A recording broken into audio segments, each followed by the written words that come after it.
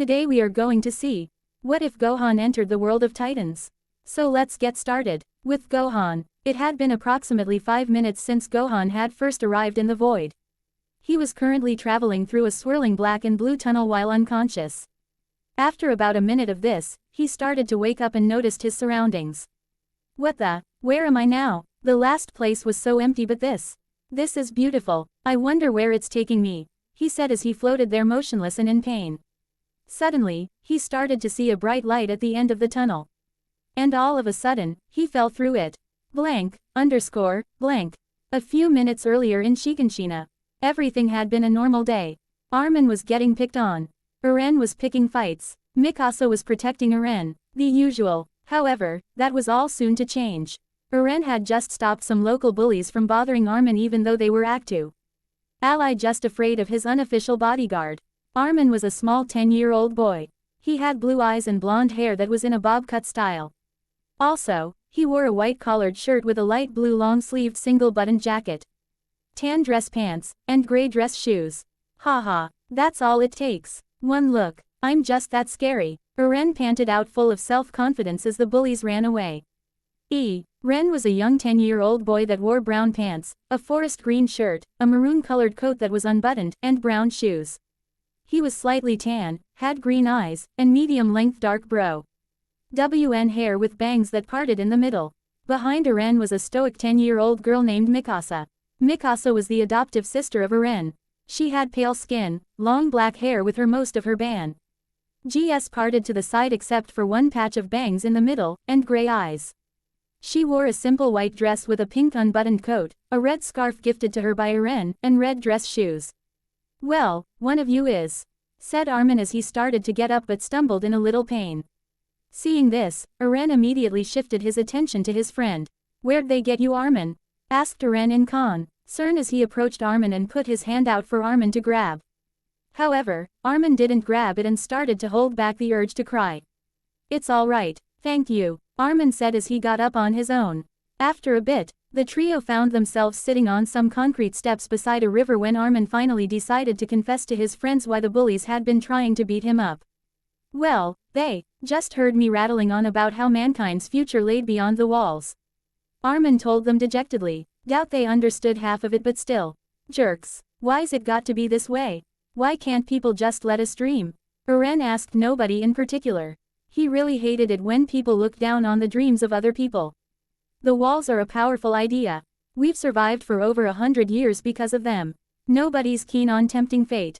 Armin simply told Eren like it was the most obvious answer in the world. As Eren continued to look at him with interest, he decided to continue. I may not agree with that sentiment, but I can see where they're coming from. It's human nature, Eren. When it's all said and done, the government's policies are a reflection of our fear. Yeah, the rest of the herds maybe. I say forget them. Eren shouted angrily as he looked away from Armin and at the river. Someone's gonna hear you, Mikasa finally said, gaining the attention of both boys. Keep it down. What do I care? You'll rat me out either way. Eren retorted as he remembered how earlier that day Mikasa told his mom that he had planned on eventually joining the scout regiment. This, of course, caught the attention of Armin as he had an idea of what Mikasa might have told someone. I never promised you anything, Mikasa replied as she looked away from Eren. Your folks know about the scouts? Inquired Armin as he looked towards Eren.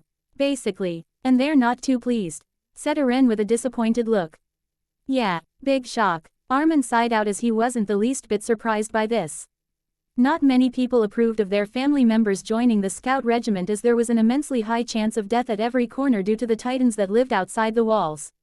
Quote, it's sad what most people here are willing to settle for in exchange for some fleeting sense of security. You know, and make no mistake, it absolutely is fleeting. The walls can't hold forever. Only a matter of time. Armin continued gravely as a gentle breeze started to flow throughout the small city.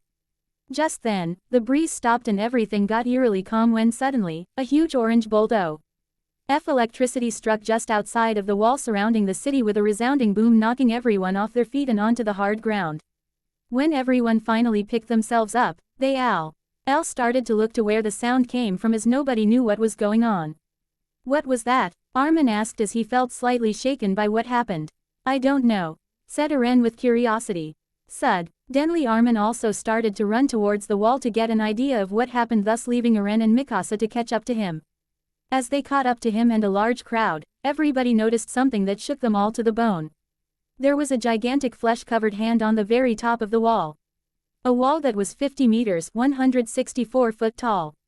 No, that's impossible, that wall's 50 meters high. Armin stammered out in pure shock. Oh no, it's a titan. Eren whispered out, equally as shocked as a giant fleshy face poked up from behind the wall as well.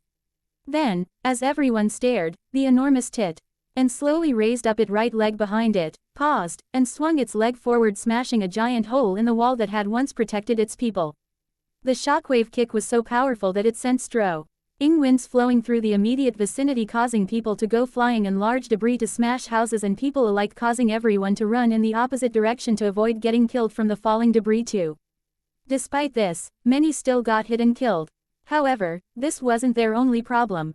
As the colossal titan began to disappear from behind the wall, a large horde of relatively smaller but still gigantic titans began to approach the hole in the wall so they could eat its human inhabitants. It had blasted a hole, like it was kicking a rock. Panicked Armin as the titan finally began to enter through the hole, causing everybody to scatter in complete and utter fear. We have to go. Armin started but noticed Eren was starting to walk toward the chaos in a way that was almost robotic. Eren, no, shouted out Armin as Eren continued to walk faster and faster. My house is in that direction. Mom's still by herself, Eren said in shock as he started to run towards his house, with Mikasa running soon after to join him, while Armin stayed behind, accepting that it was the end and that every last one of them was going to be devoured by titans. But what nobody noticed, because of all the panic, was that as the colossal titan kicked a hole in the wall, another hole was forming. A small black and blue vortex rapidly started to appear in the sky up above. The vortex began to grow slightly larger until it got to about the size of a full-grown man. It then started to grow and shrink rapidly before a small figure flew out of it and fell to the ground below with a loud thud. Below it was a certain young Demi-Saiyan. Blank, _, blank. With Gohan. Ow, now, where am I? Why do I hear so much screaming all around? Gohan said to himself as he forcefully flipped himself over to look up at the sky, only to see the vortex above him fade into nothingness. So, since he had no idea where he was, he decided to do what he thought would be the best idea. He decided to stretch out his senses to see if he could feel any of the energy signatures of his family and friends. And that's when it hit him like a brick to the face. Not only did he feel their energies anywhere, but he felt the most twisted and sickening energies he's ever felt all over the place. Not even Cell's energy felt this demented. Even if their energies weren't nearly as powerful as anyone he faced. He felt the need to throw up from how twisted they were. What is that? Whatever those things are, their energies just feel so, said Gohan in shock as he couldn't even think of words to describe how they felt. But despite his better judgment, he continued to sense everything around him because he couldn't move himself around much because of his injuries. He could feel normal humans around the area too. And every time one of those things got near a person, their energy would disappear. It didn't take a genius to tell what that meant. People were dying because of these things. And what's worse, he couldn't do a thing about it. He could barely even move. It was both frustrating and terrifying. Moom, moom, Gohan heard being yelled from about a street away. And although he couldn't see who it was, he could tell it was a young boy's voice. He could also feel another slightly stronger energy signature closely following the boy and another energy up ahead of them that was losing energy.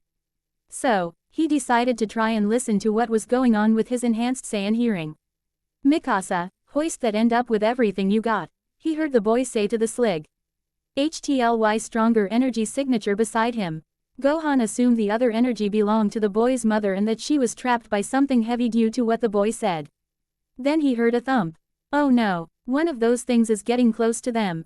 They're going to die, Gohan thought to himself as he tried to muster up everything he had to get up and help them, but with no luck. Hurry up, I'm trying, he heard two people saying as he continued to try and force himself to his feet. It's them, you've got to get out of here. Eren, just take Mikasa and run. Now, Gohan heard from the third energy signature as he deduced was the mother of the now established Eren. I want to more than anything. But first I need you on your feet. He heard Eren shout to his mother as he finally got himself up on one knee. Sweetie, listen to me. My legs have been crushed. Even if you can get me out of here, I can't run. There's no time, Eren's mother said dejectedly as Gohan got up on both feet. Now I just have to get to them and I can save them. Gohan thought to himself as he started to limp towards where they were. Whatever, I can carry you, Eren cried out hysterically as he and Mikasa continued to try and lift the debris of their house that was crushing her. Will you just be quiet and listen to me for once in your life? One thing I'm asking you. One thing, Mikasa make him, Eren's moth. Cried out as Mikasa started to silently cry to herself because she realized there was nothing they could do to save her. I can't, said Mikasa as her and Eren continued to try and save her in vain. You want all three of us to die? Asked Eren's mother sadly, knowing that what little time they had to get out of there was quickly running out. Suddenly the sounds of slinging ropes could be heard. A man named Hannes arrived at the scene. Hannes was a tall, well-built man with short blonde hair, a thin mustache, and golden hazel-colored eyes. He wore a typical uniform from the garrison regiment with a gray V-neck shirt underneath. Where did that guy come from? And what is that device he used to get here so fast? It was almost like he was flying. Gohan said softly to himself as he slowly got closer and closer to the group. Hannes, gasped out Eren's mother in surprise. Take the children and get them out of here, she pleaded as Hannes kneeled down in front of her. Come on Carla, that's not our only option. Hey, I'm a trained soldier. My skill set is killing titans and saving lives, said Hannes as he got up and began to run to kill the titan as he pulled out his swords. Nothing fancy, just take it down, get all three of them out of harm's way. Make good on the debt you owe, thought Hannes full of heroic determination. That is, until he finally came face to face with his adversary. He couldn't help but freeze up as it stood there with its giant creepy smile that just showed its lust for human flesh.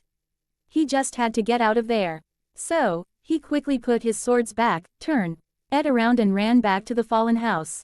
He picked up Eren and then Mikasa despite their screams of protest and squirming. And then he started to run the other way. Thank you, Hannes, Eren's moth, said with a tearful smile on her face.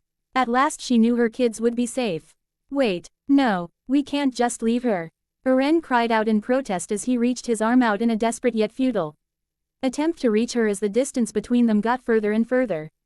I love you, you hear me, stay alive, cried Eren's mother as she remembered their lives together. But doing so made her tear up and want to continue living too. Don't leave me, she cried to herself.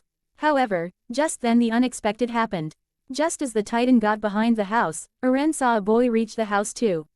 And from the looks of it, he was badly injured. Don't worry, I'm going to get you out, Gohan shouted as he used what little strength he had left to throw a small ball of ki at the Titan. This caused the Titan to stagger and fall, giving Gohan just long enough to look at Eren's mom, grab the debris and start trying to lift it. No, you have to get out of here. It's no use, we'll both die if you stay. Why here any longer, Carla said as she couldn't see the miraculous feat Gohan just performed. Only Eren got to see it since he was the only one facing Gohan and he was amazed. He finally regained some hope. Pay that this mystery kid could save his mother. Stop Hannes, he's gonna save her, Eren shouted, causing Hannes to stop for a moment to see if she really was about to be saved, and what he saw surprised him. Gohan was actually starting to ever so slightly lift the house just enough to get her out. Such a thing seemed impossible to all of them. But here it was. A miracle was being performed before their very eyes. Gah, hurry, grab her, I can't hold this up much longer, shouted Gohan as he was using the very last of his strength to even hold the house up this much. Right, shouted Hannes as he ran as fast as he could back to the house. He made it just in time too as the Titan was finally getting back on its feet and pulled Carla out. Now run, Gohan shouted as he dropped the house debris back down. As he did that, he fell down too as he had absolutely no more strength left to move. Oh no, I'm completely out of energy. Not good, he muttered out. So, Hannes listened to the boy and ran. He knew the boy would probably be eaten, but he ran anyways. And he didn't look back. All Carla could do was look away. What are you doing? Why didn't you grab him? Shouted Eren as Hannes grabbed Eren in one arm in a way that had Eren facing forward, held Mikasa's hand in the other and told her not to look back, and had Carla on his right shoulder where Eren once was. He was determined to make sure neither of the kids saw another kid get eaten. Even if they knew that's what was going to happen. I can only carry 3 people, exclaimed Hannes as tears were rolling down his face. He just left a kid to die. What kind of monster was he? So, he carried them all off to safety as Eren struggled to free himself and save the kid who saved his mother. And while Eren was doing that, Mikasa just had a sad face on her look, and Eren's mother just quietly cried as they got further and further from the scene with nobody looking back to what they assumed would be the boy's death. With Gohan, as Hannes ran off with Carla, Mikasa, and Eren, the young demi-Saiyan laid there among the rubble of the fallen house waiting for his death as the Titan began to reach ever so slowly for him. I can't believe it's going to end this way. I'm sorry, Dad. At least now I'll get to see you again in Otherworld, Gohan said weakly to himself as the Titan picked him up and prepared to eat him. However, as T brought him closer and closer to its gigantic mouth, it stopped and began to stare at him. After looking at him for 10 long seconds, it turned its head as it saw another person running away about a block away.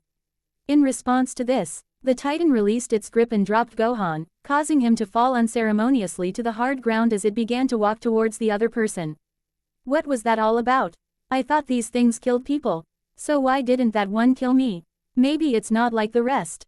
The boy thought to himself as he lay there in pain and exhaustion. So, seeing as how he couldn't move, he decided to sense his surroundings to get a better idea of what was going on. Blank. With Hannes, Carla, Eren, and Mikasa. Hannes just kept running. He didn't even realize how far he had been running. All he knew was that he had to get himself and the others out of there. He, at least, had owed that much to the boy he just saw. That is, until Eren nagged to squirm around to the point that he was able to bend himself enough to punch him in the jaw. Hey, stop, shouted Hannes with heavy breaths as he began to feel the fatigue of running so far with so much extra weight. You jerk, we could have saved him. He saved her and you just left him there to die. Eren cried out as he was devastated from being unable to help anyone. He wasn't able to save his mother, and he was not the boy that supposedly gave his life to save not only them but his mother. He was weak. I told you to stop, Hannes exclaimed as he dropped Eren onto the ground. Eren, shouted both Mikasa and his mother as Mikasa squirmed out of Hannes' other arm. Look, there's nothing you nor I could have done for him, you understand? We saw him lift up part of a fallen house on his own. I don't know how he did it. But compared to that, we're weak, Hannes said in a sad voice as he sat Carla down on the ground to give them all a few seconds of rest. As he did this, the harshness of reality was crashing down on Eren. And as tears were beginning to fill his eyes, he decided to let it out on the one breaking this to him. So, he tightened his fist and swung it at Hannes' face. But I'm worse, continued Hannes as he caught Eren's fist with ease. When push came to shove, I was too frightened to hold my ground. Your mother almost died because of me. I am nothing but a coward. And to top it off, I let some random kid save her while I ran. And how did I repay him? I let him die, Hannes said as tears once again flowed down his face in pure anguish. This in turn caused Eren and his mother to tear up as they also felt guilty for not being able to help the boy that put everything on the line for them. I'm sorry, Hannes said quietly as he once again picked Carla up and began to walk forward as Mikasa and Eren followed closely behind with sad expressions on their faces. As they walked though, Mikasa couldn't help but to think of her deceased family and how close she came today to losing her new family. After walking for a while longer though, they came across some large ships that were filled to the brim with passengers heading to the inner walls so they could be safe from the Titans. So, seeing that they were now safe on a ship, Hannes made a decision. Eren, Mikasa, I'm going to leave your mother here with you while I go meet up with others from the Garrison regiment to see what we're gonna do about all this, said Hannes as he handed Carla over to the two kids. Just don't do anything stupid out there, Hannes, Carla said quietly as she accepted she couldn't stop him. I will, don't worry, I'll be fine, Hannes simply replied as he ran off to find other members of the garrison. But things began to get even more chaotic as the Titans began to close in on the area. And in response to this, garrison regiment on the ships began to prepare to leave by removing the walking platforms that connected the ships to the land.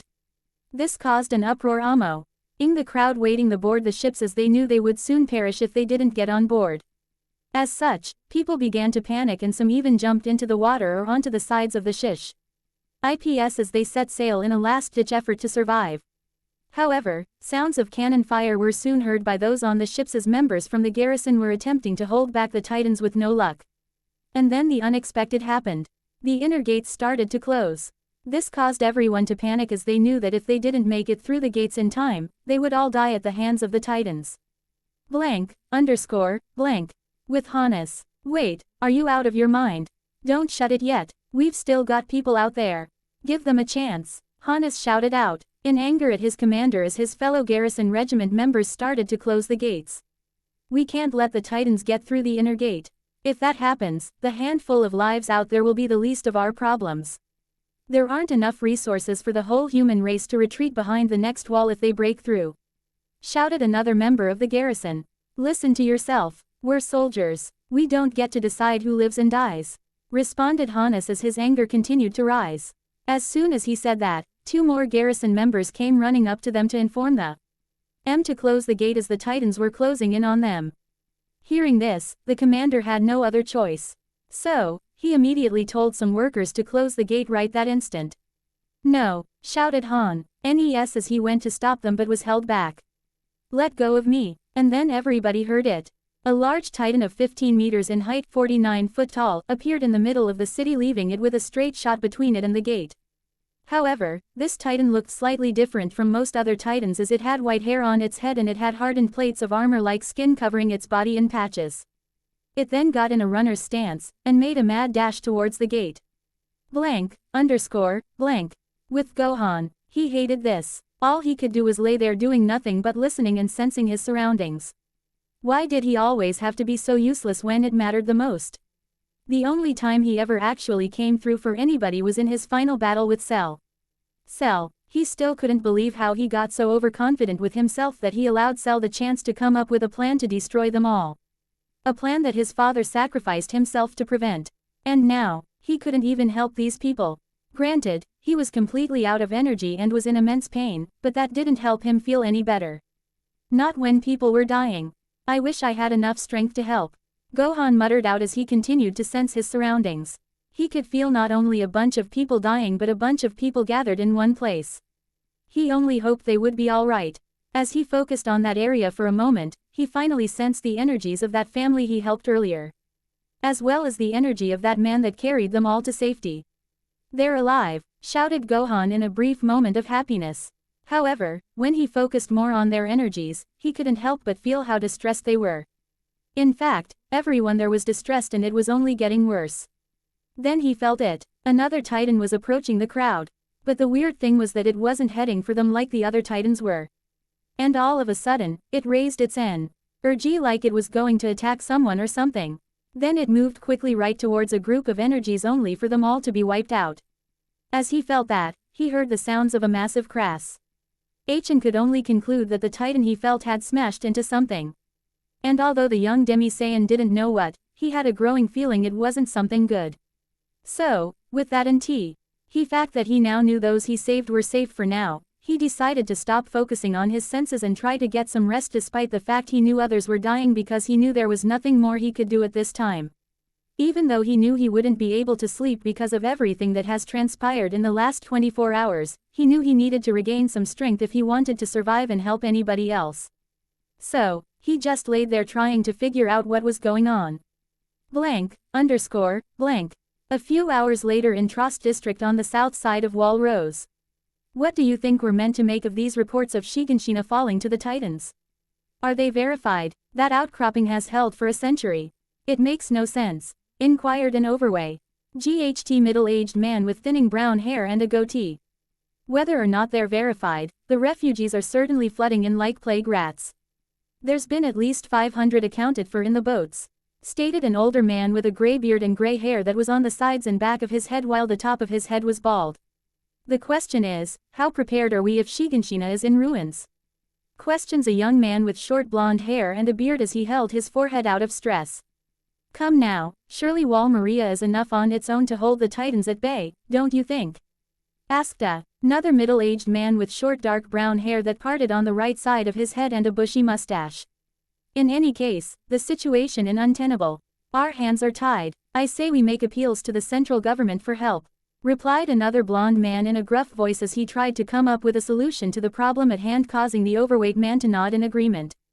Then a soldier suddenly barged in on the meeting between the men. Excuse me my lords, you'll really want to hear this. Wall Maria's been broken through. The Titans are therein, shouted the soldier with his voice laced with urgency, causing panic to spread throughout the room. Blank, underscore, blank. On the ship, it's gone. Our house, it's all gone. Forever, Eren said quietly to himself. As he remembered the peaceful times he had with his family while tears began to roll down his cheeks. I'm so sorry, Mom. I'm sorry I was always such a brat. I love you. And I'm sorry that I was too weak to save you. I'm weak. I'm not strong like that boy that saved you. Eren sobbed as he huddled up against his mom as she sat between Eren and Mikasa. I love you too, Eren. And you're not weak. You're just a boy. You'll get stronger someday, Carla said with tears rolling down her face as she hugged her son. Eren, said Mikasa sadly as she hated seeing Eren this down. Every last one of us are weak cowards. Eren exclaimed quietly to himself as he stood up from his mother's embrace and started to walk towards the edge of the boat.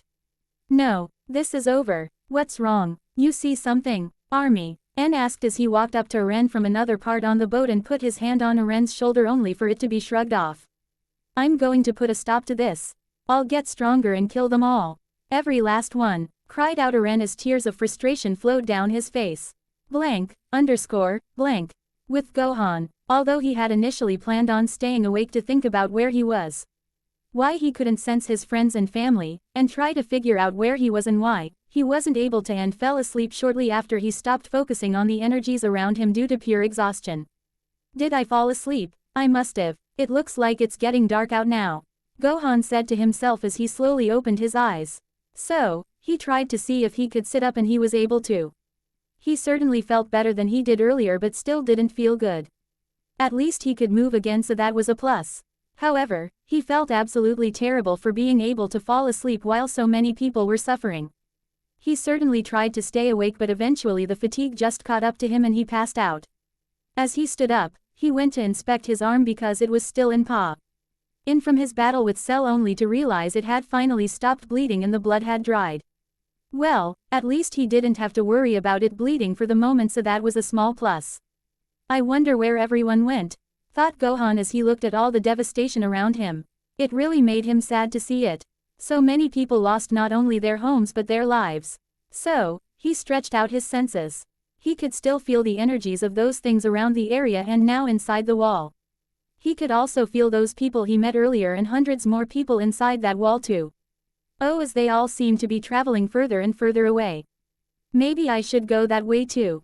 Maybe somebody might be able to help me find a way home or at least answer some of my questions about where I am and what those things are. Gohan thought to himself. However, then he looked down only to see his newly regrown tail swaying back and forth. His tail, it may have been the last thing from Hi's home he had left other than the clothes on his back and something that he had in common with his deceased father.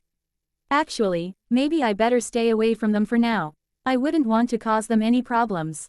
Besides, I should probably train my tail some before anything else, thought Gohan with a sad smile on his face. So, that's what he decided to do. He began to slowly walk throughout the city for a while until he eventually found a giant hole in the wall. And on the other side, he really didn't feel people out there save for maybe one or two people, those things, and animals. As such, he then started to walk down a small dirt path that went off towards one of the many isolated forests he could see in the distance so that he wouldn't be able to bother anybody. Though, after walking for a while, he began to see a small silhouette in the distance further down the road. But as the time continued to pass, he eventually was able to make out what it was. He could see that it was a all-red carriage with a man in the front seat steering the horses. The man seemed so deep in thought though that he didn't even notice Gohan as he sped by. He must have lived in that city I just came from, Gohan concluded in his mind as he felt bad for the man. He only hoped the man's family survived the awful attack that transpired just hours ago. And with a heavy sigh, Gohan once again concluded his lonely trek into the wilderness. Alright, I think I'm far enough from everyone now, Gohan mumbled to himself as he finally found himself in the middle of a dense forest with the morning sun ring through the trees causing a beautiful sight. He had spent all the hours of the night walking to make sure he was far away from the other humans. Now that that's done, I should really focus on treating my wounds. The last thing I want is to get an infection, the young boy said as he began to limp around to find something that would help. However, all he could find was a nearby stream of water. And using his genius brain that his mother gave him, he came up with an idea. If I could just find something to store some of that water in, I could heat it up, use the clean water to rinse out my wounds. And even drink it. Gohan started out, but as he continued to speak, he came upon a realization. He didn't have anything to heat the water in. I guess I could always just use raw water. I mean, that's what I did when I lived in the wild before. I suppose my Saiyan biology is strong enough to handle it, elaborated Gohan as he began to wet his hand in the water and proceeded to rub it on his wounds from the battle with Cell. Ow, that hurts, he grunted out as he sat down. Now, maybe I can finally think about what happened.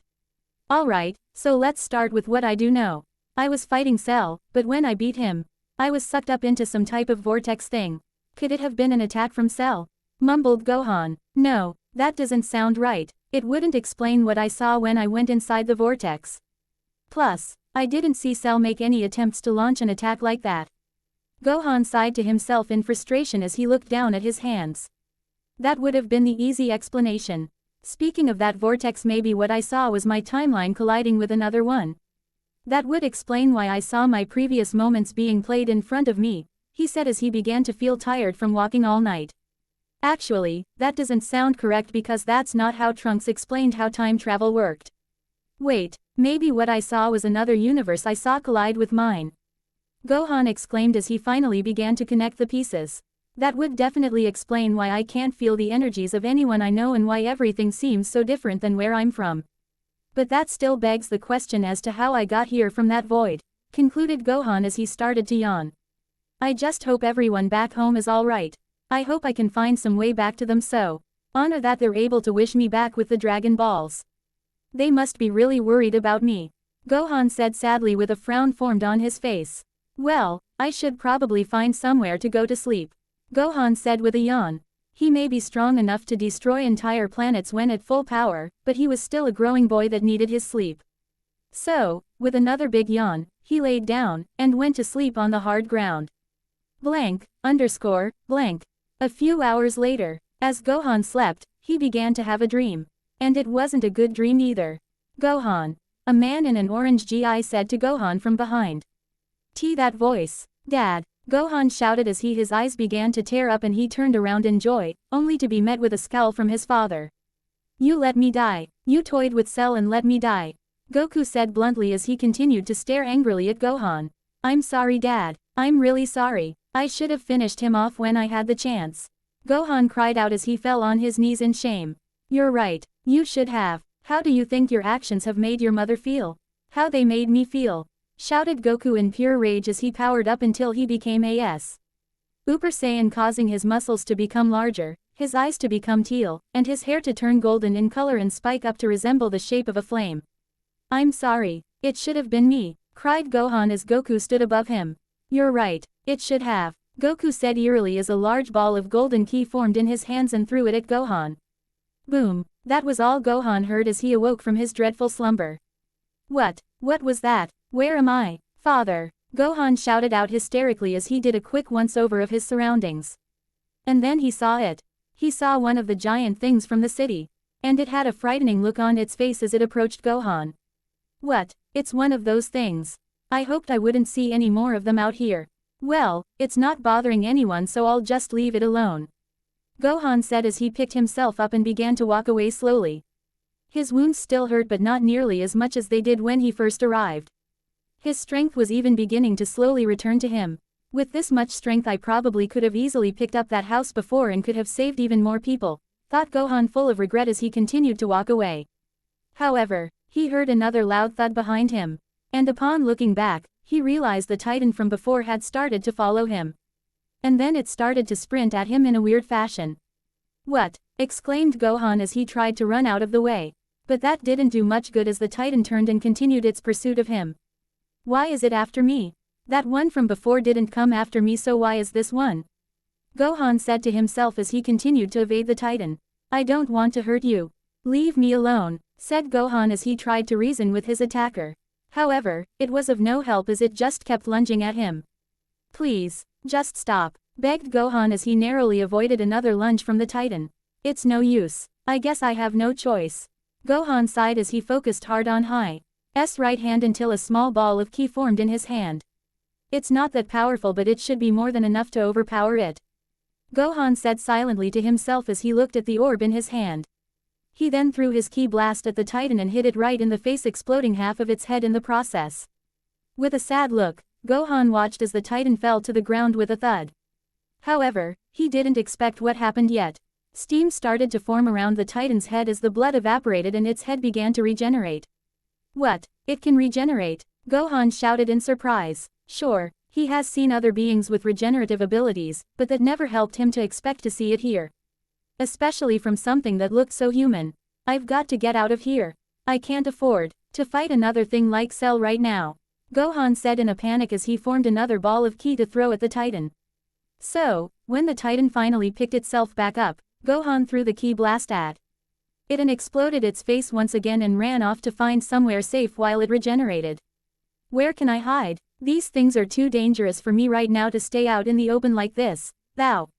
GHT the young Demi-Saiyan as he continued to run with what little strength he had left from all the running and ki consumption he had done in the past few minutes. As he ran, the Titan began to run after his as well. But after a bit of running, he saw something out of the side of vision. There, shouted Gohan as he made a quick 90-degree turn to his left, causing the Titan to trip, trying to make the same turn in an attempt to catch him. However, as the Titan picked itself up to resume its chase, Gohan finally made it to his destination. It was a cave. The entrance to the cave was a little bigger than him, but thankfully it was smaller than any Titan, so he would be safe there for now. And so, there he waited for the next several hours as the Titan relentlessly scratched at the rocky entrance to the cave, but to no avail. Gohan was even able to get a few more hours of sleep, so that was good for him too. As the hours continued to go by though, the sun once again began to set. And shortly after that, the young Demi-Saiyan finally began to wake up once again. Upon waking up, Gohan noticed it was almost nighttime. Wow, have I really been here for a whole day now? So much has happened since I got here. It only feels like it's been a couple hours, Gohan said in surprise as he looked at the setting sun from inside the cave. However, he then noticed something strange.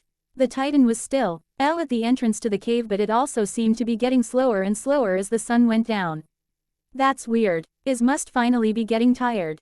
Those things have crazy stamina, said Gohan in a surprised voice.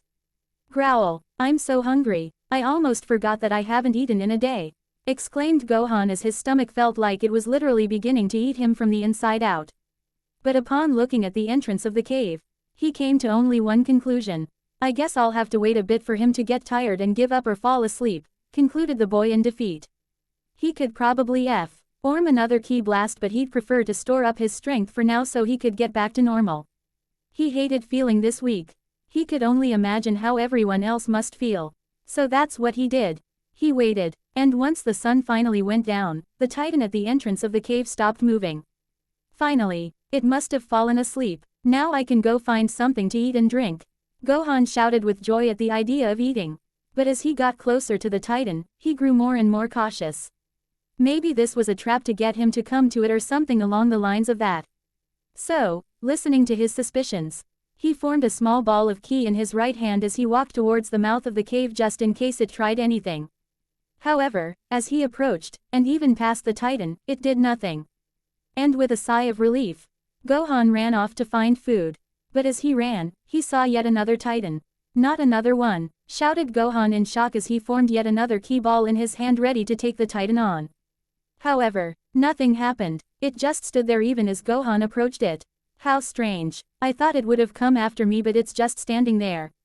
I wonder what else I can learn about these things.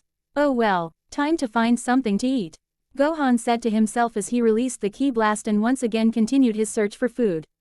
Blank, _ blank. 3 years later, living in a forest alone would have a high chance of killing anyone. Living in a forest with Titans greatly dropped that chance of survival to a near 0%. For anyone other than Gohan, that is. Having lived in the Titan-infested lands for 3 long years, Gohan had grown considerably in that time as he was now at the age of 14. His once spiky hair that resembled his father's hair had grown long and stretched down to halfway down his back. And since he could no longer wear his torn-up purple gi, he opted to wear handmade animal skin clothing he got from the deer, bear, and other wildlife found in the area. However, he always kept his left shoulder uncovered as it showed a jagged scar from his battle with Cell. It served him as a reminder of the world he came from. That, and his tail. Speaking of which, during his time in the woods, the boy had decided it was as good a time as any to start training it so that when people grabbed it, he wouldn't lose all his strength. Alright, I think that just about does it for my tail training, Gohan said as he finished up some pull-ups on a branch with his tail. So, now what do? I could always go back to that city I saw a few years ago. Maybe there's people living there and I can find somewhere to stay, thought Gohan as he sat down on a large tree branch that was high above the dangerous ground below. No, I can't go there. It's been so long since I've seen anyone. I would stick out like a sore thumb, mumbled the boy as he rested his monkey-like tail across his lap. Oh well, guess I'll just continue to live out here. It's not like it'd be that hard, Gohan thought out loud. Well, I guess I better get some lunch. The boy then proceeded to stand up and jump several feet to the ground. A jump like that would easily break the bones of just about anybody else, but Gohan wasn't other people. So, he stood tall and stretched out his senses to find something to hunt. There seems to be a small herd of deer about a mile to my left, a bear about a quarter mile in front of me, and numerous other small game all around. I guess I'll go for some deer. I haven't had venison in a couple weeks. It'd be a nice change of things, Gohan mused to himself after finally coming to a decision. And so, he started heading left. However, as he continued to travel to the herd of deer, he sensed one Titan a couple miles away. But since it was so far away, he decided to just ignore it for now. Right now, all he wanted was food. But he would still keep track of the Titan's whereabouts so he wouldn't come across it later. They may not have been much of a problem for him anymore now that he had fully recovered, but that didn't mean he liked encountering them. As the years went by, Gohan came to realize something. The closer he got to the Titans, the more grotesque their energies felt to him. And as such, he tried to avoid them as much as he possibly could. However, as he continued to hike to the deer, he picked up on the energy of something else. Wait, what is that? Is that a person? What's a person doing all the way out here? Shouted the Demi-Saiyan in surprise. In all his time out here, he hadn't felt the energy of another person so close by. It kind of scared him if he were to be honest with himself. It's been so long. Alright, well, at the pace they're moving, they won't even be near here for the next few hours. I'll keep track of them too just in case they come across any trouble. Gohan muttered to himself as he once again continued his hunt. Maybe this person could be a friend if he met them. That would be nice. Blank. A few hours later, after Gohan hunted down a couple deer so he'd have enough food to last him for a couple meals, he decided to stroll through the woods while still keeping a tab on that human he felt earlier. He could tell they were getting tired. They had been on the move for the past few hours and that would take its toll on any normal person. Thankfully, they seemed to be safe for now. So, with that, he decided to set up a little camp on the ground and cook up some of the deer meat he had gotten earlier. However, soon after he started his fire, he noticed something. The person was beginning to get dangerously close to a Titan. She was about 20 feet from where it was. If he didn't act quickly, they would die. No, they're in danger. I better move quick, thought Gohan as he jerked his head backwards in the direction of the person. So, without wasting any time, he stood up and turned around. Then, without notice, he took off at speeds invisible to the human eye. The sheer speed of him running made a shockwave that sent up dust from his location, blew out his fire, and sent leaves flying everywhere. Even the trees began to sway as though a powerful storm was rolling in. Such was the speed of a Saiyan. It only took him about 15 seconds for him to run from his now extinguished campfire to the person. In that time, he had covered a whopping 6 miles. However, when he got there, he saw the Titan lung at a person who appeared to be a young adult female with short black hair, tan skin, a hooded green cape, and what appeared to be a small journal in her hands. He was about to jump in, but then, he noticed something odd. The Titan slowly began to corner the girl up against a large tree. But strangely, it didn't attack her any further. It was just on its hands and knees staring at her. So, deciding she wasn't in any immediate danger just yet, he decided to observe the situation further. As he tried to comprehend the situation. How strange. This is the only time I've seen one of these things not attack someone other than that very first one I saw. Maybe they're somehow different from the rest. I should probably help her now, but if I do, we may never get the chance to understand what these things are, elaborated Gohan as he was now deep in thought. He knew it was probably wrong to just stand there and watch, but the scientific mind in him told him otherwise. He just had to know what was going on. As the seconds went on with nothing happening, Gohan noticed that the girl began to pull out her journal and a pen and started writing something in it.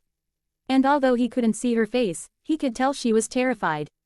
Poor girl, she must be scared out of her mind right now. I am so sorry for doing this to you. Please forgive me, but I just can't help myself. I want to know what's happening so bad, thought Gohan as he mentally slapped himself. He was the worst for doing this to her. But then, something that shocked both Gohan and the girl happened. Ymir's people, sounded out the Titan in a deep voice as it stared at the shocked girl. Whoa, these things can talk, Gohan thought in an equal amount of surprise. In all his time out here in the woods, he's never heard one talk before. He just had to learn more about these things. Lady Ymir, welcome, said the Titan while it began to bow down to the girl. I wonder who this Ymir person is. Could it be the name of that girl down there? Or does it have her confused with someone else? Wondered Gohan as he tried to make sense of the situation unfolding before him. It was a good thing he was out of view from either of them, or else this might have played out differently. Perhaps it wouldn't even be happening at all if he was spotted. And after a few more seconds of writing in her journal, the girl finally decided to speak. Which actually surprised Gohan. He would have figured she was too afraid to even speak. What are you? Asked the girl. However, the only response she got was moaning. Where did you come from? She said. But again, the Titan only moaned. Why do you eat us? She asked. And again, she got no answer. This question shocked Gohan the most though. Wait, they eat people. I knew they killed people, but I didn't know they ate them. Thought Gohan as he felt the shock and disgust sink into him. It made him feel sick just knowing that. Now he understood why that one Titan from before picked him up before dropping him instead of just stepping on him and being done with it. But that still didn't answer why it didn't eat him like everyone else. Just then, the girl finally snapped as she became hysterical in an attempt to understand why this was all happening. She just couldn't make sense of it. Why do you eat us? You don't even die if you don't eat anything. Why? Go back to the nothing you came from. Disappear from this world, shouted the mysterious girl, and with every word, Gohan realized more and more just how troubled these people were. And with those words, he made a silent promise to himself. From now on, he would protect as many people as he could. He owed them that much for not helping until now. When the girl finally finished her rant, yet another surprise happened. The Titan began tearing at its face, causing it to bleed. This of course startled the girl, but for Gohan, it made him realize things were about to become deadly. Not good. It could attack at any moment. It's clearly trying to stop itself from doing so though. I'll have to be on guard or else she might die, thought Gohan as a frown formed on his face. What's going on? Stammered the girl as she started running away, fearing for the worst. This clearly wasn't going to end well if she stayed there. She had to get away from this place and fast. However, as she ran, the Titan noticed her. And faster than the girl could react, it lunged at her and firmly grabbed her so she couldn't escape. No! Screamed the helpless girl as tears of fear and sadness flowed down her face. The Titan then quickly pulled her to its mouth and began to crush her head between its teeth as she frantically wrote her last seconds down in her journal in the hopes that one day, somebody would find it and know her story. But thankfully, fate had other plans for her that day. That's enough! Screamed Gohan as he leapt from his hiding place and punched the Titan in the head, thus exploding its skull on impact and causing the girl to fall to the ground. Quick, come with me if you want to live.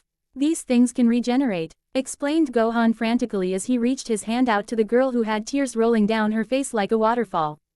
Thank you, cried the girl as she grabbed her savior's hand. Maybe she would really make it home to her family. For now, she just had to trust this boy, her hero. As the girl grabbed Gohan's hand, he noticed another thing about her. She had golden-colored eyes and freckles.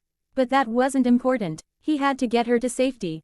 Get on my back and hang on tight, shouted Gohan as the girl stood up with tears still flowing down her face. But now, they were tears of happiness and hope. So, she did as Gohan told her and wrapped her arms around his neck as she stood against his back. Alright, I'm going to move fast, so, again, make sure you hold on tight, stated Gohan as the girl nodded in understanding and locked her hands together to make sure she stayed on tight. As soon as she did that, Gohan started running. The girl had expected him to run fast, but not this fast. All the trees around them seemed to blur as she got a sense of tunnel vision. Just who was this kid that saved her? After about an hour of holding on for dear life, the girl finally noticed her savior was slowing down. They must be safe by now. Titans were fast but not this fast. Okay, we will be safe for now, Gohan said as he slowed himself down to a walk. Just up ahead was a small area where his now extinguished campfire was. After walking for a few more feet, Gohan finally stopped as he gave the girl a chance to get off him. He was glad he was able to save her in time. She seemed like a nice girl. Before he could do anything else though, the girl jumped at him and hugged him as she once again began to tear up. Thank you so much, sobbed the girl as she squeezed him tighter and tighter. You're welcome, but there's really no need to thank me, chuckled Gohan as he rubbed the back of his head. He definitely was his father's son. What are you talking about? You saved me from that Titan. By the way, my name is Ilsa Langnar, replied Ilsa as she let go of Gohan and looked him in the eyes with a smile. My name is Son Gohan. Son is my family name, so just call me Gohan. And what I mean is that I had arrived at the scene just as that Titan, as you called it, cornered you up against that tree. I could have saved you sooner but my curiosity got in the way and for that, I'm sorry, exclaimed Gohan full of grief. It was his fault she had to go through so much suffering. It took her a second to process what Gohan had just told her, but when she did, she couldn't help but hug the boy again. Don't be sorry, you saved me and that's what counts. And if we can make it out of here alive, I can also see my family again. That's all thanks to you. It's all right that you didn't save me right away. I forgive you, smiled Ilsa as she took another look at the boy. However, she noticed something that he said. Wait a minute, you said, as you called it, when I referred to the Titan. Did you really not know what they are called? Questioned Ilsa. Such a thing seemed impossible, but seeing as how Gohan was dressed in nothing but animal skins, maybe it was possible. He's never lived with other humans before. If so, this was truly amazing. Yeah, I was never told about them. I more or less just dealt with them, Gohan said nervously as he rubbed his head again and looked away from Ilsa. I was right, he has lived in the forest all his life, thought Ilsa as she looked at Gohan with sympathy. It must have been really hard for him to survive out here. So Gohan, how have you survived out here for so long without being eaten? Inquired Ilsa as she looked at him in awe. If her previous question didn't make Gohan nervous, this one certainly did. He was hopping to avoid this subject altogether, but he felt like he owed her an explanation. Okay, I'll tell you. But first, can I start up a fire? I killed a couple deer earlier and I'm kind of hungry, laughed Gohan as he started gathering multiple sticks that were littered throughout the area. Oh, sure, can I have some too? I haven't eaten in a couple days, Ilsa said as she started to frown as she remembered the recent events that had occurred over the past couple of days. Sure, answered Gohan as he could sense the sadness in Ilsa. She must have gone through something terrible before I saved her, thought Gohan with a frown. Thank you, responded Ilsa as she sat down on a rock that was nearby. She reached into her pocket to grab her book and start writing down this recent turn of events, but noticed something. No, I must have dropped it on the ground back when I fell out of the Titan's hands. Oh well, I guess I can always relay the information myself if I make it back alive. But if not, I hope somebody will find it someday, Ilsa thought with a sigh as she looked at Gohan rubbing some sticks together to start a fire. Actually, I think I will make it home, thought Ilsa with a smile. Gohan truly was amazing. Alright, that should do it, said Gohan with a cheeky grin as he successfully lit the fire. Now all he had to do was cook the deer and they could eat. So, he stood up and dragged the 2 deer he killed out of some bushes. Good, it looks like no predators got to them while I was gone, Gohan thought with a sigh of relief. He would have been sad if this food had gone to waste. As Gohan dragged the deer to the growing fire, he noticed Ilsa watching him with a look of confusion on her face. What's wrong, Ilsa? Asked Gohan as he caught her off guard. Oh, nothing, I was just wondering why you brought both deer out to cook. I wouldn't want to waste your food, stammered out Ilsa in surprise. She hadn't expected Gohan to notice her watching him. Oh, that, well, one of them is for me, smiled Gohan and causing Ilsa to jump up in shock. What, a whole deer? Are you really sure you can eat that much? Exclaimed Ilsa in pure disbelief. Such a thing seemed impossible. Even for him. Nope, in fact, I might eat some of the second deer too since I'm cooking it now anyways, Gohan said with laughter. Ilsa sure would be in for a surprise once they start eating. With that said, Gohan proceeded to skin and skewer both deer. He then stood them above the fire so that they could cook. In the meantime, Ilsa continued to watch Gohan as she patiently waited for his story and for food. And with a heavy sigh, Gohan decided it was time to talk to her. So, Ilsa, you wanted to know more about me? Asked Gohan as he interrupted the silence. Yes, I mean if it's not too much of a problem for you. Ilsa said with excitement as she sat up straight in anticipation. Okay, I'll tell you. But please don't tell anybody else. I don't really want too many people to know right now. Can I trust you? Gohan questioned as he noticed Ilsa nod her head. Yeah, you can trust me, responded Ilsa. And upon saying this, she saw Gohan motion for her to come sit by him. So, she did as he requested and came over to sit by him. Okay, now, I know all of this will sound absolutely crazy but it's all true. Gohan said with a serious tone. To which, Ilsa just nodded. So, to start things off, the reason I didn't know that Titans were called Titans is because I'm not exactly around here, started Gohan as he looked sadly into the burning fire. Where are you from then? Asked Ilsa as she noticed his sad look. She felt bad for him. Maybe she could help him in some way. It's the least she could do after everything he's done for her. Well, that's the thing. I'm not exactly sure where I am now. All I do know is that I am not from this world, responded Gohan with a calm voice.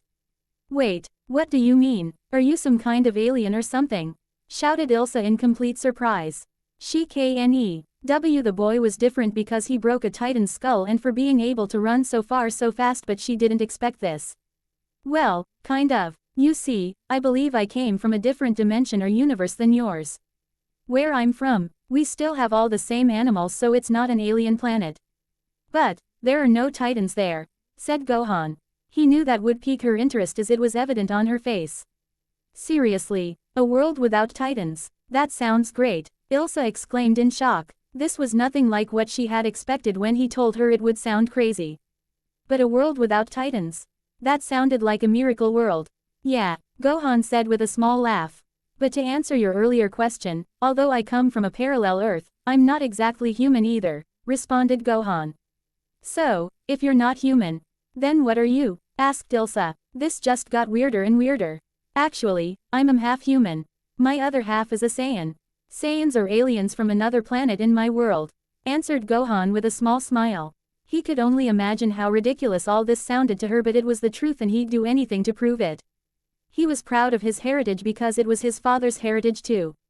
Wow, that's amazing. So, did Saiyans look exactly like us humans? Inquired Ilsa. Such a claim seemed impossible. Even if she had seen his physical feats, she would like to see some more evidence to back up such an insane claim. Actually, the Saiyan race looked pretty much just like humans. There's only a few differences. Saiyans have denser bones because their home planet had a higher gravity than Earth's. But that's not all. Nearly all Saiyans have black spiky hair and black eyes. Not to mention, they had tails, said Gohan as he unwrapped his monkey-like tail from his waist to show to Ilsa, causing her to jump up and gasp. You have a tail, shouted Ilsa in surprise. She was surprised she didn't realize it earlier. She thought it was just a part of the rest of fur clothing. Yeah, I do. Gohan laughed out. He was certainly enjoying her eccentric behavior. It was really refreshing for him after being isolated for all this time. So, what else can you tell me about these Saiyans in your world? Asked Ilsa full of interest. This was all so exciting for her. She never would have believed it if she hadn't met Gohan. Well, the Saiyans are pretty much extinct now. The only Saiyans left are me, the Saiyan prince named Vegeta, and his son. His son is half human like me, so Vegeta is the last pure-blooded Saiyan. Gohan said with a frown as he stared at the fire in reflection. Oh wow, I'm sorry to hear that, Ilsa said as she frowned. Maybe it wasn't such a good idea to talk about this. It's okay, Gohan said quietly as he continued to look at the fire.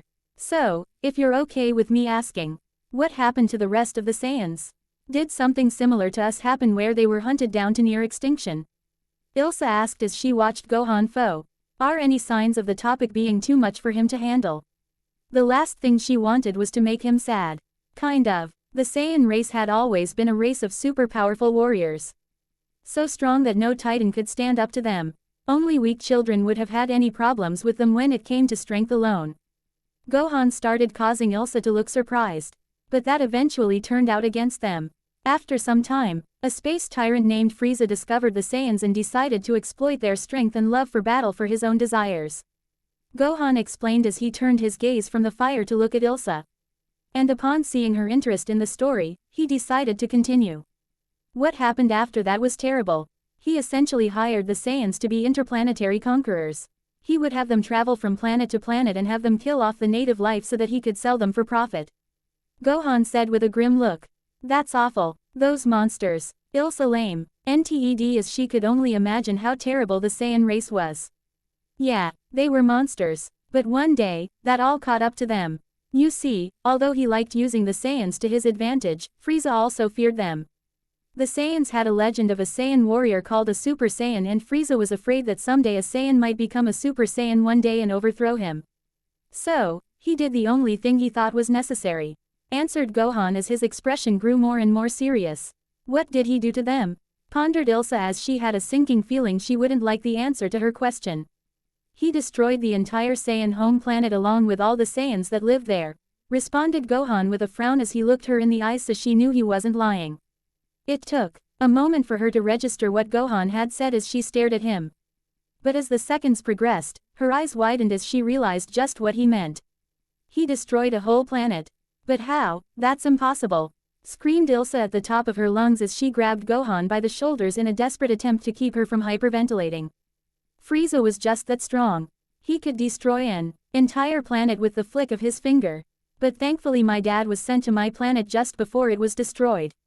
Gohan told Ilsa as she attempted to recompose herself.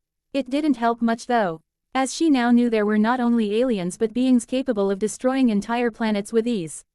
Such a thought shook her to the core. Alright, I think I'm good now. But how did the humans on your planet survive with a Saiyan there? No disrespect to your dad, but you said Saiyans would kill off whoever lived on a planet to sell it to Frieza, questioned Ilsa as she was still soaking in all this new information. Did they find a way to beat your dad despite his superiority in strength? No, they didn't need to. When my dad was sent to my Earth, he was still a toddler, so he was only about as strong as a human child. But he was adopted by an old man that lived alone in the woods. My dad was an aggressive child at first, but at some point, he hit his head, got amnesia, and became a happy and innocent kid. Gohan replied to calm her nerves. Which worked as she noticed her once again sit comfortably. After that, my dad met this woman named Bulma, and they went on adventures together as my dad got stronger and stronger. It was during that time that my parents met. They got married a few years later when they were about 18 and had me a couple years later. But that peace didn't last long though, stated Gohan as his tone grew serious. Upon noticing this shift in tone, Ilsa leaned forward with interest. She just had to know what happened next. So, after a few seconds of silence, Gohan continued his story. When I was 4 years old, my dad took me to this reunion between him and some of his old friends. However, that day ended up changing all of our lives forever. For better or for worse, began Gohan as he stood up and checked on the meat. Once he realized it still needed some cooking though, he sat back down. You see, as it turns out, my dad had an older brother. He was evil though and only came to the planet looking to recruit my dad to help him and 2 other Saiyans in conquering a planet, and told my dad about his Saiyan origins. But my dad refused his offer, causing him to attack my dad and grabbed me as my dad laid on the ground in pain. Gohan said, causing a small gasp from Ilsa. He then gave my dad an ultimatum. He could either kill 100 humans and join them, or he would take me with him instead. Stated Gohan with a grim look on his face as he continued to recount the events of that day in his past. Upon hearing this, Ilsa covered her mouth in astonishment in disgust, but just decided to let Gohan continue his story. So, after he left with me, an old enemy of my dad's showed up at the scene. Nobody knew he was there before that, but he was another alien but weaker than my dad. His name was Piccolo, but he wasn't a Saiyan. He was a green alien with antennae from a planet called Namek. Anyways, Mr. Piccolo had been following my uncle and decided he'd help my dad defeat him as he didn't want my uncle to come between him and his plans for world domination. Gohan said with a smile as he remembered how Piccolo used to act before they met. After a long battle though, my dad and Mr. Piccolo defeated him, but at the expense of my dad sacrificing his life to do so, continued Gohan as his smile once again turned into a frown. I'm so sorry to hear that, Gohan. It must have been hard for you to deal with, said Ilsa as she put her hand on his shoulder. She couldn't even imagine how she'd feel if her parents died. Yeah, it was tough at first. But on my world, we had these magical spheres called Dragon Balls. And with these Dragon Balls, you could wish for just about anything you wanted, and my dad's friends decided they'd wish for my dad to be brought back to life. Gohan said as he looked at Ilsa to see her reaction, only to see her eyes brighten and her mouth open. That's amazing, Gohan. I only wish we had Dragon Balls too. Then we could wish away all the Titans. Ilsa chimed with sheer joy at the thought. If only things were that simple. Haha, yeah, the Dragon Balls are amazing, but I don't know if that wish would be possible. Cause while the dragon that the Dragon Balls summon can grant about any wish, it can only do so if it is within its power to do so, laughed Gohan as Ilsa dropped her shoulders in defeat. It was a nice thought though. So, anyways, after my dad died, we learned that 2 more Saiyans that were even stronger than my uncle was coming to get the Dragon Balls for themselves. As a result, Mr. Piccolo Bossy, Kali kidnapped me for a while to train me because he realized I had a lot of untapped potential. Gohan chuckled while he rubbed his head, causing Ilsa to look at him in bewilderment. He kidnapped you, shouted Ilsa as she leaned forward. Yeah, but only for a year because that's when the Saiyans were going to arrive. For a majority of my training, he had me survive in the wild all by myself. That's why I'm able to live in the forest now. If not, I probably would have died by now from starvation or dehydration, answered Gohan as he continued to rub his head. But you were only 4 years old. That's way too young to live in the woods by yourself, reasoned Ilsa as she tried to wrap her mind around such an audacious act.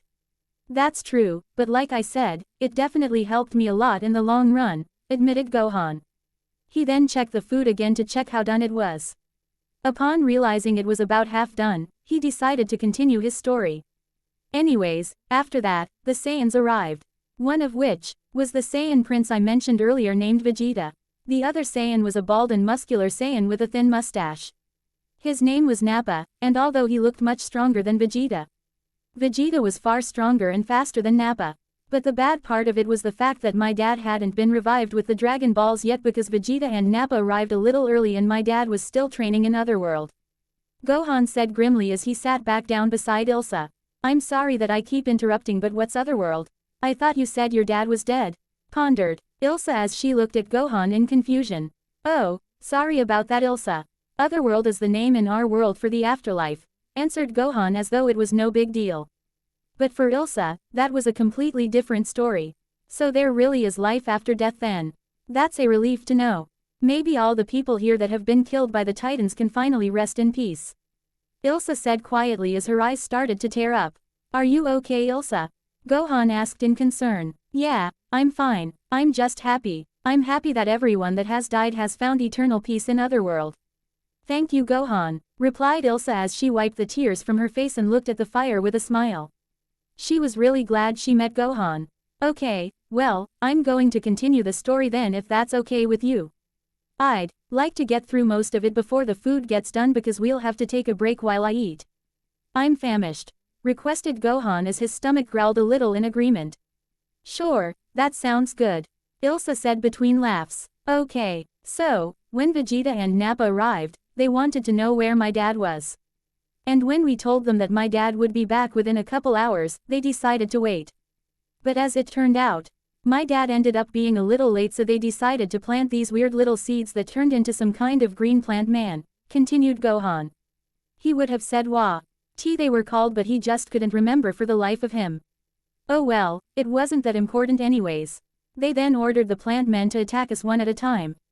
Unfortunately, though, the Y ended up killing one of our friends named Yamcha. He had decided to fight them knowing that if one of us did, they'd get killed themselves. So, he took it on knowing that he would die. Gohan stated with a sad frown. Well, I think he was really brave for that.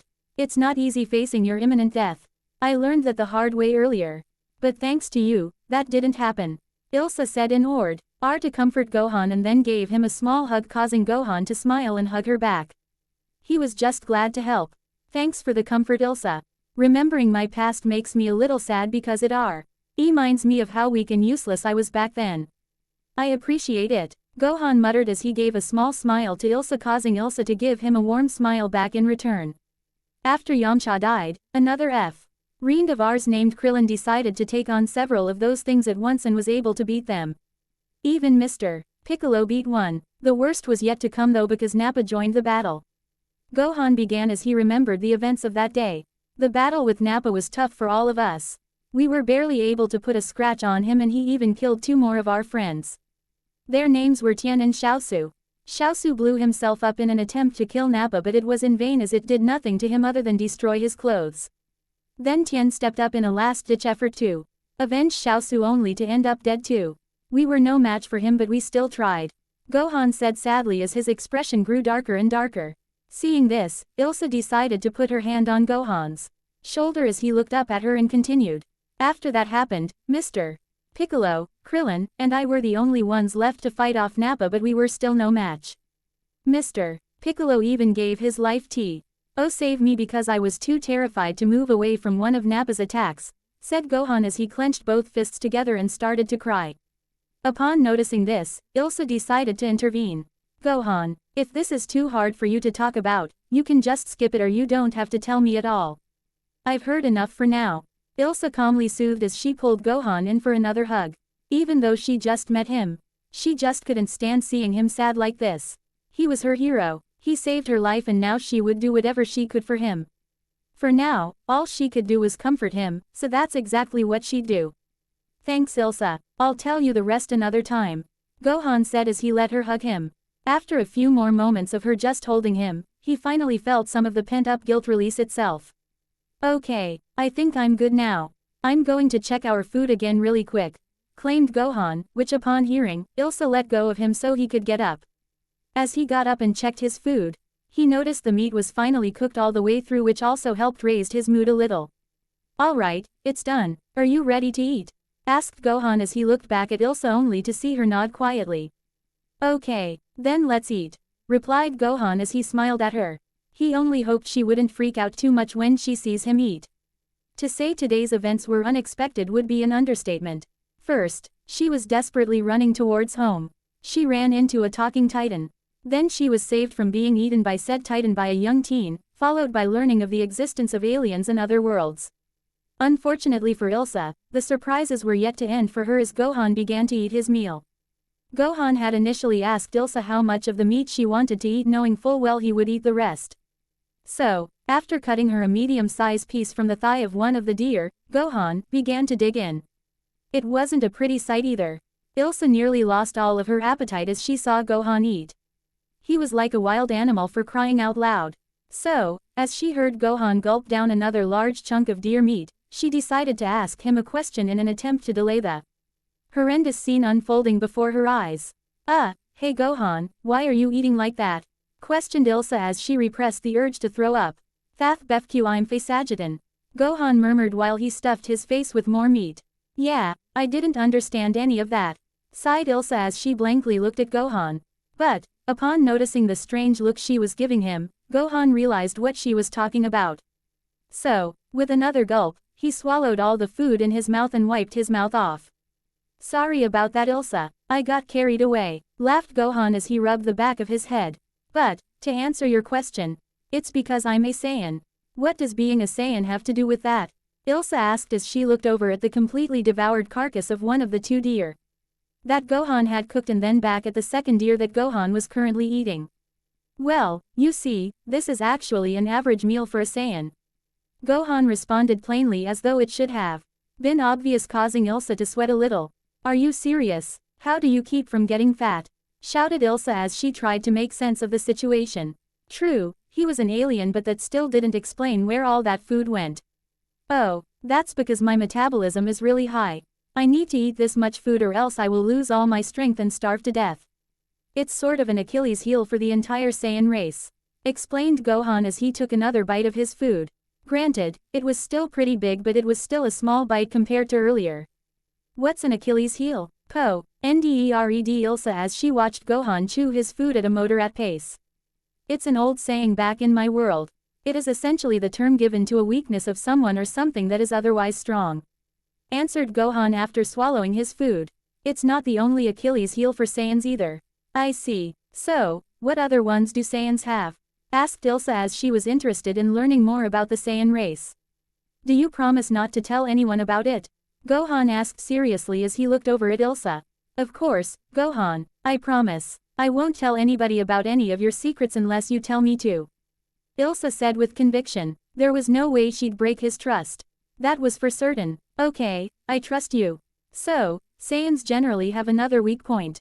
If you grab our tails, it'll draw in us of all our power and ability to move due to it being ultra-sensitive. Explained Gohan as waved his tail in the air. That sounds like a bad weakness to have. Reminds me of the weakness of Titans. Muttered Ilsa only to pique Gohan's interest. The Titans have a weakness? Asked Gohan as he looked at Ilsa expectantly. If he could learn their weakness, they would be much less annoying for him. No longer would he have to worry about them sneaking up on him while he slept. Yeah, they do. You can defeat a Titan by destroying a specific part of their nape. All you have to do is slice a spot of their nape. It is 1 meter long and 10 centimeters wide. Once you slice it, it'll kill the Titan instantly. Responded Ilsa, causing Gohan to frown. What's wrong, Gohan? It's nothing. I was just hoping to know a way to keep them away from me without killing them. Gohan said solemnly, causing Ilsa to become flabbergasted. What are you talking about, Gohan? Those things kill and eat people. Replied Ilsa as she tried to make Gohan see her reasoning. Yeah, I know they do. But it's just how I was raised. I was taught to always value and respect life no matter what. Gohan said in earnest as he looked up at the stars. I will only kill if it is absolutely necessary, but not before trying every other option. That's very mature of you, Gohan, but in a world like this, that way of thinking can get you or somebody killed. I'm not going to try and convince you to go against your morals, but just keep it in mind. Ilsa sighed while looking down at her food she was still eating and took a small bite. Thanks, I'll try to keep that in mind. Gohan said softly, just barely loud enough for Ilsa to hear him. You know, Gohan, if you came back with me to live within the walls, you would be a great help to everyone. Ilsa suggested as she smiled softly at Gohan, catching his attention. You want me to live there with you? Asked Gohan in shock. Am I really ready to live with people again? I don't want anybody to get hurt because of me. Of course, you would be a valuable asset no matter what you chose to do there. Ilsa exclaimed excitedly with a smile. Okay, I'll do it then. Gohan sighed with a smile, causing Ilsa's smile to grow even bigger. Alright, with you helping us, humanity will finally be able to take back Wall Maria and Shiganshina. We might even be able to have the first human settlement beyond the walls in over a century. Exclaimed Ilsa with excitement. However, what she said caused Gohan to quirk an eyebrow. What's wrong, Gohan? Questioned Ilsa as she noticed his confused look. I can understand why you would need my help, but there's already people living out here beyond the walls. In fact, there's a lot of them. But the way you talk, you make it sound like absolutely nobody lives beyond the walls. Asked Gohan in confusion. It just didn't make sense. Surely, she knew about the others. However, Gohan's question was like a bucket of cold water to Ilsa as she just froze up with a look of shock and disbelief on her face. Humans beyond the walls? But that was suicide. How could anybody live out there with all these Titans? How? What did you say? Ilsa stammered out in a trance-like state. I said there's people that live beyond the walls. Gohan replied hesitantly. Maybe he should have kept his mouth shut. She may have accepted he was an alien, but at least that explained his tale and the strength she had witnessed. But how? That's impossible. We would have heard from them by now if there were others. Ilsa said in disbelief. She didn't want to say Gohan was lying to her, but it just didn't make sense. I don't know how exactly, but I know they live pretty far from here. Answered Gohan. However, his response only raised more questions for the young woman. If they live far away, then how do you know they're still out there? Did you travel there before you came here? Asked Ilsa as she tried to learn more about the people Gohan claimed was out there. Well, no, I didn't, but I know they're there. Started Gohan as he took a bite of his food. How? Did you find some kind of letter from there or something? Because, if so, it might have been from a long time ago and they could be dead by now. Reasoned Ilsa. It made sense. If he did find a letter, it could have been one from long ago before the walls were built. No, they're definitely alive. You see, I have the ability to sense living things. That's how I found you before you got eaten by that one Titan earlier, despite my campfire being all the way out here. Gohan responded, causing Ilsa to calm down a little. I see. So, it's another one of your Saiyan abilities. That must be really useful. I can hardly believe it. There's really people out there. Ilsa said as she looked at the fire with hope in her eyes. If Gohan's Saiyan abilities were right and there really were people beyond the walls, then maybe they could live out there too someday. So Gohan, just how accurate is this ability of yours? Ilsa inquired as she began to eat some more of her food while turning to look at Gohan. Well, it all depends, to be honest. The more I focus on the energies surrounding me, the more I'm able to sense. I can sense all around the planet even if I want to. I can even sense stuff like individual bugs or worms if I wanted to. You see, every living thing has its own unique energy signature and I'm able to pick up on that. Explained Gohan, causing Ilsa to stare at him in awe. That would be so useful for hunting trips and so many other missions. Oh, wow, that's really amazing, Gohan. I have a question though. You keep saying, energy. What do you mean by that? Ilsa responded in a mixture of awe and curiosity. Gohan never ceased to amaze her. Oh, that's simple. It's essentially the life force of anything alive. If you die, you no longer have it. Where I'm from, we refer to it as ki. Everyone has a distinct ki signature that allows you to tell who's who without even being able to see them. It can even tell you how strong someone is, said Gohan while he took another large bite of his food. Interesting. You have no idea how lucky you are to have an ability like that. It would be so helpful if we could use it too. It'd help us a lot in our missions outside the walls, Ilsa said with a little bit of jealousy.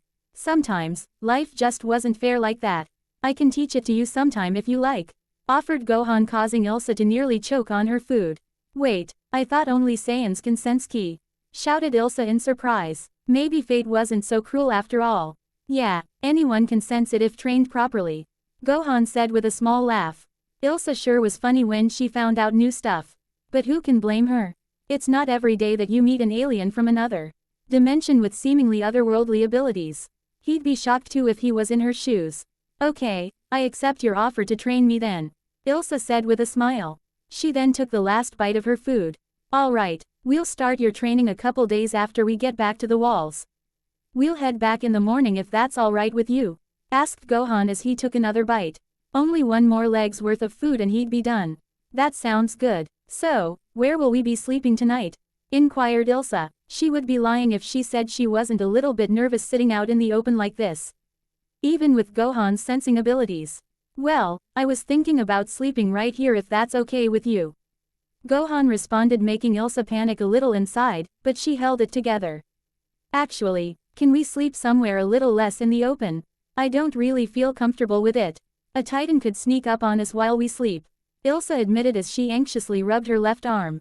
Sure, that's fine. I forgot for a second that you can't fend off Titans like I can. Sorry about that, answered Gohan as he nervously chuckled. It's a good thing Ilsa said that, or else things could have ended up very badly for her if a Titan snuck into our camp. Thank you. Do you know of anywhere safe that we could sleep? Ilsa asked, snapping Gohan out of his thoughts. Let me think for a moment, said Gohan. With that said, Gohan stared up into the sky and thought. Okay, this might be a little difficult. I have to take into consideration of the varying sizes for the Titans while also thinking of anything that would be safe for someone like Ilsa. I could have us sleep in the trees, but she might fall off one of the branches while she's sleeping and she can't fly like I can, so she'd probably fall to the ground and die. Gohan thought grimly as Ilsa continued to wait for his answer. Okay, so since that's not an option, I could always build us a small treehouse to sleep in. But the problem with that is the fact that it'd take too long to build, and since we're leaving in the morning, we would barely get any sleep, if any, pondered the young Demi-Saiyan with a concentrated look on his face. This might be harder than I thought. I haven't used any kind of shelter ever since I regained my strength. Wait, that's it. I know where we can stay, thought Gohan as he smiled happily. What is it, Gohan? Did you think of something? Asked Ilsa, causing Gohan to nod while still smiling. Yeah, it took me a bit, but I did think of something. You see, back when I first came to this world, I came out here to stay away from people and to train myself some more. However, I was severely injured at that time because of a recent battle, began Gohan while Ilsa listened intently. After that, I ran into a Titan during my first night here and I was able to find a cave to stay in. I stayed there for about a month or so while I healed and recovered my strength. It's big enough for us to fit in while still too small for any Titans to actually fit inside. It's only about a mile north of here and thankfully, I remember where it's at. Continued Gohan, surprising Ilsa. That's perfect. Not only will it keep us safe but it's also in the direction of the walls. Ilsa exclaimed happily, making Gohan smile. Yep, that's because I came here from within the walls because that's where I initially arrived in this world. It was horrible though because there were people running everywhere and Titans were everywhere too. I haven't sensed many people there since that day, so I'm assuming you know what I'm talking about if you live near there. Gohan said, causing Ilsa to lose her enthusiasm. Yeah, I know what you're talking about. That was the day that Shiganshina district and Wall Maria fell to the Titans. It was terrible. Many lives were lost that day and many had to evacuate to Wall Maria just to survive. However, that wasn't good either as it stressed all the resources there and made living very difficult. Many people have been sent out to try to reclaim Wall Maria since then. In fact, I was part of the 34th expedition beyond the walls before I met you. Ilsa explained sadly. I see. Gohan said quietly. I'm sorry to hear that. It's okay, Gohan. It's thanks to you that I'm able to go home, so don't feel bad for me. Ilsa responded. Well, I'm going to finish eating now. When I'm done, I'll put out the fire, take us to the cave so we can go to sleep, said Gohan as he started to eat the rest of his meal. Okay, that sounds good, replied Ilsa as she sat quietly waiting for Gohan to finish eating. After a couple more minutes of silence, Gohan finished eating, stood up, and put out the fire. He then silently reached out a hand to help Ilsa up. Upon grabbing it, he pulled her up, and they began walking to the cave, all without muttering a single word as they dwelled on the thoughts of the past. It took them about an hour to walk there, but they finally made it to the cave that Gohan had mentioned earlier. Go ahead and Ilsa, it's safe. I already sensed to see if anything was in there, and other than a few bugs, there's nothing in there. I'll be in here in a couple minutes. I'm going to go to the bathroom really quick before I go to sleep, Gohan said while walking over to some bushes that were nearby. Okay, see you when you get back, responded Ilsa as she went inside the cave. It was surprisingly roomy inside despite having a smaller entrance. It was perfect. So, with a small smile, she laid down and tried to fall asleep.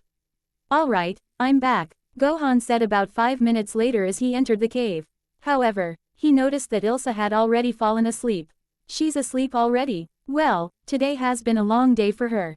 It's probably the first time she's gotten the chance to rest in peace for a while, Gohan thought to himself as he laid down not too far from Ilsa. Good night, Ilsa, Gohan whispered, causing a small and sleepy groan from Ilsa. The next morning, as the morning sunshine began to illuminate the cave, the two occupants began to stir. Gohan was the first to wake as he had been accustomed to waking up this early, but upon seeing that Ilsa was still sleeping, he decided to let her rest for another hour or so before heading back to the walls. So, he got up and looked around outside. Morning was always such a peaceful time for him and reminded him of his days back at home with his mom and dad. Gohan, a voice asked from inside the cave, catching Gohan's attention. Good morning, Ilsa. Sorry, I didn't want to wake you just yet, Gohan said with a smile as he went to the front of the cave. That's okay. So, are you ready to head back now? Ilsa questioned with some excitement in her voice. She couldn't wait to get home. Sure, I'm ready whenever you are, answered Gohan with a smile. Alright, let's go now then. I want to let my parents know I'm alive, Ilsa said with a small smile. Okay, but do you mind if I carry you from here? That way we can make it back a lot sooner since I'm faster and have more stamina, requested Gohan as he helped Ilsa get up. Yeah, that's fine. How long do you think it'll take for us to get there? Inquired Ilsa as she now stood in front of Gohan. Well, it took me several hours for me to get here initially, but that was because I was walking and injured. Depending on how fast I go, I could get there any time from a few seconds to a couple hours. But, since I'll be carrying you along with me, I'll have to slow down my speed dramatically to keep you from getting hurt. So, I'm going to say about a couple hours, Gohan explained, causing Ilsa to nod in acceptance. Okay, how do you want to carry me? Should I get on your back like I did last night? Ilsa asked, causing Gohan to think for a moment. Well, I would say yes, but since it's still early and the trip would be so long, I'll just carry you in my arms if that's okay, asked Gohan, causing Ilsa to feel a little awkward. However, she quickly shook it off. Okay, we'll do that then, Ilsa said nervously. She just hoped nobody saw her like this whenever they got back, or else people would definitely get the wrong idea. So, with that, Gohan picked Ilsa up in his arms while Ilsa lay there thinking to herself how they looked like a couple. However, Gohan didn't seem to notice the similarity as he began to run. Hey Ilsa, if you want, you could sleep while I carry you. Gohan offered, making Ilsa look up at him. Thanks Gohan, but I'm going to stay awake for now. I'm not tired, said Ilsa while Gohan continued to run. Okay, but if you get tired, don't hesitate to go to sleep, responded Gohan while jumping over a fallen log. Okay, I'll keep that in mind, Ilsa said as Gohan gratefully landed back on the ground and continued running. After about another hour or so of Gohan running though, Ilsa finally fell asleep. Looks like she fell asleep. That's good, now I can fly as the rest of the way and make this go faster. But, I'll have to be careful not to go too fast or else I'll wake her up, thought Gohan as he stopped for a second. He then slowly began to lift up in the air without stirring even a single leaf on the ground. After he was above the trees, he then gently flew towards the walls. And, about half an hour later, he could see their destination in the distance. So, in order to not cause a panic, he landed and ran the rest of the way there. A few minutes later, he decided it was about time he woke up his sleeping passenger. Hey, wake up Ilsa. We're almost there, Gohan said just loud enough to wake her up, and it worked. Huh, where are we? Ilsa asked sleepily as she looked at their surroundings. We're almost there, about 2 more minutes to be exact, Gohan answered, causing Ilsa to open her eyes more with excitement. Really? Asked Ilsa with excitement, causing Gohan to laugh. Yeah, Gohan laughed as they neared their destination. After a couple minutes, they got to the wall. However, Gohan was confused. Hey, how are we going to get inside? Inquired Gohan. However, just before she could answer, a voice from the top of the wall interrupted her. Stop, who's there? A man's voice showed Ted as he came down from the top of the wall to investigate them. It was a young man with short brown hair and brown eyes. He wore the same outfit as Ilsa except he didn't have a hood or cape, and he had a strange insignia on his chest that had 2 roses on it. Also, he had some strange device strapped around his hips with what looked like swords attached to it. I am Ilsa Langnar. I am part of THE Survey Corps and a participant of the 34th Expedition Beyond the Walls, sir. And this young man is named Son Gohan. His first name is Gohan. We are on our way to meet with Commander Erwin. There are some things that I need to tell him and this young man is here to assist me, Ilsa said, catching the attention of all who were there. I thought the 34th expedition was a failure and everyone died, stammered the young man in shock. It was, but I am the only survivor. Not only that, but I have discovered something of utmost importance about the Titans that I must report to Commander Erwin immediately, Ilsa stated with a serious but respectful tone. Okay, I'll open up the gates. Just give me a minute, said the man as he used the strange contraption on his waist to slingshot himself to the top of the wall. What's going on? Gohan asked while looking at Ilsa in confusion. They're letting us in, Ilsa said with a smile while the gates began to open. This was it. She was home, all thanks to Gohan. Once the gates finally opened all the way, Gohan was about to start walking forward into the city before he noticed something. Ilsa was still in his arms, and although it didn't bother him much, he figured she could probably walk from here. Hey Ilsa, is it okay if I let you down now since we're here now? It doesn't bother me if I'm carrying you, but I just realized it might be a little weird if I did, Gohan said with a nervous laugh. That's when it hit her. She was still in Gohan's arms. Not only that, but she was seen in his arms. Oh no, that man will definitely get the wrong idea about us now, Ilsa thought to herself as she started to break out in a cold sweat. There goes her reputation. Are you okay? Gohan asked while noticing Ilsa's reaction. It's nothing Gohan, you can let me down now. I'll be fine, said Ilsa with a forced smile, and although he could sense that she was lying, he decided not to push the subject any further and let her down. So, are you ready? Gohan quest. Ioned once his friend was finally on her feet once again, and with a silent nod in response, they started walking through the massive gates. Once inside, the pair couldn't help but smile at the sight. At long last, they were there. So, after they continued to walk towards Commander Erwin's office for a few minutes with Ilsa in the lead, Ilsa decided to spark some conversation. Hey Gohan, when do you think we'll start my training? Inquired Ilsa while they made a right onto a new street. She could finally see that their destination was just up the road. That depends on you, to be honest. However, I would like to teach you the basics of ki control as well. It could help you immensely. Gohan revealed as they approached the building. Really? Okay, we'll do that then, but first we have to talk to the commander. Do you mind waiting out here for a minute while I go inside and talk first? I'll have someone bring you in after I let the commander know about you. Ilsa said as she knocked on the door. Sure, responded Gohan while he stood there with Ilsa waiting for someone to answer the door. After about half a minute though, somebody finally came to the door. The person that showed up was a young woman that appeared to be in her mid to late 20s. She wore the same outfit that Ilsa had except for the cape. Also, she had shoulder-length black hair, brown eyes, pale skin, and freckles. Hello ma'am, my name is Ilsa Langnar. I would like to speak with Commander Erwin. I have important information about the Titans that I must tell him. Ilsa said while doing some weird salute that had her right arm in front of her chest and her left arm behind her back. Very well, I'll let him know you are here. But, what is with that boy? The woman asked sternly as she looked Gohan up and down taking note of his unusual appearance. Thankfully though, she didn't notice his tail since he had wrapped it around his waist so that nobody would notice it as soon as he got to the city. That way, it did look like part of his outfit since it already consisted of animal furs. He is a boy that I met. I would also like to introduce him to Commander Erwin as well, answered Ilsa while keeping the information pertaining to Gohan as vague as she could. Fine, fine, the woman said dismissively as she turned around and walked back inside. I'll be back in just a minute. After about a minute, the woman finally came back out to let them in. He will see you now. His office is on the second floor and is the first door on your left, stated the woman as she held the door open for the two. Thank you. Come on Gohan, Ilsa said, causing Gohan to follow her lead. As they went up the stairs though, Gohan began to feel a little uneasy. Are you sure it's okay for me to come in and talk to him? I mean, he seems to be an important figure around here. Gohan asked nervously. He's never been good with meeting strangers due to his secluded life both before and after arriving in this world. He could only hope things wouldn't be too awkward. Of course, it is.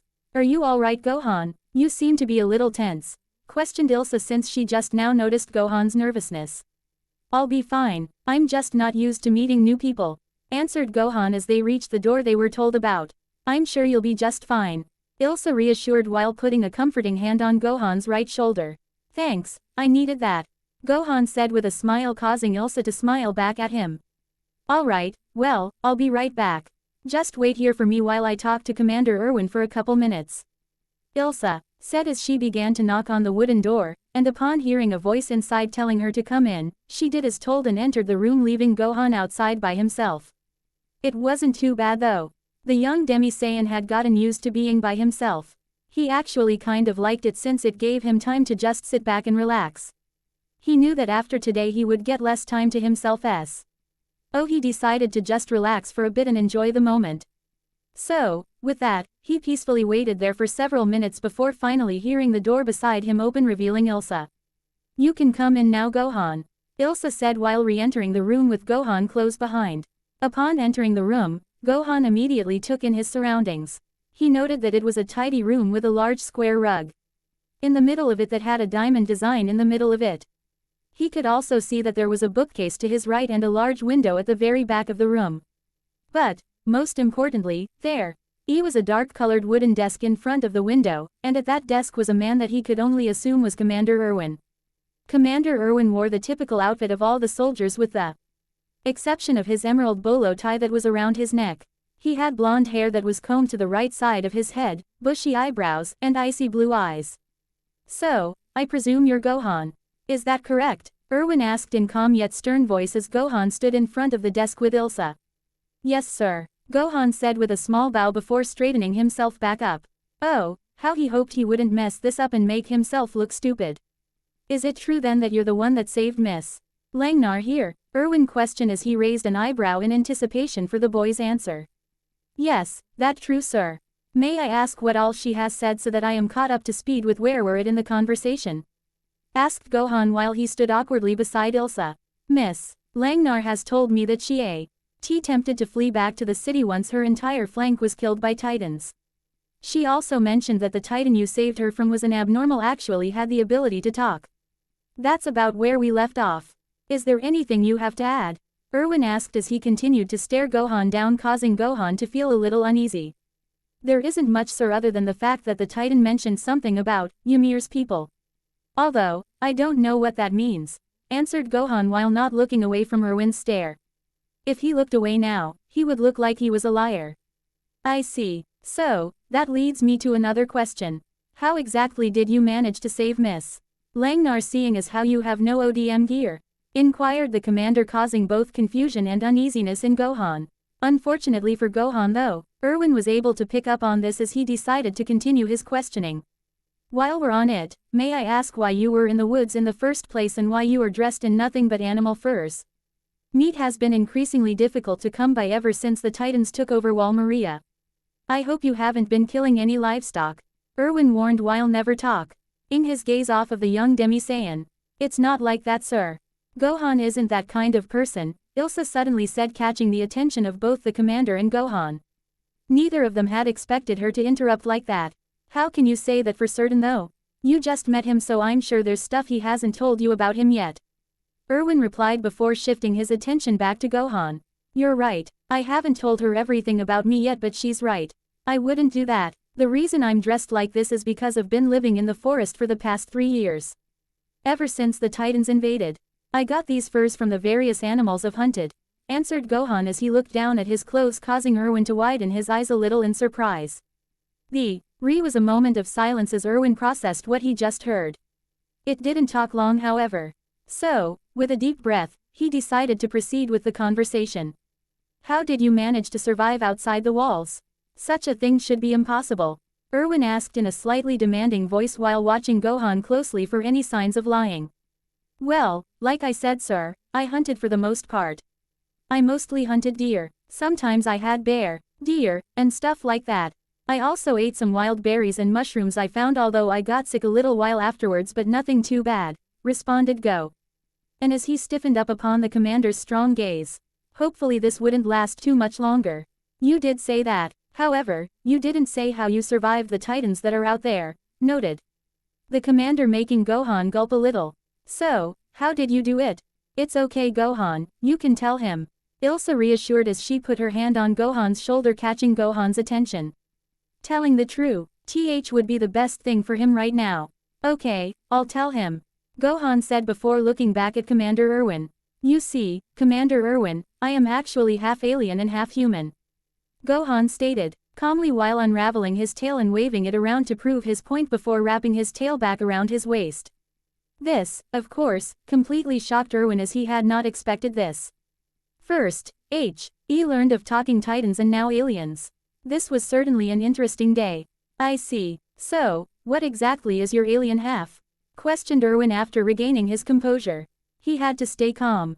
If this kid really was an alien, this could mean they were now at threat of an alien invasion on top of the Titans. However, there was also the possibility that Gohan could be of help to them. I'm part Saiyan, sir, answered Gohan with confidence. He was proud of his heritage and wasn't afraid to admit it. What's a Saiyan? Asked Commander Erwin as he looked at Gohan while clasping his hands together and resting his chin on top of them. To make it short, a Saiyan is an alien species that looks almost identical to a human with the exceptions of their spiky black hair, black eyes, tail, and muscular physique. Also, the Saiyans were powerful warriors that were hired by an alien tyrant that wanted to use the Saiyans' power for conquering other planets. This, however, eventually led to that tier, and killing nearly all the Saiyans out of fear of them. My father was one of the only survivors as he was sent to another planet just before the genocide of the other Saiyans, explained Gohan without breaking eye contact with the intimidating commander. Are you here to conquer us too? Erwin asked calmly, deciding to cut straight to the point. What? Gohan asked in mild surprise before understanding why he was asked such a question. No, sir. When my father was still a toddler, he hit his head, causing him to become peaceful. As such, I am not like the other Saiyans before me and my father. In fact, I want to help people. You want to help us then? Asked the commander as he mentally sighed in relief. It seems he's on our side from what I can tell. I couldn't find any signs of him lying. I'll still be keeping my eye on him though. I can't be too careful here. Yes, sir, I would be honored to help protect you all from the Titans. Gohan shouted with a small bow to emphasize his point. Very well then, I'll give you time to prove yourself as an ally to humanity as time goes by. However, I feel like it would be best to keep you a secret for now so that people don't panic, said the commander. How will we do that? Asked Gohan with curiosity. He just hoped he could find a way to fit in. If I may suggest something, sir, maybe we could enroll Gohan into the 104th Training Corps. I know it's already started, but with Gohan's abilities, it shouldn't be too hard for him to get the hang of things. The only problem though is how we'd manage to get him in without it being too suspicious. Suggested Ilsa, making Gohan and Erwin once again shift their attention to her. That's a good idea, what do you say? Reasoned the commander while looking back at Gohan. I don't know, what's the 104th Training Corps? Gohan asked with a curious look on his face before looking over at Ilsa for an answer. Think of it kind of like a training program for group of soldiers. The soldiers are divided into 3 different sections upon graduating. There's the military police brigade, which works in the inner wall. They are meant to maintain order and serve the king. Then there's the garrison, which acts as the defense for the walls. Finally, there's the survey corps. The survey corps, also known as the scouts, is in charge of exploration and the eventual reclamation of human territory beyond the walls. It is also the most likely to encounter Titans. Ilsa explained, causing Gohan to go silent in thought. I'm assuming you're part of the survey corps then? Gohan asked Ilsa after a moment of silence. Yeah, I am. Why do you ask? Questioned Ilsa in confusion. Then I want to join the training corps so we can do that together. That would also give me the chance to protect people while they're out of the city. Gohan said with a smile that was quickly returned by Ilsa. Very well then, I'll work on a way to get you into the training corps as soon as you leave. I should have you ready to enter by morning, so you should get some rest since you'll have a big day tomorrow. However, there is one more thing I want to ask you before you leave, said Commander Erwin as he stood up and walked up to the pair. Yes, sir, questioned Gohan. Miss Langnar said earlier that you have abilities. What exactly did she mean by that? Asked the commander while he stood in front of Gohan and Ilsa. Oh, that. You see, I have the ability to control this energy called Ki. It is attainable by anybody with the proper training. I'm even going to try training Ilsa to use it, but I don't know how. Well, that'll go since I've never taught anyone before, responded Gohan while looking up at the commander and then to Ilsa. I've never heard of Ki before. What is it? Erwin asked with curiosity. This sounded promising. Well, Ki is the life energy that all living things have. It can be used for several different things such as enhancing strength, speed, reflexes, and other things like that. Also, once mastered, the user can use their Ki to do things such as flying and forming energy balls that can be used for attacks. You can even learn to sense Ki. That allows you to locate individual people and things. You can even sense how strong that person or thing is if you practice enough. Gohan explained before noticing the wide eyes of both Erwin and Ilsa. Is something wrong? You didn't tell me it could do all of that, shouted Ilsa in shock. Was she really going to be able to do all of that?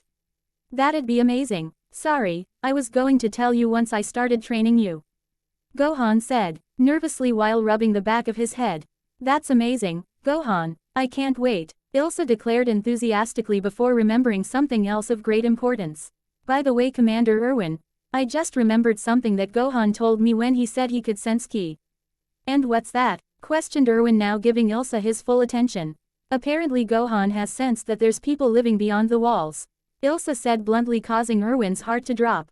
Another long moment passed as Erwin processed this new information before he once again turned to Gohan. Is this true, Gohan? Are you sure? Erwin asked calmly in an attempt to maintain his composure. Yes, I'm positive. I can even feel them right now. They're pretty far away though, so it might not be easy to get in touch with them. That's assuming they're even willing to make contact, Gohan said in earnest. This made Commander Erwin sigh as all of this was beginning to give him a headache. This was just too much all at one time. Alright, I think I have all the information I need. Well, you two should get going so you can prepare for tomorrow. Not only that, but you need to let your parents know you're alive, Miss Langnar. They must be heartbroken since news of your expedition's failure has already reached the city, Commander Erwin stated, causing Ilsa to nod with tears starting to fill her eyes at hearing that they thought she was dead. It was nice meeting you, sir. Thank you for going out of your way to get me into the training corps. There is only one other request I'd like to make before we leave though, Gohan said while doing a small bow at the commander. What would that be? Mused the commander. Well, you see, Saiyans have an enormous appetite that is essential for us to survive. The minimum amount we need is about 3 times the amount for a normal human for each meal.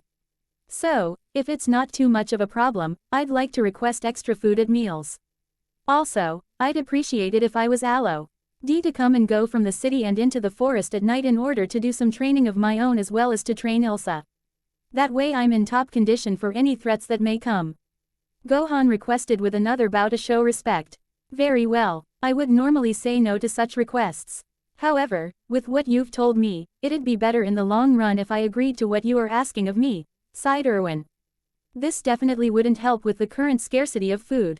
Thank you, sir. I'll make it up to you by doing my best as well as bringing back any of the food I gather in the forest. I know how hard it can be to feed a Saiyan, so it's the least I could do. Gohan said with a smile, earning a small smile in return from both Erwin and Ilsa. Alright then, I expect great things from you in the future, Erwin said while still giving Gohan a small smile. This boy may very well be humanity's last hope.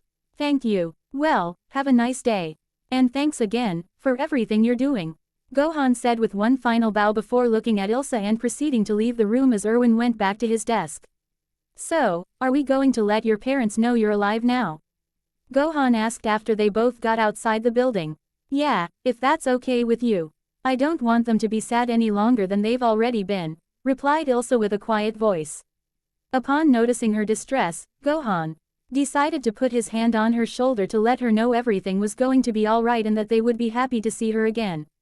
Thankfully, she understood this unspoken message and nodding. Will you go with me?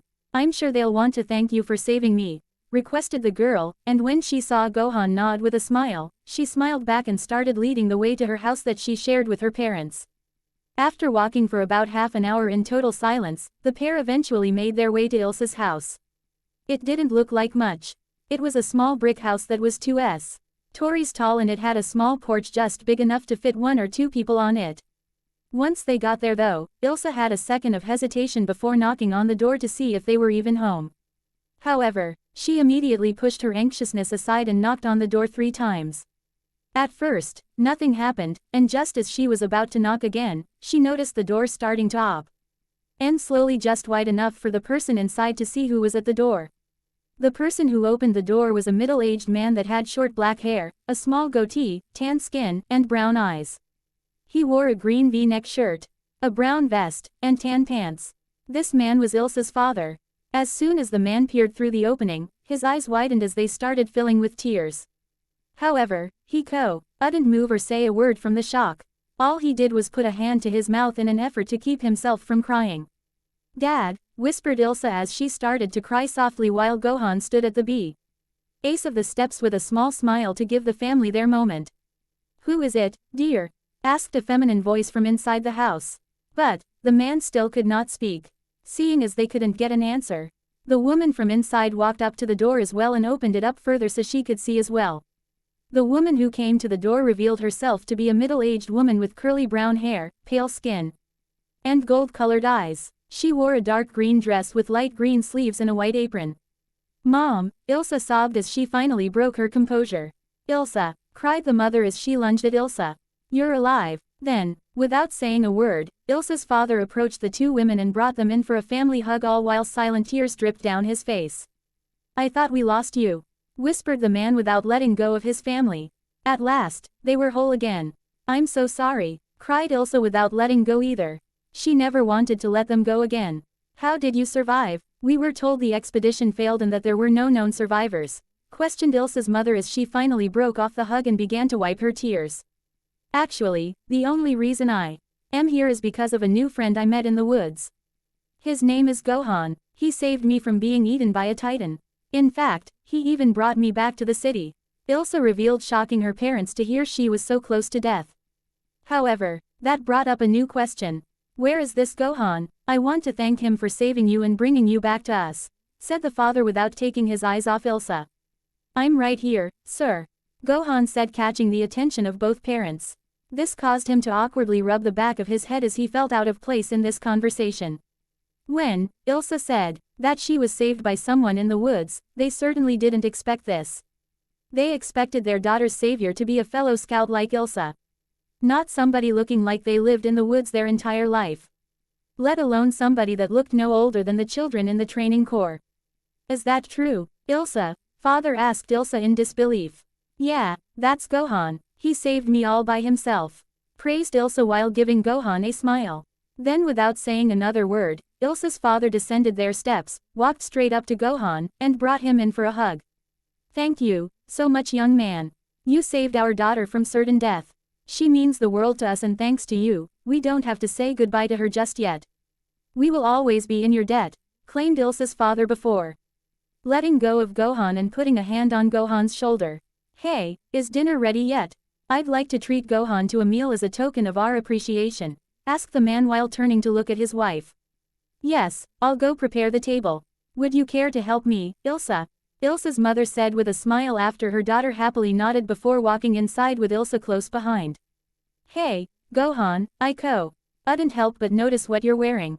Is there any chance you don't have a home? If you don't, you are more than welcome to stay here until you find a place to stay, offered the man while giving a small smile. I couldn't ask that of you, sir. Besides, I'm joining the training corps tomorrow morning so I'll have a place to stay once I'm there, stated the boy rather shyly. He didn't want to be a burden, especially since food seemed to be scarce here, so his appetite would definitely be a problem for anybody he stayed with. Well, you can stay here for just tonight then. I'll even give you a spare change of clothes so you fit in a little more around here, claimed the father, making Gohan blush in embarrassment. Okay, if you insist, accepted Gohan in defeat. Even if he could have roughed it for the night, Ilsa's father was still right. He did stick out like a sore thumb. He tried to ignore it but now he couldn't. Perfect. Now, let's head inside and eat. We're having stew, smiled the man before heading up the steps and inside. I'll have to make sure not eat too much or too fast. Erwin said I should keep myself a secret for now so I don't cause people to panic. I'm sure I could trust them since they're Ilsa's family, but I should still do as I was told. At least, for now, thought Gohan as he entered the house and followed Mr.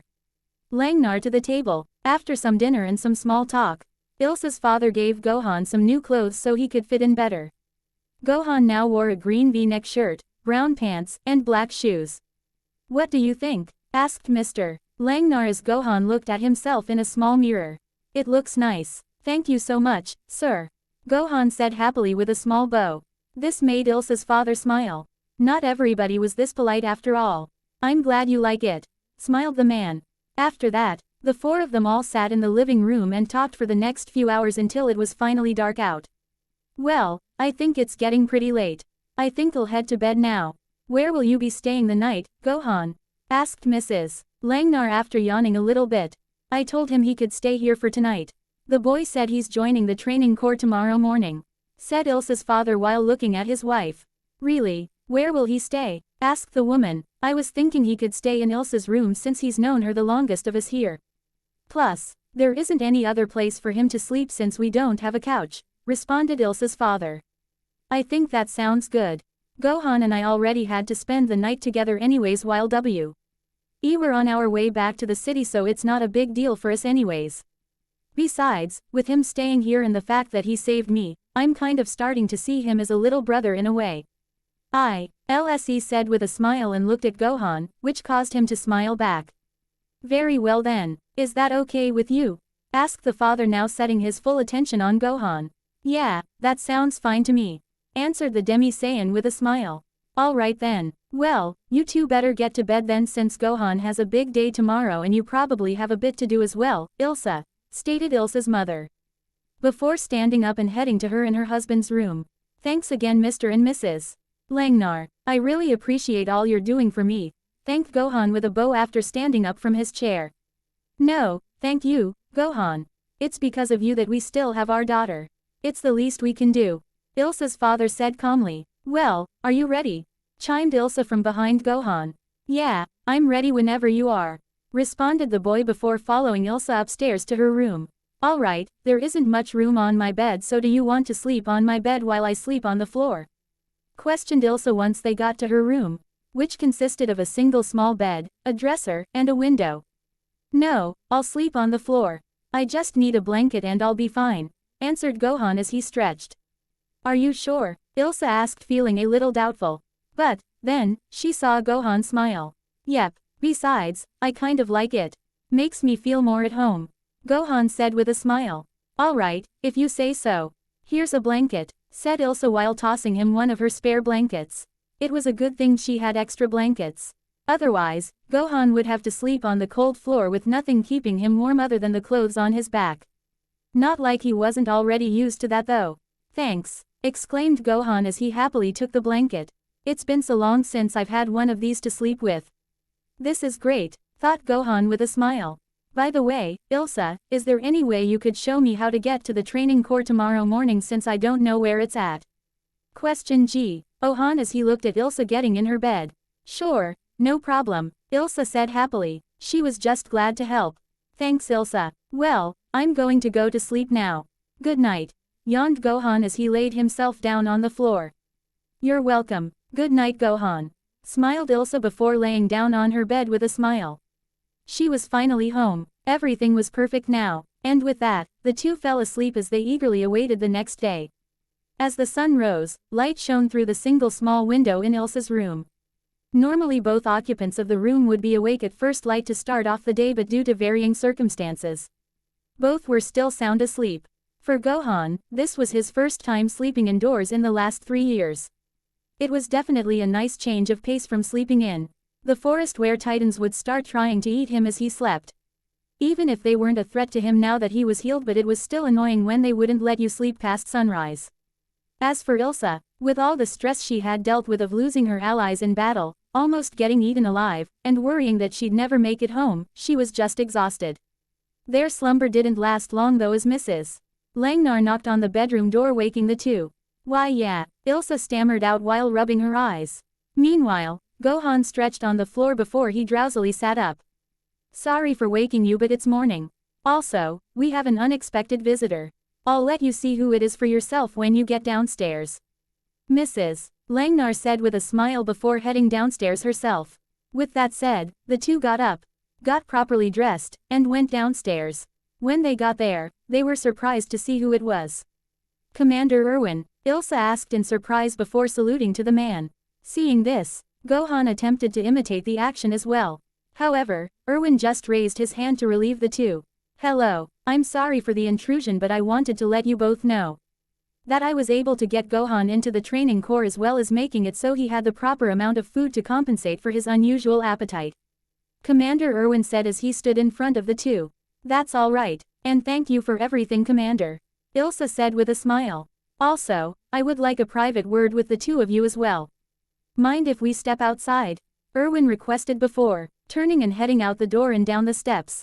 With him leading the way, both Gohan and Ilsa followed the commander outside only to see him waiting for them.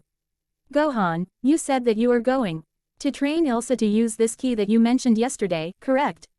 Commander Erwin asked as he turned his attention to the young hybrid. Yes, sir. Why do you ask? Wondered Gohan in confusion. Well, with everything that I was trying to process yesterday, I had forgotten to request something of you. Erwin said, making Gohan and Ilsa look at each other in confusion for a brief second before turning their gaze back to Erwin. What's that? Gohan asked with uncertainty in his voice. I would like to see you demonstrate at least one of these powers, as well as see how you yourself fight off the titans. I figured since you're going to be training Ilsa, this could also be of benefit to her, stated the commander while giving the two a completely indifferent look. Sure, but don't I have to be at the training course soon? Gohan asked the commander. Yes, but I've talked to them already and I've informed them that you will be joining them around noontime. Besides, they will be having a special training exercise this morning, so this way, you won't be interrupting their exercise. Commander Erwin explained in a completely indifferent tone. Okay, so where will we go then? Ilsa questioned, as she decided to make herself known to the conversation. I was thinking of heading out into the forest on horseback. Once there, Gohan will demonstrate his abilities, and with luck, we will even fight a titan so that Gohan can prove that he is as powerful as he claims to be, explained the man as both of the two nodded in agreement. So, they did just that. It took them a couple of hours to get there, but they finally made it. Ilsa even seemed to be relaxed due to Gohan being with them. So much so that she didn't even bother to bring her ODM gear with her. This detail certainly didn't go unnoticed by Erwin, however. He opted to still wear his just in case things didn't turn out as planned. Finally, they stood in a small clearing just beyond the tree line. This is where Commander Erwin Dee decided it would be best for Gohan to show off his abilities. It was an ideal location after all, as it gave Gohan plenty of elbow room but also gave them access to the trees should things go south. Now that we're here, is there anything in particular that either of you would like to see me do first? Gohan asked the two in front of him as he prepared for a demonstration. You said that you can fly and make energy blasts. Can we see those first? Ilsa asked eagerly. She couldn't help it. Just the idea of being able to fly through the skies or kill titans without having to get up close and personal just made her all excited. I would like to see that as well if you don't mind, added Commander Erwin, and although he didn't outwardly show it, he too was excited to see if Gohan's claims were true. If what he says is true, then he could be the key to victory for humanity. Especially if he can train others, but for now, Ilsa should be the only one he trains. He did say he's never trained anybody after all. She could be used as a test to see if he can actually teach somebody these skills of his. Commander Erwin mused to himself. Okay, was the only response Gohan gave as he slowly raised into the air. He floated just above their heads so that he could see their reactions. What he saw didn't surprise him, and it kind of brought a smile to his face. Not only Ilsa but even the stoic calm Commander Erwin was looking at him with wide eyes. So, he decided to perform a little show for them and rose even higher before flying in large circles above them before coming back down and landing in front of them with his smile still plastered on his face. That was incredible, Ilsa shouted in pure amazement. If Gohan didn't know any better, he would have thought her eyes were glowing with excitement. Wow, that was amazing, Commander Erwin said in awe. So, what do these energy blasts of yours look like? Well, that depends on how much power I put into it. How destructive do you want it to be? Questioned the Demi-Saiyan as he waited for their answer. How about as strong as you can make it? Suggested Commander Erwin, making Gohan begin to sweat nervously. I'm sorry, but I can't do that. That'd be too catastrophic, replied the boy before suggesting something else. How about just as destructive as I can make it without causing too much damage? To this, Commander Erwin and Ilsa simped. Lee nodded, making Gohan sigh and rose into the air once again. He wasn't sure if it was a sigh of relief or not though, because he still wouldn't like to destroy stuff, but he had promised a demonstration. Alright, I just need to find somewhere without any life. There, Gohan thought to himself before aiming his hand at a small hill just to his left. What Ilsa and Erwin saw next left them in shock. First, Gohan's hand started to glow blue. Then, a little ball of what looked to be light flew towards a hill at high speeds. And finally, the ball grew in size, dug a large trench into the hill, and exploded, making a massive crater where the hill once was. No way, murmured Ilsa in utter shock as Commander Erwin just looked at the incredible display of power with wide eyes. Satisfied with his results, Gohan descended to the ground and landed in front of the pair while he waited for whatever they asked of him next. However, not a single word was said as Ilsa tried to grasp what she saw in ERW. In thought of the implications of such power and how beneficial it could become. Guys, Gohan asked, snapping all attention on him once again.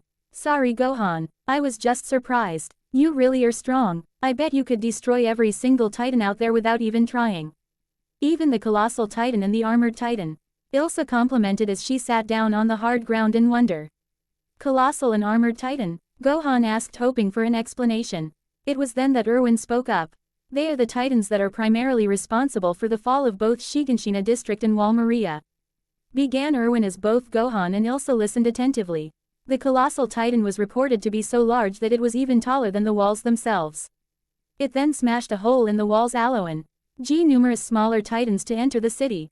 Then, just as things couldn't get any worse, they did. Out of nowhere, a Titan covered in some kind of body armor seemingly appeared out of nowhere and met the gate from Shiganshina to the interior of Wall Maria. Because of this, humanity lost 1/3 of its territory and lost many lives. Or at least, it seemed at the time, as we now know there's other residing beyond the walls as well. Erwin explained to the young boy, causing him to look down at the ground in remorse. I believe that was the day I arrived in this world. I wanted to help so bad. Lee, but I was too injured and out of strength because of intense battle to barely even stay conscious. I was able to save one group of people, but that was all. Gohan said sadly as tears started to form in his eyes. You said you managed to save some people regardless of this, correct? Well, that just shows your true character, Gohan. Even though you were barely hanging on after your battle, you still managed to save others against impossible odds. Not only that, but you opened up a future for those who you saved. They could even be out there right now fighting off the Titans for the sake of others because of you right now. You should be proud, Commander Erwin said while putting a hand on Gohan's left shoulder. Commander Erwin is right, Gohan. There's no need to cry.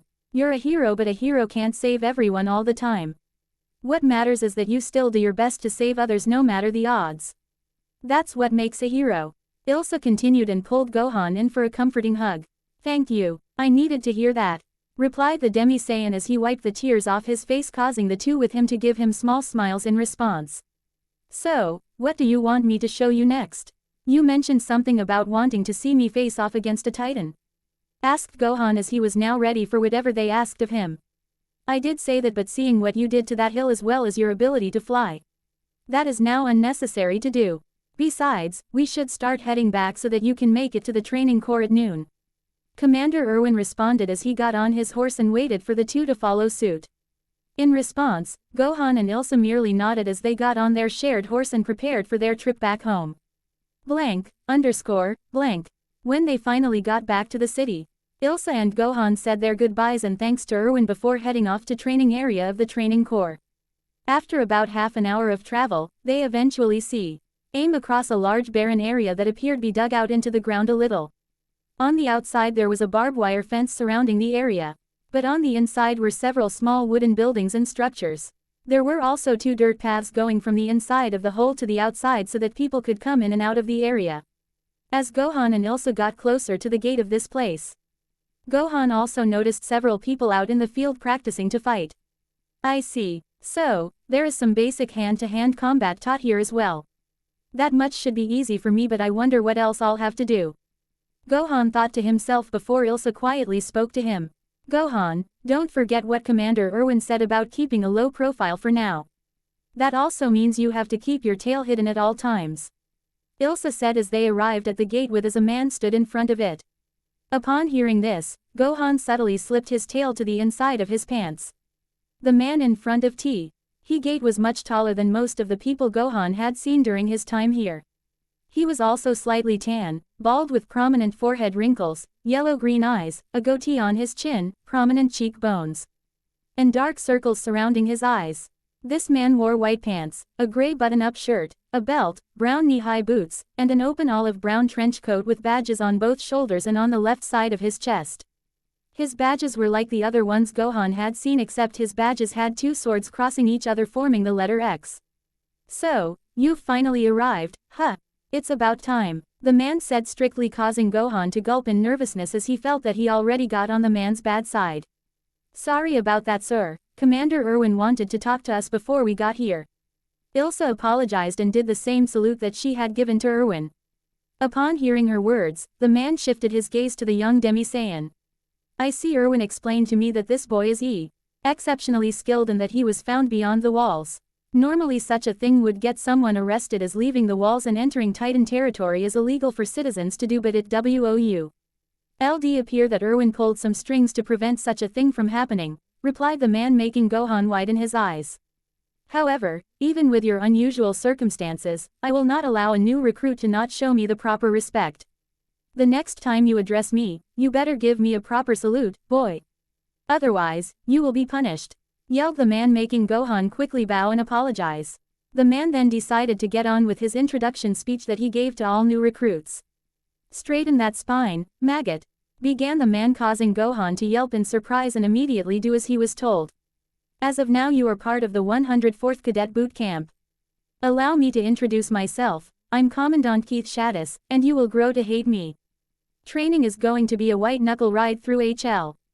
If I've done my job, you'll be waking up in a cold sweat from memories of this place every night for the rest of your miserable life. Right now, you're nothing. Livestock. But over the next 2 soul-crushing years, you'll learn to take down your own Goliath. Remember this moment when you come face to face with him. 'Cause here's where you ask yourself, am I a fighter or am I feed? Am I going to be ground up to pulpy human grist between boulder-sized incisors? Or am I gonna be the one to bite? Keith shouted in an attempt to both motivate and prepare the young man in front of him for what was to come.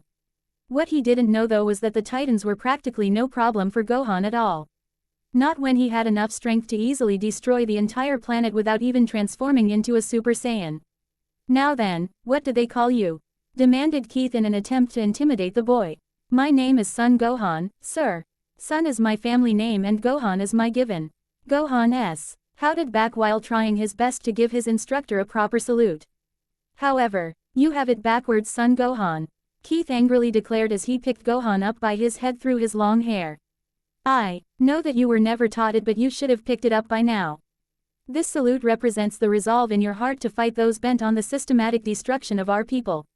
You remind me a bit of another cadet who made the same mistake, except he was scrawnier than you. With that said, Keith released his grip on Gohan's head, causing him to fall back to the ground. However, Gohan UGHT himself and stood straight back up as though nothing had happened. He then attempted to salute the man again and did it correctly this time. Good, it appears that you are a fast learner. Maybe the food we will have to spend on you won't be wasted. Just know that with all the food we are giving you, you will have to work twice as hard to make up for it.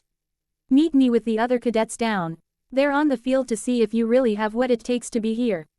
But first, cut your hair. It'll just get in your way. Keith told Gohan before heading inside the gate and down to the field. All the other cadets Gohan had seen were sorry about him. Gohan, he just acts all tough to prepare you for what's to come. Ilsa apologized before Gohan smiled. It's alright. In fact, he kind of reminds me of Mr. Piccolo when he first started training me. Gohan said while smiling. Well, at least let me cut your hair before you go, okay? Ilsa offered. Okay, thank you, Ilsa. I really appreciate it. I've never actually cut it myself before, so I was a bit nervous to do it myself. Laughed Gohan as he awkwardly rubbed the back of his head. You're welcome, Gohan. I'll cut it however you like. Ilsa smiled back. An hour later, Gohan walked back up to the gates to enter the training, but this time, his hair was much shorter than earlier. It was a bit difficult to do so, but Ilsa had managed to cut his hair to his liking. His spiky hair stood almost completely upwards save for a single bang that hung down in the middle of his face. The same hairstyle he had in the Saiyaman saga. He was so dressed in a standard training corps uniform. This consisted of Gohan's green V-neck shirt that Mr. Langnar gave him, white pants, a belt on top of a black sash, brown knee-high boots, and a brown open jacket with the training corps badge on the back, left chest, and the shoulders. His outfit also had several buckles on it. One of the buckles went across his chest, looped over his shoulders, and connected to buckles on his belt by an additional 2 straps on each side of his body underneath his jacket. There were also 4 more belts on his legs with 2 on each thigh, but also connecting to his boots and his belt with the help of more buckles. As he approached the gates, the men guarding them let him enter as they had been given orders to do so. So, as Gohan made his way to the field where he was to be tested, he saw numerous other people standing around waiting for him in front of who he could only assume was his instructor from earlier and a few other people. He also saw a few large structures in front of these people. The structures appeared to be large wooden tripods with some kind of metal mechanism on the top of it. As he got closer though, he could see that a few people were hooking up cables to the tripod. That must be how they plan on testing me. I wonder what they'll make me do. Gohan mused to himself. A couple minutes later, Gohan finally arrived at the strange tripod and stood in front of Keith Shadis once more. Upon looking him over from head to toe, Keith nodded before speaking. I see you've finally changed into some proper clothing and got that haircut. Now then, it's aptitude time for you, so listen up. I don't care what Commander Erwin says about you, there is no place here for you if you cannot perform. If you fail, you will be shipped to the fields. Keith screamed in Gohan's face as 2 men hooked a cable from the tripod on large buckles on both sides of Gohan's belt. Wait, what's going on? Gohan panicked to himself as he was then hoisted a foot into the air by the cables on his waist. However, since flying was as natural as breathing air for the young half-Saiyan, he subconsciously stayed completely steady throughout the entire He was hoisted up and didn't falter a single bit even as he looked around him in obvious confusion in an attempt to figure out what was going on. Interesting, it's almost as though he has been doing this his whole life. The kid's a natural, Keith internally thought without taking his eyes off the boy before him. Lower him, Keith commanded as the 2 men beside Gohan complied. Once Gohan's feet were back on the ground, he looked towards Keith in utter confusion as to what just happened. Congrats, son, you passed. Meet with the other trainees on the field for some combat exercises in half an hour. Continued Keith, leaving Gohan very confused as to why he was hoisted in the air as he left to go supervise said trainees now. Soon after that, the group that had watched Gohan to see if he passed also dispersed, with most of them heading towards a large field, leaving Gohan to come to the conclusion that they were the trainees that were mentioned. However, since Gohan was generally a little shy by nature, he opted to just follow them to the training field instead of mingling and getting to know people. Before too long though, Gohan had caught up with the group and he waited at the field for any further instructions. It wasn't a long wait though, because within 5 minutes of being there, Keith came back up to him and handed him a small wooden knife. Use this. For this exercise, you must team up in pairs. One of you will be a rogue while the other tries to evade and counter. After a while, switch with your partner so that both of you can gain the proper experience, stated K. Ith while Gohan studied the knife in his hand. Okay, thank you. I really appreciate you letting me join so late, Gohan said with a small bow as Keith just stared at him. Don't thank me, I didn't do this for you. Now get to work. Since you're getting such special meal privileges and get to leave during the night, I expect 10 times the hard work. Now then, get to it, Keith stated before he turned around and walked away, leaving Gohan to find a partner on his own. As Gohan was walking around to find a partner, he eventually saw a tall guy with a dark green shirt underneath his jacket. Gohan noticed that he had a strongly built body, a defined face, hazel eyes, and short blonde hair that parted in the middle.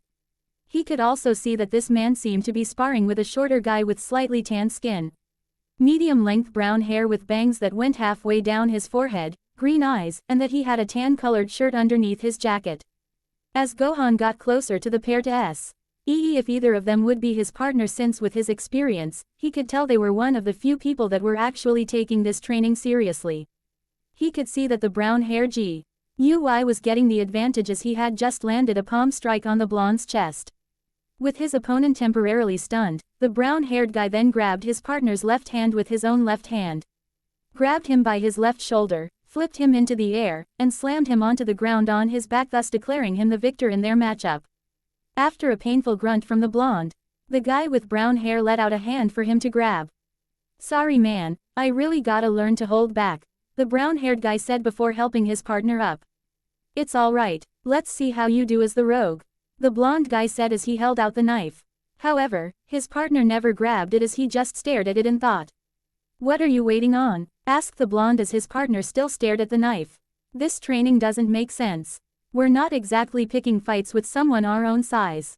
A guy would have to be stupid to use this. I mean, a knife, responded the brown-haired guy in thought after finally grabbing the knife. What if there's not an option? The fight doesn't give us a say. If it wants to get ugly, it gets ugly. It's our job to be prepared, the blonde guy shot back. The enemy comes in many forms. Artillery is not always going to be the answer. Soldiers, the ones worth their salt anyway, are ready for anything. Don't believe me? Look, the blonde continued as he looked over at a short girl nearby minding her own business and not participating at all. This girl had moderately short blonde hair that had bangs on both sides of her face but were parted and the middle so she could see, and the rest of her hair was pulled back into a bun. She also had pale skin, an oval-shaped face, gloomy-looking blue eyes. He's right, you know, Gohan said as he spoke from behind the pair as they watched said girl. Sorry, I didn't realize you were there. Hey, you're that guy from earlier, the blonde man said in recognition once him and his partner turned around to face Gohan. Yeah, Gohan said as he awkwardly rubbed the back of his head in embarrassment before recomposing himself. Anyways, I'm Gohan, it's nice to meet you, chimed Gohan while giving a hand to shake. Hello, Gohan, I'm Reiner, it's nice to meet you as well, responded the blonde guy as he shook Gohan's hand. And I'm Eren, it's nice to meet you too, said the brown-haired guy as he shook Gohan's hand as well after Reiner finished his introduction. Eren, why does that name sound familiar? Gohan wondered as he shook Eren's hand. Anyways, about that girl you mentioned earlier, the ONLY thinks she's ready for any chance to slack off. Don't you agree? Eren concluded as they watched her walk around aimlessly. You think so? Maybe somebody ought to give her a talking to. Give her a little hard knocks lesson in preparedness, suggested Reiner as he pulled both Gohan and Eren in for his crazy scheme. I'm not really sure about that. It's her choice after all. Gohan countered B. E4. It was dismissed by Reiner entirely as he had already gone off to confront the girl. Commandant not beating you down enough. Keep it up, you'll be as flat as dirt you're walking on. I suggest why. Oh, you think back to why you enlisted in the first place. Reiner arrogantly declared in hopes of provoking the girl to fight. This seemed to do the trick though, because when Gohan and Eren walked up to them to ask what Reiner was doing, they immediately saw that she had look on her face that screamed she was ready to kill somebody. I've seen that look before. Gohan thought to himself as he looked into her icy blue eyes of pure rage. As him and Eren looked at the girl in front of them, Reiner approached Eren and Gohan's backs and placed his hands on their shoulders. Okay, now go get her, smiled Reiner as he pushed Eren forward despite his protest. As the pair approached her, the girl took a defensive stance. Her stance was similar to that of a boxer's. Her right leg was facing slightly behind her while her arms were bent at a 90-degree angle, and her fists were positioned close to her face. Interesting, it seems she has fighting experience. Gohan thought to himself while studying this mysterious girl's stance. Eren, however, was a little intimidated by this girl's stance, but he decided to try anyways. Right, I hope you don't expect me to hold back. Heads up, shouted Eren, as he blindly charged at her hoping to catch her off guard. Eren's full-blown charge was in vain though, because in a split second, the girl dodged his knife and kicked him hard in the shin, making him trip while wincing in pain. Son of a, that was a dirty move, declared Eren while picking himself back off the hard ground, only to fall back down as he grasped his aching shin. Are we done here? The girl questioned quite irritably as she turned to look at Gohan and Reiner. Not just yet. You know the drill, take up the dagger. Reiner said as calmly as he possibly could. It was clear to see that he too was intimidated, even if he tried to hide it. Then, with a sigh, the girl turned back to Eren, who had finally just managed to grab his bearings and picked himself off the ground. No, wait, this isn't how. Oh no. Eren blabbered out before the girl rushed him. But she didn't stop there. She maneuvered herself behind him and used her left arm to press against his neck while holding his wrist and knife with her right hand. She then kicked Eren in the back of the leg as she held him, causing him to lose his balance and once again fall backwards onto the ground. All of it happened in a mere second. Then, without even bothering herself to look at Eren as he landed on the ground, she walked away to toss Reiner the knife. There, so, you ready to take me on yourself yet or what? The G.I.R.L. asked coolly while moving the hair out of her eyes. However, Reiner was still very intimidated. Not exactly, Reiner responded nervously. This, however, did not sit well with Eren, who was still on the ground looking Reiner in the eyes. Don't you dare, she's got a lesson coming, right? You go get her, Eren said with a face that sought out revenge. All Reiner could do though was stand there. Until he finally decided to accept his fate. Yeah, a soldier can't really afford to back down either. Get ready, here I come, Reiner began before the girl stopped him mid-sentence and did the same move she did to Eren on him. As soon as Reiner was on the ground, the girl once again tried to take her leave, not even bothering to ask Gohan if he wanted a turn, as she was sure it would just end the same way. That's some technique you've got. Who taught you to fight like that? Eren questioned while sitting on the ground. Gohan, however, walked over to him and offered a hand up, to which Eren accepted and was pulled to his feet. My father did, answered the girl, taking a moment to stop and listen to the boy. You pioneer it, or, began Eren before the girl cut him off. Does it really matter? She began in a condescending tone. It's pointless, just like all of this. Wait, you mean the training in general? Asked Eren, not fully understanding what the blonde was getting at. Hand to Han, D-combat doesn't really count towards our final grade. The smart ones blow it off. The girl began as she looked out at the rest of the trainees, only to find a few of them putting minimum effort into their tasks, so it looked like they were trying but really weren't at all. It's pointless anyways. Only the top 10 cadets get to serve in the interior. The rest of us, forget it. The point is, only he idiots like you take this part of boot camp seriously. Idiots and whatever they are. Continued the girl as she turned her attention to a boy and a girl practicing karate moves on each other, only to be interrupted by Keith stepping in. The girl appeared to have golden eyes, a tan shirt underneath her jacket, and brown hair. Her hair was pulled back in a ponytail that extended to the bottom of her neck. She also had bangs on both sides of her face, but the majority of them parted to the left of her face. The boy was a little bit shorter than the girl he was practicing with. He wore a yellow shirt underneath his jacket. had a slim body build making him appear to be scrawny, gray eyes, and shaved brown hair. The blonde immediately sprung on Eren, then attempting to jab him with his knife only for him to hold it back. Albeit while struggling to do so. Gohan was initially going to stop her from doing this with his superior speed and reflexes, however, he noticed that her ki had no intentions of hurting him. So, he decided to wait and see what happened. First rule of this life, kid, the better you are at dropping the bad guys, the more distance there is between you. That's what this whole stupid farce is about. The girl said dangerously as she got closer to overpowering Eren. Sure, whatever you say. Eren screamed as he pushed forward and grabbed the girl's arm that held the knife. Unfortunately, though, this left him open for a counterattack that the girl capitalized on by sweeping her right leg underneath his to cause him to fall again. As soon as he landed on his back, she pulled the knife and attempted to hit his throat with it, only for Eren to grab her arms before it could hit him. Face it, you don't fight the nature of things and win, continued the blonde before. She got off of Eren to leave him in thought. Look around you, Eren. All they really expect us to do is play the game. Don't be a pawn. I think that you're wrong. By the way, my name's Gohan. Gohan, said as the girl attempted to leave again. Then, with a sigh, she once again decided to give the group her attention. Annie. So, how am I wrong? The girl now known as Annie questioned as she impatiently crossed her arms. Well, first off, the training isn't exactly pointless. It gives you experience for what to do if you're ever facing off another human. Especially if that person is attempting to harm you or others. Gohan began as Annie listened.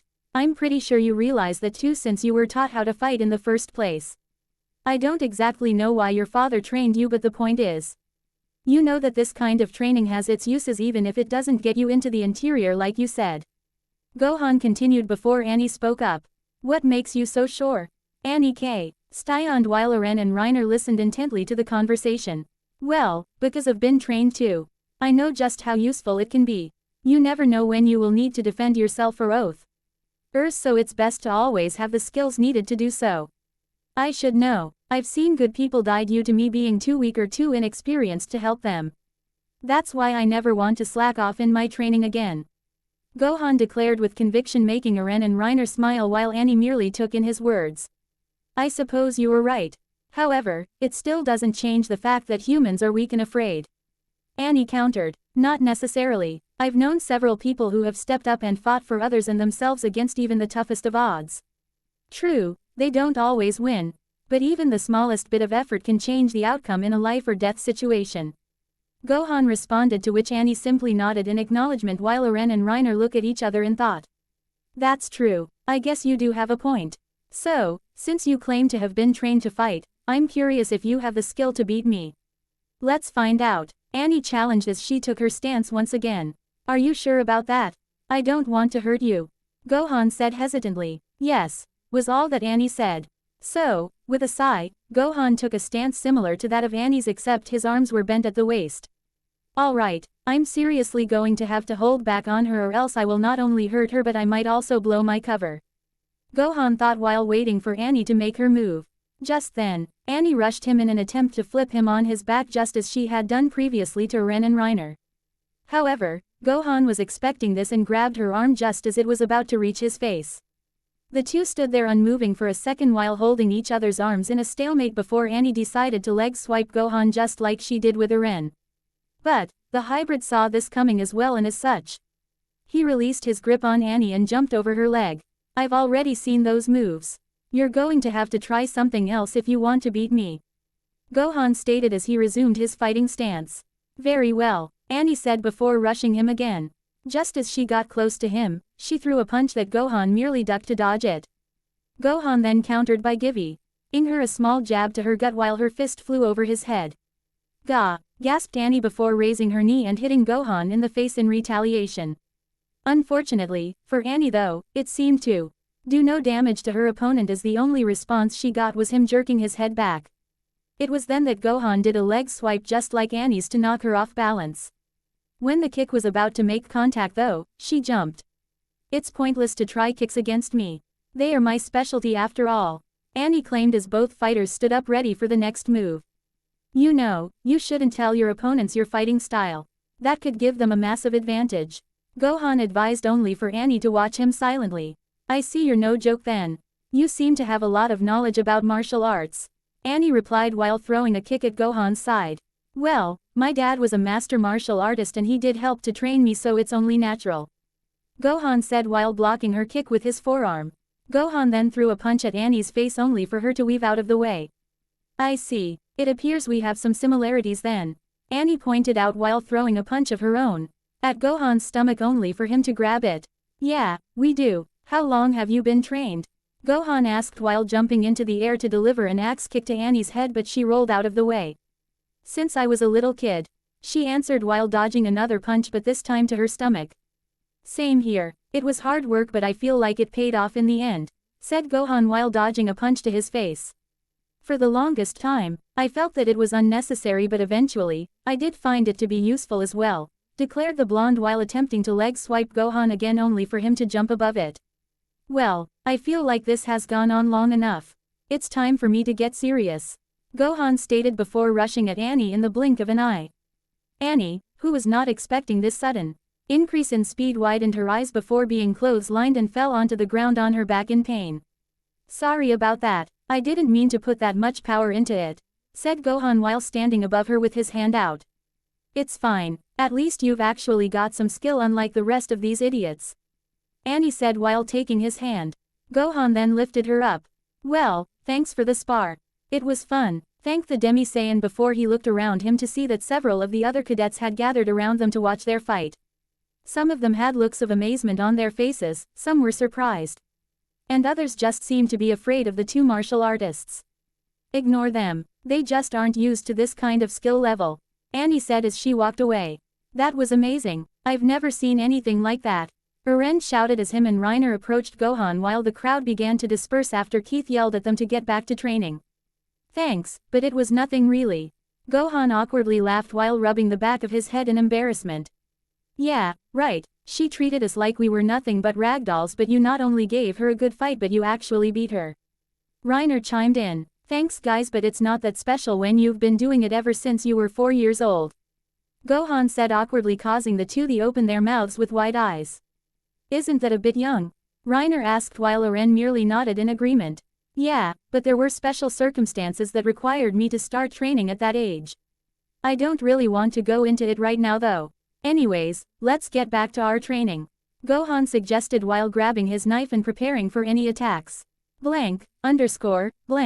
Later that night, Gohan joined all the other trainees in the mess hall for a candlelit dinner since there was no electricity in this world. He hadn't grabbed his food yet, but it was obvious that he was hungry due to the loud stomach groans he was having. Some trainees even found it a bit unnerving. After finally grabbing 8 plates that were full to the brim with food, Gohan sat down in an empty seat at a wooden table to begin eating. However, as soon as he sat down, he noticed that several people were looking at him with looks of confusion and envy, including the brown-haired girl with a ponytail that he saw earlier while training. What's wrong? Gohan asked no one in particular, only for the brown-haired girl and the boy with a shaved head to scoot next to him. That's a lot of food you've got there. How did you get away with all of that? The boy asked. I just went up and grabbed my ration of food that they had ready for me, Gohan replied with uncertainty. They just gave you that much? The brunette shouted in shock while getting in Gohan's face with some drool dripping from her mouth. Yes, what's wrong with that? Gohan questioned while trying to scoot away from the girl a little. Unfortunately for Gohan though, there was no room to scoot away because the boy was on the opposite side of him. Knock it off, Sasha, you're scaring him, the boy scolded the now named girl. Her only response though was a shiver as she continued to blissfully drool as she looked at Gohan's food. Is she okay? Gohan asked with some concern, only for the boy to sigh. Yeah, it's just that she's a glutton food, so I think all of your food broke her. By the way, the name's Connie. Connie Springer, introduced the boy while offering his hand to Gohan. My name is Son Gohan, but my given name is Gohan, Gohan said while returning the gesture. He then turned his attention back to the girl beside him as she practically had a small waterfall of drool now. Going back to your question though, yeah, they really did give me this much food. However, I have Commander Erwin to thank for that. I can probably share a little bit with you guys if you really want me to, but I don't know if I am allowed to or not since this was a special request, Gohan explained while getting the attention of the two beside him, but for different reasons. You've met Commander Irwin, Connie gasped. You'll share with me. Sasha beamed at the same time Connie asked his question. Yeah, I've met him. He's pretty serious though, but he's still nice. And sure, Gohan replied while handing Sasha a bowl of potato soup, causing Connie to snicker. Figures it's potato soup that you gave her. Sasha got in trouble on our first day as recruits for stealing and eating a baked potato right in front of Keith, and on your first day. She's once again eating potatoes. Connie said while still snickering, which elicited a raised eyebrow from Gohan and a glare from Sasha. I thought we agreed not to talk about that. Sasha yelled, making Gohan begin to feel uncomfortable. You know, my dad actually thought marriage was food when my mom asked him to marry her as kids. Gohan laughed awkwardly in an attempt to defuse the situation. Whoa, seriously, I think his dad actually has you beat, Sasha. Connie laughed before beginning to eat his meal. Yeah, my dad and I both have enormous appetites due to our high metabolisms. Gohan laughed back. Meanwhile, Sasha began to fantasize about how getting married because of food would be a dream come true while happily she ate her potato soup. As the trio continued to enjoy their meals, they started to hear the voices of other people who were beginning to argue. Listen to you guys. Interior. 5 years ago, this was part of it. Gohan heard a voice say loudly only to recognize it as Aren's. What are they talking about? Gohan whispered to Connie only to get a shrug in response. You got a point to make, friend. I'm right here. Another person asked in an irritated tone. The owner of this second voice was a guy that light brown spiky hair that was shaved into an undercut style, with the shaved parts appearing to be dark brown in color. He had small brown eyes, a long face, and a scowl. Also, he wore a white button-up shirt, tan pants, black shoes, and a brown vest. Poor Jean, so misguided, and besides I don't think your head will fit in the interior anyway. Eren mocked while the now named Jean's right eye twitched with obvious irritation. This, in response, caused numerous other trainees to snicker at the remark. Gohan, however, didn't join in on the snickering as he just stayed silent to see how the situation played itself out. Very funny, was all that Jean could say due to his embarrassment and anger. Seems a little backwards to me. Phi, nay, tuning your Titan killing skills so the brass will station you somewhere where you'll never see one. Eren stated in disgust for Jean's preference to join the military police to live a life of ease instead of joining the Survey Corps. You'd rather I was good at getting killed? Thank you, but I'll pass. It's better to play the system than get gnawed on.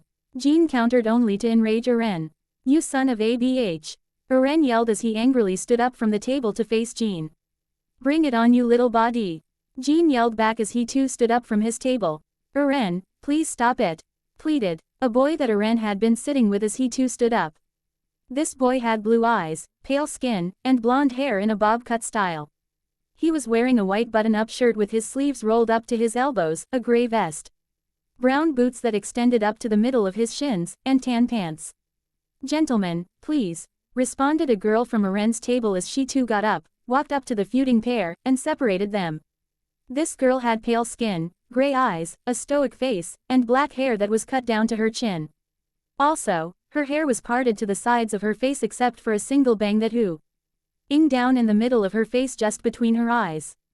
As for her attire, she wore a white cardigan, a red open jacket, a gray knee-length dress, black shoes, and a red scarf around her neck. After the girl separated Eren and Jean, there was a few seconds of silence as Eren and the girl made eye contact while holding his hand only for Eren to look away in shame. As Jean watched this though, his anger only continued to grow until he finally snapped. You think you can judge me? Jean shouted as he grabbed Eren by the shirt with his left hand. Huh, if you rip my shirt, you're dead. Eren threatened as he too became enraged. I don't give a damn about your shirt. You peed me off. I'm so jealous. Jean shouted back at Eren, only adding fuel to the fire. Huh, what are you talking about? Are you crazy? Yelled Eren in confusion before realization hit him like a brick. Oh, wait, I get it, he has something to prove and is letting his emotions completely take over. Sounds familiar, Ren thought to himself as he saw multiple other trainees including Reiner, Annie, and Gohan watching him to see how he'd handle this conflict. Sorry to do this, mused Eren before quickly grabbing An's wrist with his left hand and placed his hand up against Jean's neck. Then, before Jean and almost anybody else could see, he used his leg to kick the back of Jean's leg, causing him to lose his balance and fall onto his back and hit his head off the floor. This of course caught the immediate attention of both Gohan and Annie as they then realized that Eren had a natural talent for hand-to-hand combat. In fact, it almost reminded Gohan of his dad. DN it. What the HL was that move?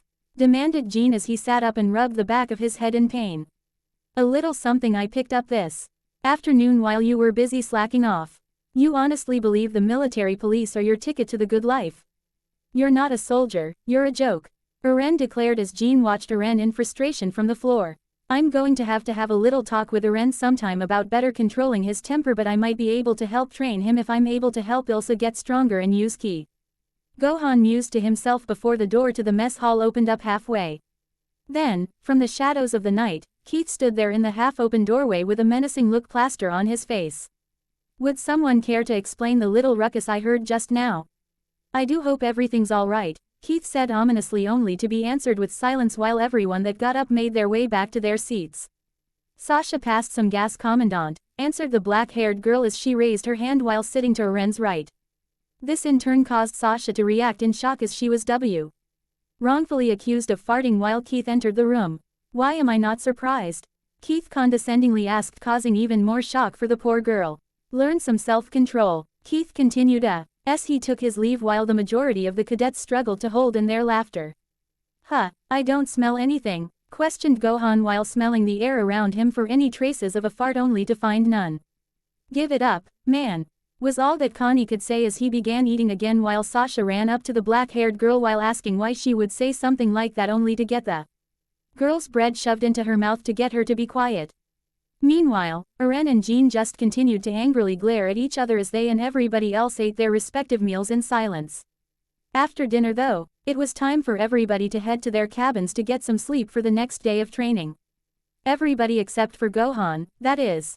As soon as he left the mess hall, he started adding towards the gates since Erwin fixed it so that he'd be able to leave during the night after training to do some training of his own as well as train Ilsa. However, shortly after leaving the mess hall, Gohan noticed that he had a follower. I know you're there, Gohan said while halting his hike to the gates. How did you know I was there? Eren said as he walked up to Gohan from behind. I have my ways. Is there something you needed, Eren? Questioned the Demi-Saiyan. Where are you going? We're not allowed to leave the training grounds unless it's for a training mission. Eren asked Will, also informing Gohan of a rule he had not known previously. Wait, really? But I was told by Commander Erwin and the Commandant that I was allowed to leave any time I wanted to so long as it was night. Gohan asked as he was now confused by this new piece of information. What? Why would they let you do that? Not only that, but I saw how you got so much more food than anybody else earlier. Why you getting such a special treatment from the rest of us?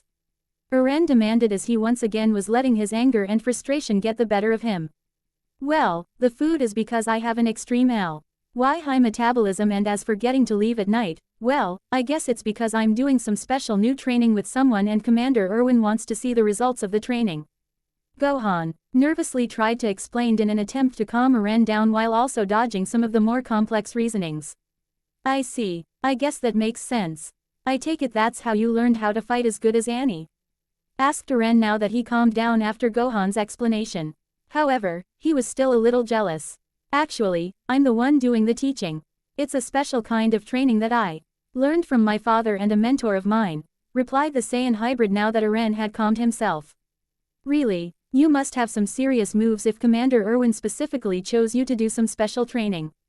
Eren said in an attempt to compliment Gohan's fighting skills that he saw earlier. You could say that. You know, Eren, I was actually thinking of something earlier when I saw your little fight with Jean.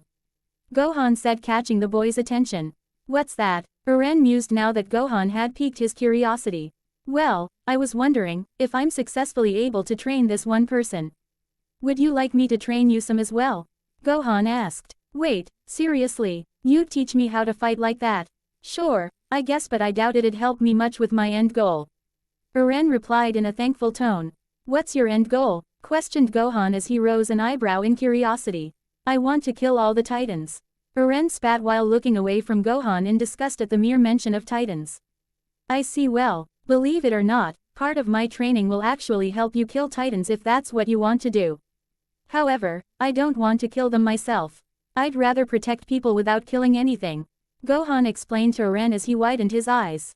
It will, Eren asked in excitement while choosing to ignore the later part of what Gohan said in favor of the former. Yeah, I mean, if you train hard enough it would. Gohan said awkwardly as he rubbed the back of his head in response to the boy's enthusiasm. Alright then, you can consider it done, Eren declared, which caused Gohan to smile. Anyways, I better get going, Eren, they're waiting on me for our first training session. I'll see you later, okay? Gohan said as he turned to continue his hike to the gates while still looking at Eren. Yeah, besides, I better get some sleep for tomorrow. Good night, Eren replied as he turned and started his walk back to the cabins to get some sleep. Good night, Eren. Replied the Demi-Saiyan as he began his journey to meet up with and train Ilsa. Blank. After a while of walking, Gohan eventually met up with Ilsa near the gates heading out to Wall Maria and into Titan territory. Hey, Gohan, you ready for our first night of training? Ilsa inquired as the boy approached her while waving. Yeah, I am, but just know that it might be a little difficult for you. Especially at the beginning, warned the Demi-Saiyan, only to get a silent nod of eager anticipation from Ilsa. Okay, when you're ready, grab onto me. I'm going to fly us veer the walls into tonight's training spot. Just make sure to hold on tight and I'll try to go as slowly as I can. Gohan said to Ilsa. Upon doing so, Ilsa got behind Gohan and wrapped her arms tightly around his neck to secure herself onto him, but not hard enough to restrain his movements or choke him. Once Gohan felt that she had a firm grip on him, he reached back and picked her legs up with his arms as an extra precaution. Then, he slowly began to rise into the air. For Gohan, this sensation was pretty normal, but to Ilsa, it felt almost blissful. She did nothing but look up at the top of the walls to avoid looking at the ground. It even felt surreal. As they continued their ascent into the air, Ilsa couldn't help but just embrace the gentle breeze from their movement. If she were to be honest with herself, it even felt like when she soared through the air on her ODM gear, but much less windy. However, she also felt slightly uneasy because at least with her ODM gear, she knew that she could always catch herself if she began to fall. Choosing to push that thought aside, she just reminded herself that Gohan was there and that he'd easily be able to catch her if she were to fall, and continued to enjoy the sensation. Once they got over the walls, Gohan began to fly towards a large forest nearby for their training, and after a while, he began their descent to the ground. So, why did you decide to have us go here for our training? I would have thought you'd take us out somewhere more open so that we'd have room to cut loose. Ilsa questioned as the pair landed in the middle of a small clearing in the forest. Well, that would be ideal, but for now, I need to start you off with some basic physical and mental training. Normally I would have just started you off by training you a little physically and then we'd get into key training, but we need to do something first, replied Gohan, albeit a little hesitantly. Noticing his hesitation, Ilsa decided to push further on the subject. What would that be? Ilsa asked while suddenly beginning worry slightly due to his hesitation. You're not going to like it, but it's going to have to be done sooner or later, and I figured it'd be better to get it out of the way sooner so it doesn't become a problem when the time counts. Gohan said with a sigh, although he didn't really want to do this. Just then, Ilsa began to hear some thudding around her and she immediately had an idea of what was coming. I know that they stop moving a little while after the sun goes down, so we'll have to do this as our warm-up routines while they're still able to move. That is, until you're ready to move on from it. Gohan said as Ilsa got closer to Gohan for protection from the incoming Titan. What will our warm-up be exactly? Gulped the girl as she hid behind Gohan while a 12-meter Titan walked into the clearing from Gohan's front. I'm going to make sure you don't make the same mistake I did when I had my first real fight. Ilsa, I'm going to help you get over your fear of Titans. Otherwise, it won't matter how strong you get, you'll still be hesitant to approach one if you ever lose your gear, and that could get somebody hurt or worse, the Demi-Saiyan declared with determination as his mind wandered back to his battle against the pure-blooded Saiyan named Nappa. What? Ilsa paled at the idea with wide eyes and sweaty hands.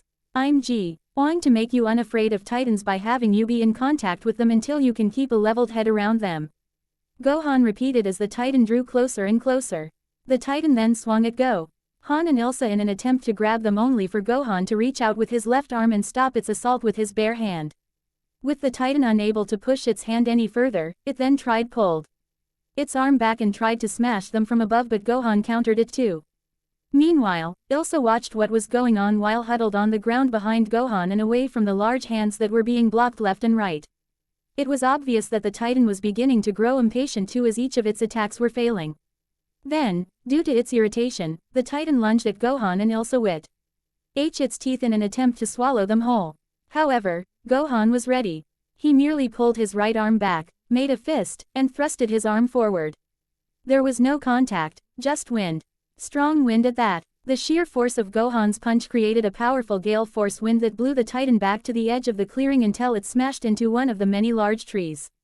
For Ilsa, the show of strength was a mixture of inspiring, amazing, and horrifying. It was insane to think that so much strength could be held in such a relatively small body, and it was inspiring to think that with his training, she could have that same level of strength if she worked hard enough. You see, if you don't fear them, you can think clearly and make the proper judgments to protect not only yourself but others from them in any other situation. So, each night that we train, we are going to come here and do this over and over until you can stand right beside me while I protect you but without feeling afraid. Okay, Gohan explained as Ilsa stood back up. I understand, replied the girl as she took a stand behind Gohan with new determination even though in the back of her mind she was still scared. Okay, good. Gohan smiled back at her as the Titan made its way back to them. It was early morning, just past sunrise, as the sounds of grunting could be heard throughout the forest. The reason for said grunting being that a young woman was hurriedly carrying a large backpack of random supplies and tools as a young man jogged beside her.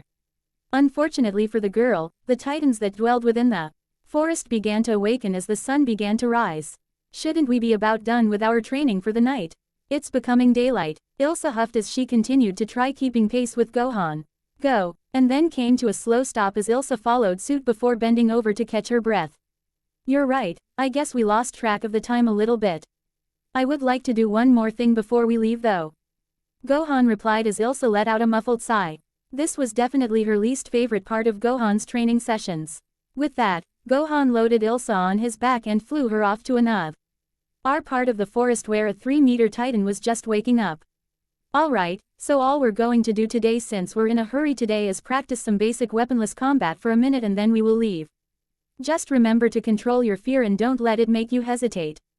Gohan instructed as Ilsa hopped off of his back and removed her backpack. Ilsa merely nodded at his words and caught you. Sly began to walk towards the Titan as it groggily stood in place. These sparring sessions had since become commonplace for the girl as merely a month and a half had passed since Gohan came into her life and took her in as his pupil. Although at first Ilsa had been extremely frightfully and jittery when Gohan would set her off against a lone Titan, she had found herself gradually becoming less fearful as she learned how to better use her surrounding environment to her advantage to stay alive until the training session ended. Out of the month and a half that he had been training her, it wasn't until a whole month of repeating this process daily had passed that Ilsa had managed to begin dodging the attacks by either scaling a rock formation or using the nearby trees. Not only that, but she had successfully even counterattacked a 3-meter Titan once by taking a medium-sized rock she found and lunged at it from above off of a rock and smashed its face in temporarily before retreating again.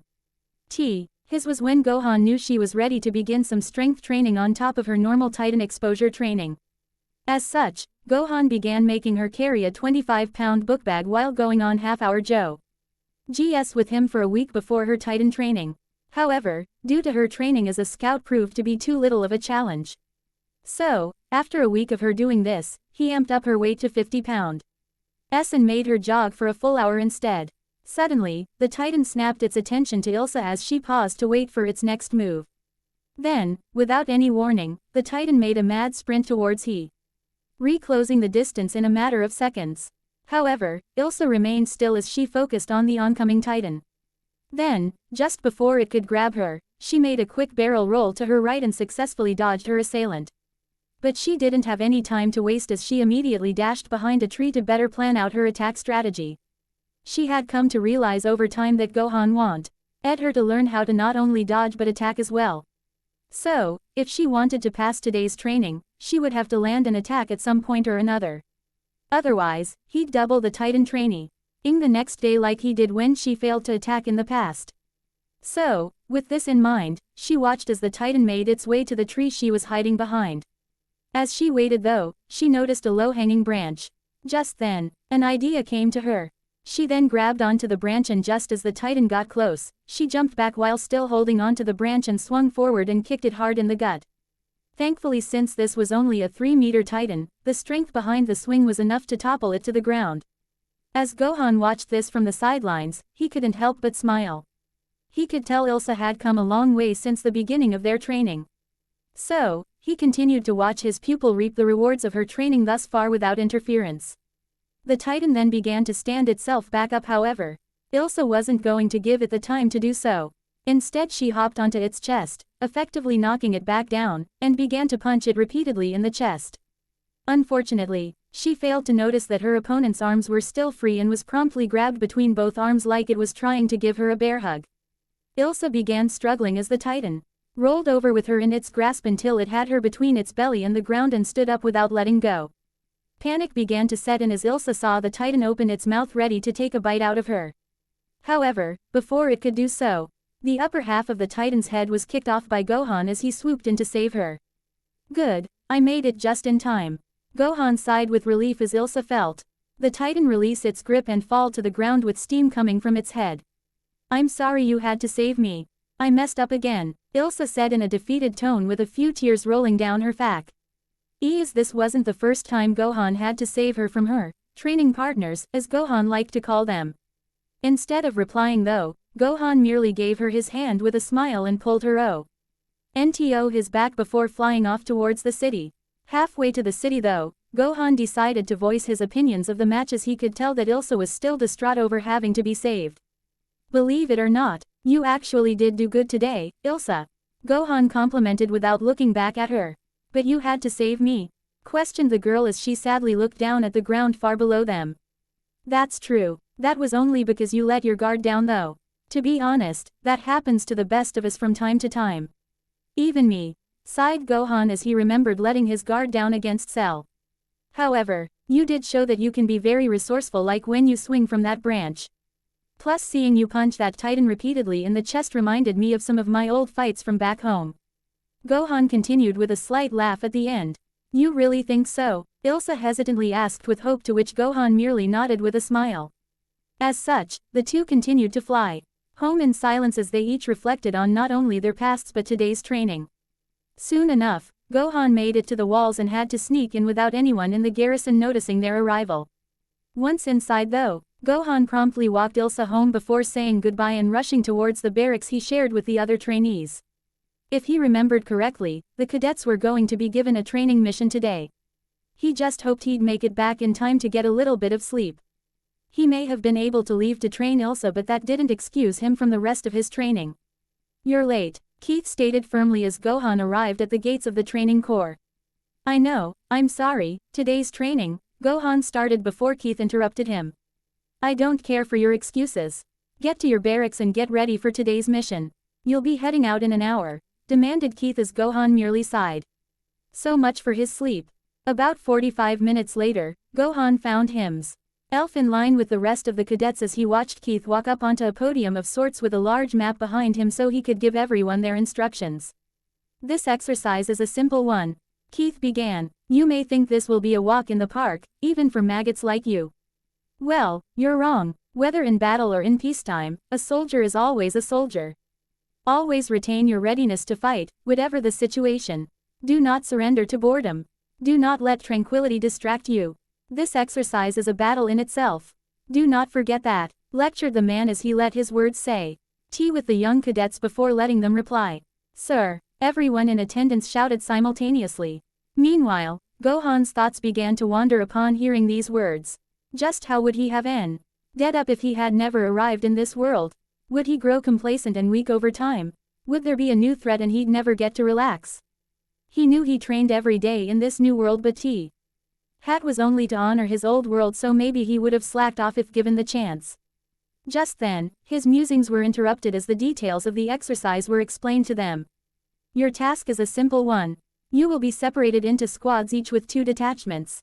From there you are to retrieve an object that has been planted in a specific location somewhere on this map, and return to base with it.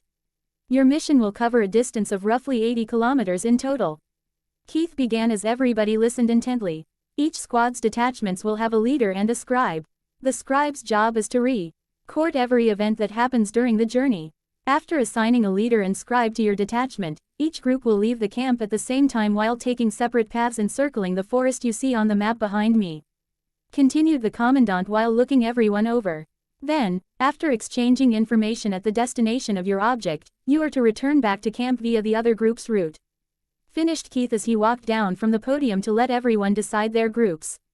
After another 15 minutes, Gohan's group had been comprised of Eren, Jean, Sasha, Connie, Armin, Krista, Mina, Marco, and himself. Over the past month and a half, Gohan had managed to learn the names of most of his fellow cadets. For example, Armin was the blonde-haired boy with blue eyes that he saw with Eren when him and Jean were fighting in the mess hall. Meanwhile, the black-haired girl with gray eyes was named Mikasa. Armin had been designated to be the scribe of the group so that he could document everything that happened. Meanwhile, he knew the short petite girl with a heart-shaped face, large blue eyes, and long blonde hair was named Krista. From what Gohan had gathered, she as a very kind person who always wanted to help her fellow trainees. Although Gohan hadn't really talked to the girl much himself, he could tell that the rumors of her kindness were indeed true. Mina was a slim girl of average height and fair skin. She had gray eyes and thick black hair that was parted in the middle and extended past her shoulders in two loosely tied pigtails. Unfortunately, Gohan didn't really know the girl much except that she seemed to be kind. Lastly, Marco was a guy of average height with short black hair that was parted in the middle. He also had a broad and muscular body, light brown eyes, and freckles. Through varying conversations with the boy, Gohan had determined that Marco was a truly altruistic and idealistic person. Marco was also the one who took the role of the leader for the group on the mission. After a while, everyone packed their gear and set off on their mission. However, due to it being so early in the morning, many of the recruits were still tired. So, as a result of this and the general tranquility of the mission, several of the members of Gohan's team were barely keeping themselves awake as their horses trotted along the trail. This included the likes of Jean, Connie, and Sasha. It was especially true the latter two as Jean was more awake than them by this point. It's better not to gallop all the way, right? Marco spoke up finally breaking the peaceful quiet of the journey. I guess, was the first response he received courtesy of a still sleepy Sasha. You'll look like a real idiot if you rush on ahead and your horse gives out. Let's just take it nice and slow. Jean reasoned towards his friend. It was a reasonable response. However, Jean also wanted to avoid the embarrassment of said scenario. Plus, he'd much rather take things nice and slow in general. Well, I don't know how to hold back. Eren shot back at Jean with annoyance. Jean, if you're going to ride at a snail's pace, I'm going on ahead. Just as Eren started to speed his horse up to go ahead of the rest of the group, Gohan decided it was time for him to give the boy his own 2 cents before any rash decisions were made. Actually, Eren, Jean is right. Gohan stated, causing Jean to look to him with slight surprise. This was the first time Gohan had actually really spoken up for him. Normally only Marco had done it in the past. Was all had Eren said as he gave Gohan an annoyed look, but it didn't deter Gohan. What I'm saying is that on long journeys, it's best to save as much energy as possible. Have you ever heard the story of the tortoise and the hare? Slow and steady wins the race, so to speak. Gohan continued as he mentally noted that teaching Eren to have patience would be a priority for him once he finally starts training him. Fine, I guess that makes sense. Besides, I'd rather take your word for it than horse faces over here. Eren shot at Jean, causing the two to begin bickering like always. Meanwhile, Gohan merely sighed at this. He truly hoped that the two will eventually learn how to get along without fighting every 5 minutes. Thank you, Gohan. Marco smiled before looking back at the squabbling pair.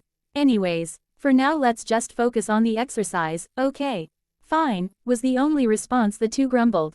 Meanwhile, the group that Gohan's team was supposed to meet up with were discussing their own strategy. Wise for making it to the rendezvous point on time. This squad consisted of several other people that Gohan had come to know. Said people consisted of Thomas, Mikasa, Annie, Reiner, Bertholdt, Daz, Ymi.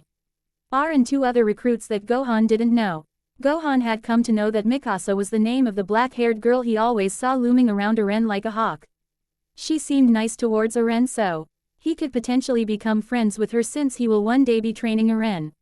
However, what he had come to realize was that she had a coldness to her, but, at the same time, he also knew she had a kind soul as well. Mikasa was the scribe for her group. Thomas, however, was their leader. From what Gohan had gathered, Thomas seemed like a pretty down-to-earth guy. He had an average body build, short blonde hair and sideburns, and brown eyes. Bertholdt was a tall yet slim guy with short black hair, green eyes, and an elongated face. Gohan, like many others, had come to realize that he often sweated and was seemingly shy towards anyone except Reiner. Daz was an averagely built guy with short gray hair and brown eyes. Out of everyone Gohan knew in the training corps, Daz was definitely the most jittery of them all. Not only that, but he was also very pessimistic when things got tense. Lastly, Ymir was a tall, slender girl with intense gray eyes, and messy black hair that parted in the middle and had a small ponytail in the back. From what Gohan had managed to observe, she was almost always found with or around Krista, so he assumed they must be close. He had also realized that she often had Sasha doing her chores. But whenever he would occasionally ask either one about it, they'd both just agree that Sasha owed her for something. But if we go that way, we might not make it there before sundown, Thomas stated matter-of-factly towards Mikasa. Well, how about taking a more easterly route? The girl suggested after taking a moment to think about what Thomas had said. Problem is, that route leaves us out roasting in the sun, Thomas countered before taking a large drink out of a leather water bag. Just as this happened though, Mikasa thought she saw something out of the corner of her eye on top of a nearby ridge. However, when she jerked her head to see what it was, there was nothing to be seen. "What's wrong, Mikasa?" Thomas asked out in worry. However, the girl didn't respond right away. But, after a few seconds, she turned back around to properly address him. "Nothing, I'm just being paranoid," was all that she said. As the hours passed by, the Gohan's group managed to cover quite a bit of distance as it was now noontime. Unfortunately, some tension still lingered among the group members as they weren't happy about the current pace they were going.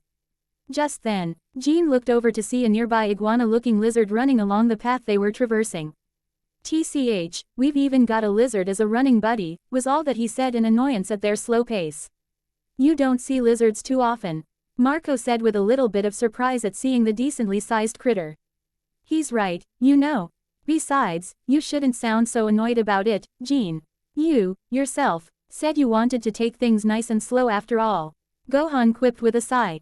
Not only was he set off by Jean's hypocritical attitude, seeing the lizard made him think of the dinosaurs from his world as well as about his early days of training under Piccolo. "They're really tasty," Sasha threw in hunger. "You can say that again." "I don't normally eat lizards, but they are really good," replied the Demi-Saiyan in equal hunger. This caused him to recall the time he cut off a dinosaur's tail and ate it, as well all the times he ate lizards while living in the wild before meeting Ilsa. "Huh," was all that Krista could say due to her shock that both Gohan and Sasha had not only eaten but enjoyed eating lizards. We used to eat them all the time back home. They taste a bit like chicken," replied the female glutton of the group as both her and Gohan got hungrier and hungrier. "You guys know how to cook them?" Jean happily asked at the prospect of finally getting some food in his stomach, to which Gohan and Sasha both confirmed. "All right then," Jean shouted out in determination before galloping off on his horse after the lizard. "Hey," stuttered Marco. "Why?" He watched Jean speed on ahead of him. "If they're going to send us on a glorified scavenger hunt, then lizard hunting tops it any day." Jean shouted back at the group with a smile on his face. "Hey, stop," was all that Krista could respond with, which caused Gohan to feel guilty about thinking about eating the lizard.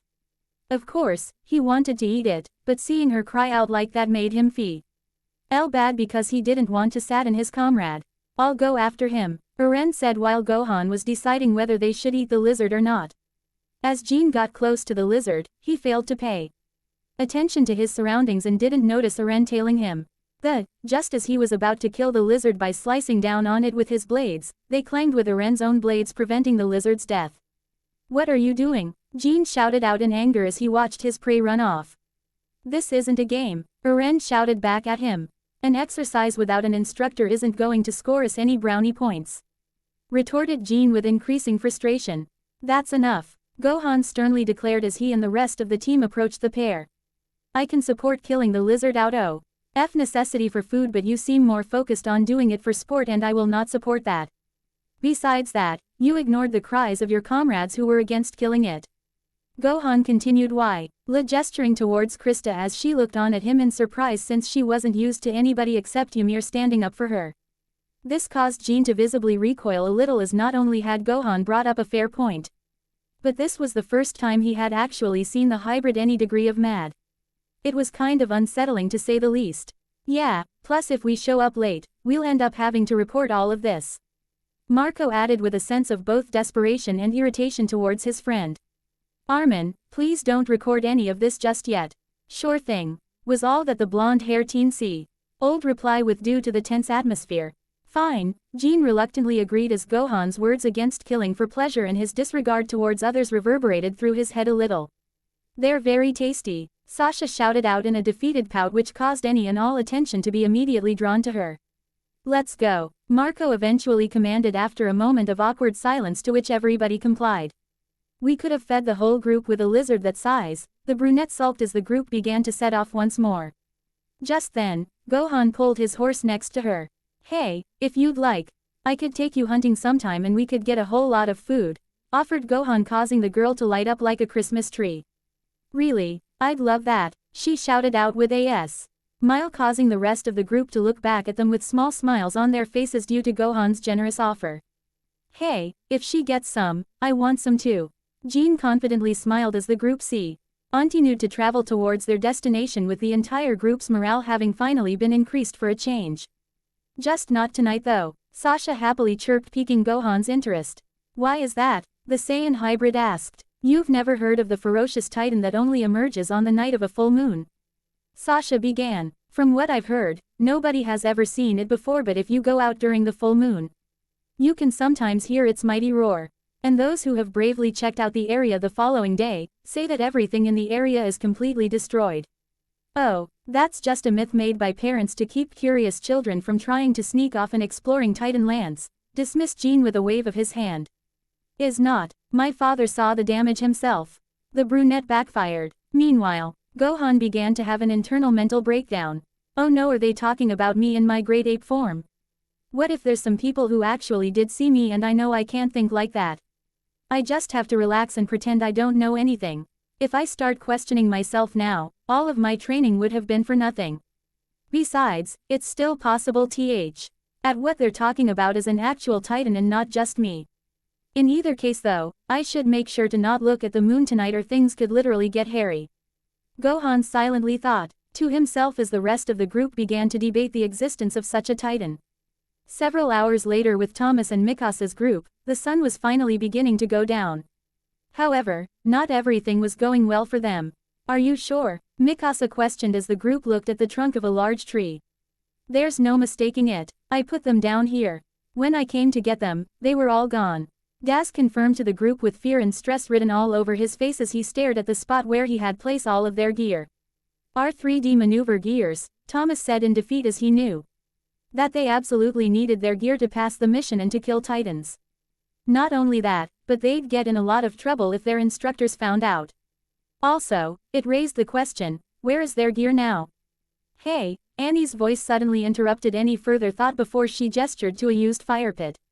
This prompted everyone to check out the pit.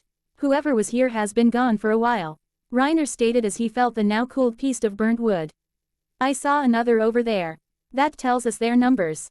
Mikasa calmly but seriously chimed in. Also look over here, Annie Reapel, IED, as they noticed footprints and wagon tracks in the dirt behind some bushes. Wagon tracks in more than one set. Reiner responded as the situation grew. We weren't given any information about anyone living out here. Annie once again added to the conversation. Must be bandits. Reiner started gathering the attention of the group. I've heard stories of gangs stealing military equipment, and selling their haul on the black market. 3D maneuver gears fetch a high price. Are you saying we were targeted? Asked Thomas as panic began to set in among some of the cadets. If they'd seen us, they might have attacked. We should consider ourselves lucky to be alive. Mikasa answered. Unfortunately, that didn't calm the blonde's nerves. Do you think we'd better call off the exercise and report back to base? Thomas questioned Mikasa as his panic of the situation grew. However, it was Reiner that answered instead. No, we're close to our objective. We should hurry there and fill Marco's group in before we head back. He stated seriously. If the bandits were still in the area, then letting their friends know of the situation would be better than leaving them for dead, so to speak. About half an hour later, with Gohan's group, the sky was now mostly dark as everybody was settling down to eat their food. These rations are so bland, Jean complained as he took a bit of their fire-roasted stew. We should have just caught that lizard, Sasha said in agreement as her mind was still stuck on the prospect of eating meat.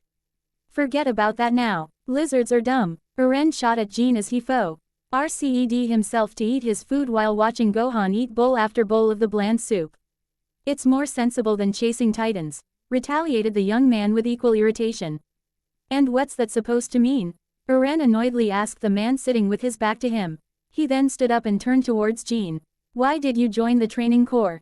Eren shouted, which prompted Jean to stand up and face him as well before momentarily face-faulting at seeing how much Gohan had been eating. I'll tell you this much. I didn't sign up to throw my life away, retorted Jean while getting up and turning around to properly face Eren. What did you just say? Eren shouted back. There are some topics that are off limits. This prompted Armin to attempt recording these events in his journal. However, Marco stopped him. Hey, did seeing the Titans in person turn you into a try-hard for these stupid training exercises? Congratu, Jean attempted to mock before Eren abruptly grabbed onto his collar. However, before Eren could speak his mind, Gohan had decided enough was enough. Stop it, guys, Gohan began before grabbing the two and forcibly separating the pair. This is getting out of hand. Do neither of you two understand that any important aspect in any given mission is teamwork and cooperation? It doesn't matter which regiment you ultimately decide to go into, because standing around arguing like this doesn't get you anywhere at all. Especially when you do it every other minute like you two have been doing ever since I first joined you guys, and to be honest, it doesn't help either. If you prove yourselves worthy of either regiment, stated the hybrid with an annoyed tone before facing Eren.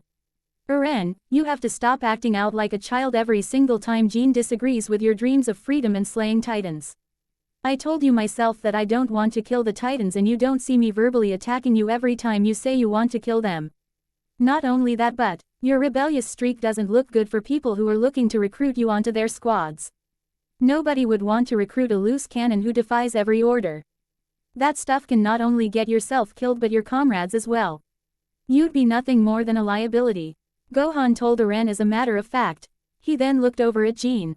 And everything I just said goes for you as well, Jean.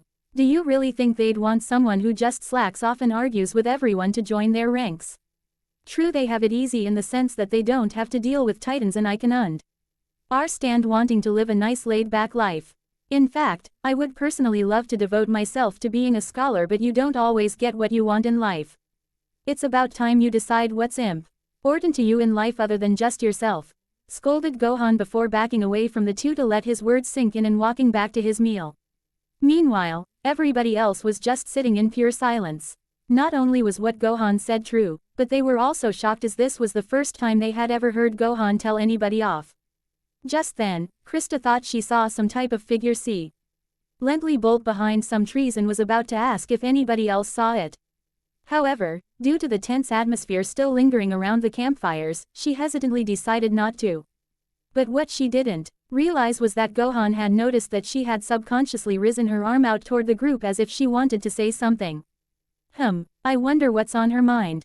I'll have to ask her sometime later what she wanted to talk about, Gohan thought to himself before slurping down the rest of his meal at a much slower rate than usual due to his bad mood.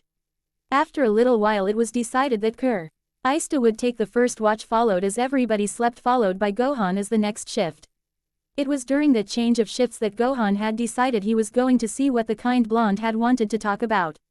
So, as everybody slept without her, Krista had decided to sit with her horse next to a small pond that was glistening underneath the moonlit sky. It was during this time that Shish-E had decided to process everything that had happened today.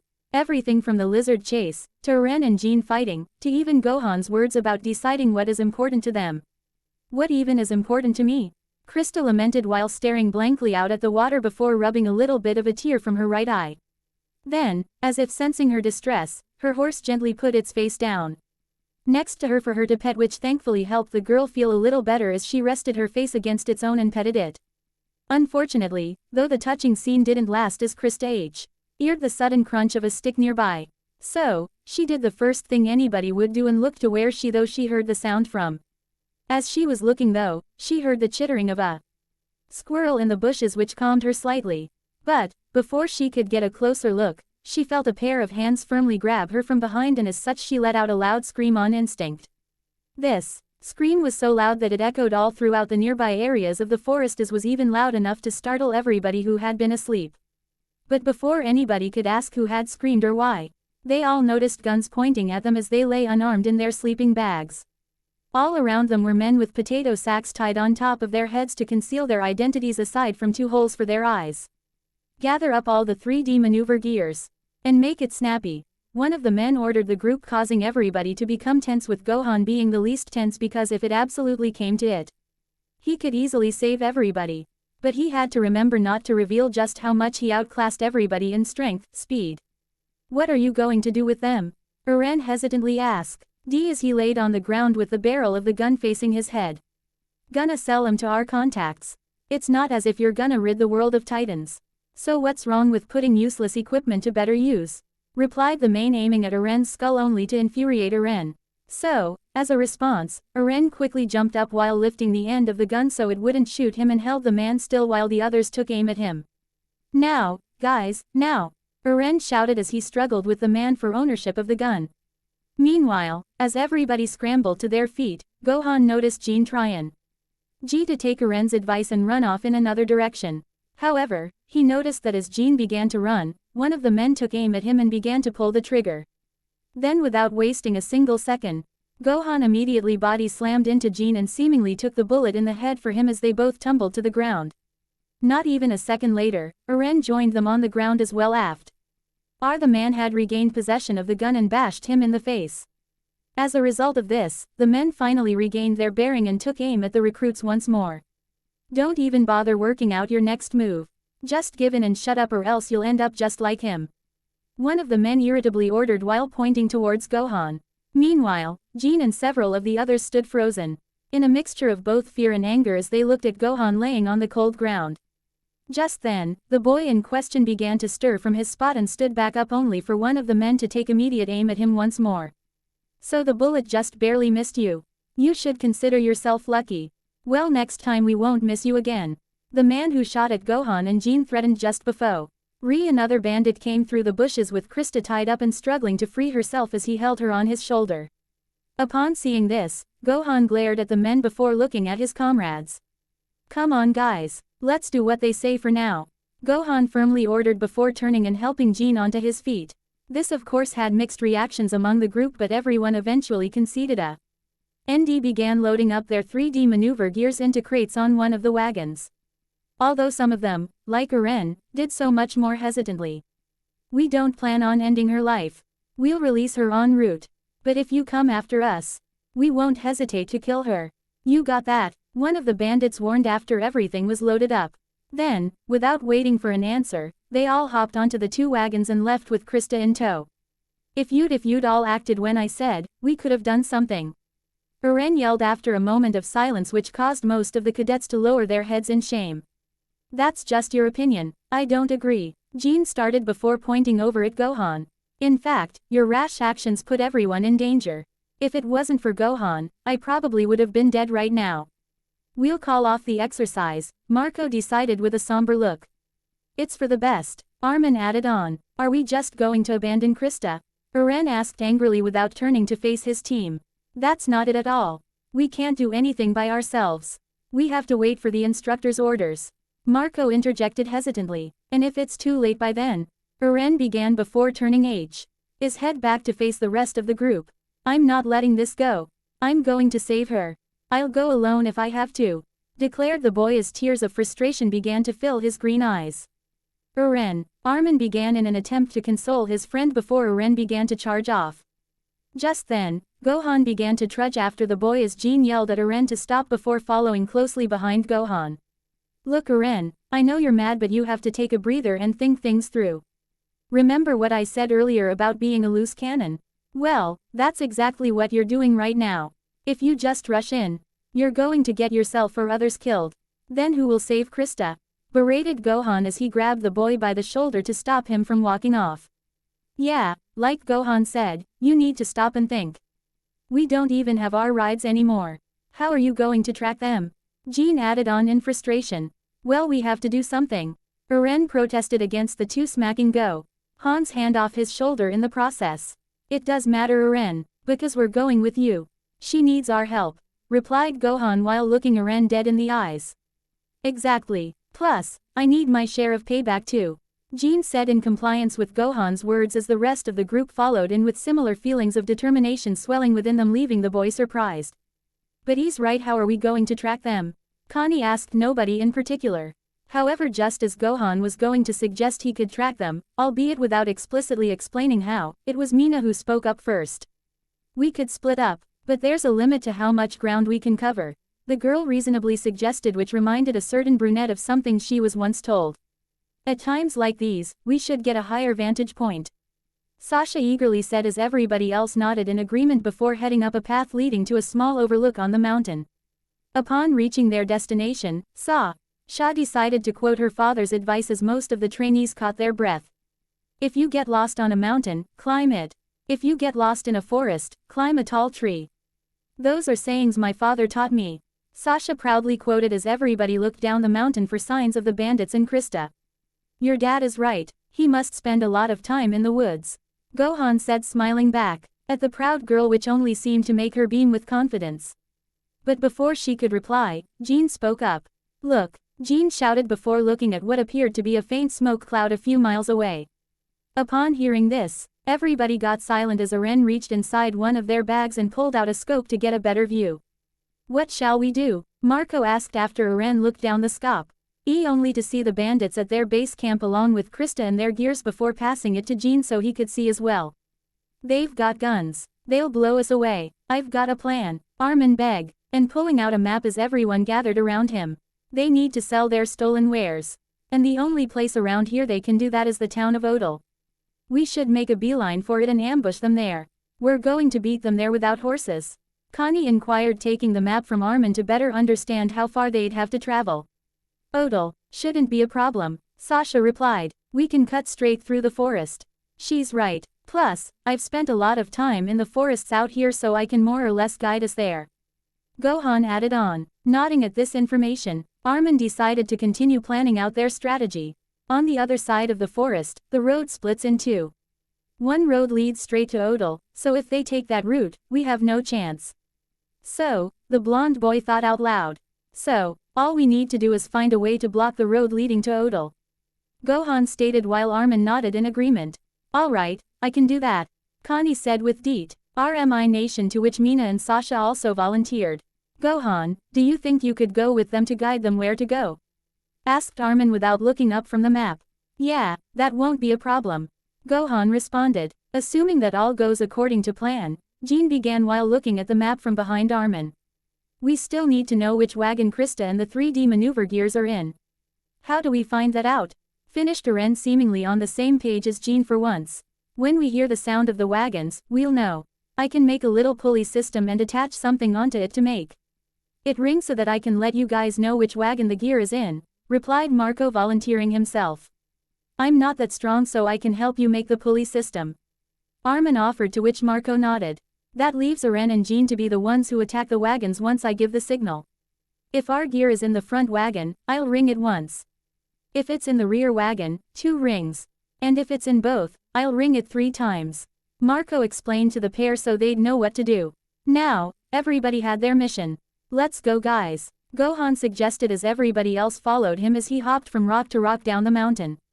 Woohoo! Exclaimed Sasha in glee while sliding down the rocks in close pursuit of her Demi-Saiyan friend as the others stumbled their way after them. Finally, after a while, the cadets made it down the hill before splitting off into the teams they were assigned. Got into position. Thankfully, they made it ahead of the bandits too, or else their plans would have completely fallen apart. As for Gohan's group, he and Mina hid in the bushes waiting for the bandits to approach. Gohan of course could feel them getting close, but since he didn't want to blow his cover, he opted to do things the more traditional way of waiting to actually see them. They're here, both Gohan and Mina said almost simultaneously as the first wagon came into view after a few minutes of waiting. Okay, responded Connie before leaping off a tree branch with a rope in hand that was tied to the tree he was on as well as a few neighboring small trees. He then proceeded to swing across south the road only to be caught and pulled up by Sasha, whom was also in a tree. Upon being pulled up though, he immediately jumped off Sasha's branch, thus causing the small trees that Connie's rope was tied onto to fall over and block the road. This, in turn, caused the bandits to steer their horses onto the other road, all while being completely unaware of the actions that had transpired just moments before. Let's not waste any time. We still need to meet up with the others once Eren and Jean attack the wagons. Gohan said, not wanting to waste any time. After all, there's no telling if they'd need backup. Right, Mina, Sasha, and Connie all replied. So, the group of 4 all started running on foot a good distance behind the wagons so that they wouldn't be noticed.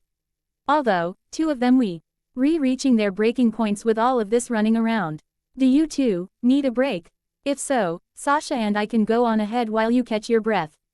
Gohan asked Mina and Connie as they continued to run. No, we're fine, we're a team so nobody gets left behind. Connie smiled through labored breaths. Yeah, agreed Mina, although she really did want to stop running so much. Just then, the group heard the distant sound of 2 rings and saw Eren and Jean jump out of the trees just seconds later. So, they're in the second wagon then, thought Gohan while his teammates had similar thoughts. As they followed to keep up, they watched as Eren and Jean fought off 2 men inside the wagon as a third steered the horse. Just moments later, they even saw Jean tackle someone only for him to knock the guy out of the wagon. Then, right after that, Eren promptly knocked the other man to the ground with a quick move similar to the one Annie had once performed on him. After taking a second to internally smile at their cooperation, Gohan looked to Mina and Connie, who were still struggling to keep up. Connie, Mina, I want the 2 of you to tie that man Jean knocked out of the wagon up. Meanwhile, Sasha and I will continue to follow in case anything else happens. Gohan ordered as the 2 gratefully nodded, realizing he was giving them a break while also giving them something useful to do. Then, right after the second man fell out of the wagon, everybody heard the sound of gunfire as a man from the first wagon attempted to shoot at Eren and Jean but missed. Come on Sasha, we have to pick up the pace. We'll leave those men to Connie and Mina, yelled Gohan as the driver finally fell out of the wagon. He then grabbed her by the hand and pulled her along to help make her go faster as he sped up considerably, much to the girl's surprise. As Gohan dragged the brunette with him, he barely got a glimpse of a man from the first wagon holding a gun while Krista fought with him to keep from shooting anybody. Then, everything seemed to slow as 2 shots fired from the gun. The first shot hit the wagon's front left wheel, which then obliterated upon hitting the ground. Meanwhile, the second bullet was heading straight for them. Gohan, being ever thankful for his incredible reaction time and speed, quickly stopped and pushed Sasha out of the way of the oncoming bullet as she let out a small squeak in surprise. Just as soon as he did so, the bullet just barely grazed past her shirt, making a small tear just above the left side of her stomach before she fell to the ground in shock. Stopping only for a second to glance at her to make sure she was all right, Gohan then ran even faster to catch up, only to see the wagon sliding across the path only to crash into the tree line while he first wagon made its escape with Krista. Once this happened, Gohan stopped while Connie, Mina, and Sasha caught up with him. He then saw Marco and Armin following close behind. Deciding not to waste any more time, the group hurried to the wagon to make sure Eren and Jean were all right. Jean, Eren, Marco cried out in concern as they approached the wagon only to see the 2 slowly sitting themselves up. We're fine, our 3D maneuver gears are too, replied Jean as he looked over towards Eren and their gear. But Krista's still, Eren began. However, everybody already knew what he was going to say. We're going after them, Marco declared with conviction. With that being said, everybody grabbed their gear, suited up, and prepared to give chase. I wish I could just use my powers instead of having to keep a low profile. If I could, then none of this would have even happened, Gohan lamented to himself as he put his gear on only to see Armin approach Sasha and ask her something. He then saw her give him a flare gun before Armin took it and fired a green smoke signal high into the air. I wonder what he's planning, pondered the hybrid before slinging off into the air with his gear in pursuit of the wagon. Within moments, he managed to catch up to the group and together with Eren and Jean, they lead the charge. As they got close though, they could see one of the men pointing their gun at Krista as she laid on the floor of the wagon. Without wasting any time, Gohan shot one off of his gear's cables at the wagon and knocked the gun out of the man's hand, surprising him. Shortly after, the man picked his gun back up and attempted to shoot at them only for it to be expertly dodged by Jean. Then, another shot was fired and missed as it passed by Gohan and Eren. But they didn't relent. Then, with that, Eren and Jean moved to either side of the wagon, brought out their swords, and simultaneously slashed at the horse's reins, freeing it from the wagon, causing it to go out of control. Meanwhile, as all of this happened, Gohan flung past them and landed directly in front of where the wagon was headed. Seeing this, the driver of the wagon attempted to pull on its emergency brakes, which caused it to tip onto its side as it continued to get ever closer to the boy. Then, without warning, Gohan let out a small mental energy blast at the wagon, causing it to, inexplicably, fling 10 feet into the air seemingly without reason just as it was about to hit him. This, of course, caused the wagon to fly over Gohan's head before it made a loud crash several feet behind him. With that, everybody soon landed next to Gohan as they looked down at the rubble while they waited for the dust to clear. However, when the dust settled, they saw an unsatisfactory sight. The man who was driving the wagon had blood dripping down his face while he angrily held Krista with a hooked sword threateningly pressed against her throat, while the man who had been shooting at them earlier once again was aiming at them, ready to shoot. Thankfully, Krista didn't look too bad other than a few scuff marks here and there and a small cut on her knee. At least she's not too banged up, Gohan thought to himself before he sensed several energy signatures closing in on them. Before he could think though, the man who was holding the gun spoke up, bringing everybody's attention to him. "Stay back, drop your weapons," he ordered as everybody stood there hesitantly. "Hand over your gears without another word." "Do it now," commanded the wagon driver, to which they reluctantly replied. However, Gohan wasn't happy about this. Not at all. "Okay, this is getting really out of hand. I need to do something now," Gohan thought as he saw the wagon driver mumbling something to himself while Krista watched him intently. So, with this in mind, he moved his right foot forward as he prepared to dash at the driver. Which, if his theory was correct, would draw the gunman's attention to him as well. And with that, he could take out the driver, grab Krista, run her behind the crashed wagon for safety, and then knock out the gunman. However, just as he moved his foot forward, he caught a glimpse of two figures jumping out of a nearby tree at the two bandits. "It's Annie and Mikasa," thought Gohan with a sigh of relief as relaxed himself. He then watched as the pair took out the bandits, weapons with their own swords, freeing Krista. However, they didn't stop there as they then stood up and swung their blades at the bandits' throats. Not wasting any time, both Gohan and Krista called out to them simultaneously. "Stop," Gohan hollered. "Don't kill him," Krista yelled. This thankfully did the trick as both girls heeded their requests and stopped their blades just centimeters from either men's throats, causing both Gohan and Krista to give a sigh in relief. "Okay," Mikasa merely relied before withdrawing her blade away from the driver's throat, causing him to fall to the ground in defeat and shock. "You guys all right?" Annie asked as she too removed her blade from the gunman's throat. "So that's why you had Sasha give you a flare gun," Gohan remarked towards Armin, causing the blonde to blush. "Yeah, that was a good idea," Sasha complimented as his blush deepened because of all of the attention and praise he was getting. With that, everybody tied up all the bandits together as both groups met up with each other as they sent out a report and waited for the military police to arrive to meet them and pick up the bandits as the sun began to shine through the trees, indicating that it was now officially a new day.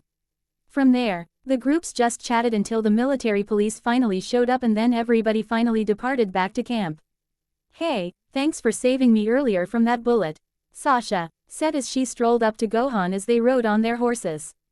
"No problem, I'll always protect those who are important to me," replied Gohan with a smile before she smiled back at him. Just then, his eyes caught a glimpse of Krista as she passed them on her own horse as she looked off into space deep in thought. Upon seeing her in thought like that, it reminded Gohan that he still needed to talk to her about what was bothering her the previous night.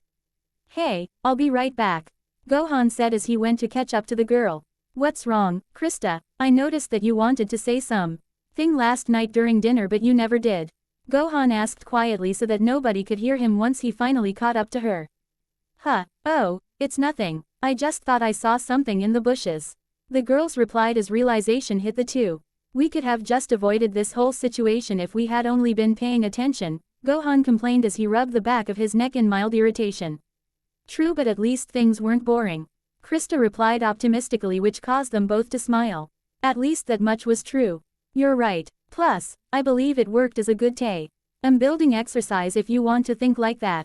Gohan added on with a small laugh. And so, everyone continued on their way home with various conversations and a few arguments here and there courtesy of Eren and Jean. All in all, though, everyone had a good time on their way back. A few hours later, after an official report was made and handed in to Keith thanks to Armin and Marco, Gohan went out to find his friend and pupil. Ilsa only to find her at home eating lunch. So, he did the only thing any teen would do after such an experience and told her all about the mission. He told her why thing from Eren and Jean constantly arguing, to telling them off for arguing so much, to the bandits and how he really wanted to use his powers but didn't. Sheesh Gohan, sounds like you had a busy mission. At least it wasn't boring like when I did that mission during my training days. Ilsa stated surprising Gohan due to it being a similar response to what Krista gave him. That kind of sounds like what Krista told me. She said, at least it wasn't boring, too. Gohan laughed which caused the girl to nod in agreement. By the way Ilsa, I think it's finally time I gave you your first lesson in harnessing your ki. Gohan began catching the girl's attention. Unlike your other training, you can practice this anywhere so long as you can be in a calming environment. Although, being outside is recommended because you're more in tune with nature. Alright, Ilsa said as she listened intently. So, in order to harness your ki, you will first need to learn how to feel the energy in your body and basically just pull it out. Gohan finished. The girl asked with confusion which caused Gohan to deadpan. This is going to be harder than I thought. Gohan sighed which caused Ilsa to low. GH in amusement due to her friend's plight. Several months had passed and the once warm and muggy summer days had long passed as a brisk wind blew on the faces of two figures trudging through deep snow. Normally, nobody would be out in these parts, let alone on such a cold day like today, but the pair were there on a mission. A mission to take out a Titan. A dangerous mission as any sane person would know due to how formidable and dangerous Titans were. Especially with only two people. However, these two individuals weren't like the rest of the scouts who would slay these wretched beasts with their 3D maneuver gears. No, these two were wearing nothing but the clothes on their backs with nothing to protect their bodies with nor anything to attack them with. In short, it was nothing but a suicide mission. But thankfully these two weren't defenseless. No, Gohan and Ilsa were anything but defenseless. True, Gohan was the real power holder, but Ilsa had gained a considerable amount of strength, speed, and control over her ki over the past several months, even though Gohan had a difficult time teaching her how to do so at first. In fact, the first time she had actually managed to form a ki ball. She accidentally made it implode between her hands, causing several burns on her hands, forearms, and face that lasted for a few days. Then a few weeks later she had managed to make herself wobble. Why float for the first time only to lose control and crash firmly on her butt, which knocked the air out of her lungs for a minute. That almost scared her away from ever trying to fly again. But with Gohan's help and the guilt she hid from Gohan for being the only survivor of her previous squad gnawing at her to never go through that pain again, she eventually tried again and again until she could float without too much difficulty. And then he went and increased the difficulty of that again too, as she then had to learn how to actually move around in the air. Which, of course, caused her to crash into a couple of trees here and there, but she persevered and eventually learned how to do that as well. Granted, she was nowhere near the skill level Gohan demonstrated with his flight. From there, Gohan had her improve her physical strength and even promised that doing so would only increase how much ki she could harness at a given time. The training was grueling and akin to the training Gohan once told her that his father once went through when he was a child. She'd have to wake up at sunrise, run a couple of miles while carrying a large rock that was strapped onto her back. Then, while still carrying that stupid rock, Ilsa would have to go into town and do various chores for people such as delivering mail and food or helping to build houses. If she were being honest, she dreaded going into town every day because it was embarrassing to carry around a rock on her back. It was even more embarrassing when people would ask about it or mention it though, to which she'd only say that he was undergoing a special training regimen. Occasionally, she'd even have to help plow the farmlands with her bare hands, which always hurt her fingers and tore at her fingernails. But, eventually pain from this as well as the strain on her muscles and her embarrassment began to fade. So, with that, she continued her training without complaint and could feel herself getting stronger little by little each day. Now that it was winter though, their training slowed a little because of the weather. But that's exactly why they were out here today. It was cold and there was a lot of snow. Which gave Gohan the bright idea that now would be as good a time as any to start working on her body's resistance to different stimuli. Which was rather hard because he had her in nothing but normal clothy. When she'd normally be all bundled up right now. But it was just something she'd have to get used to just like everything else. The Titan hunt they were on was just an added bonus.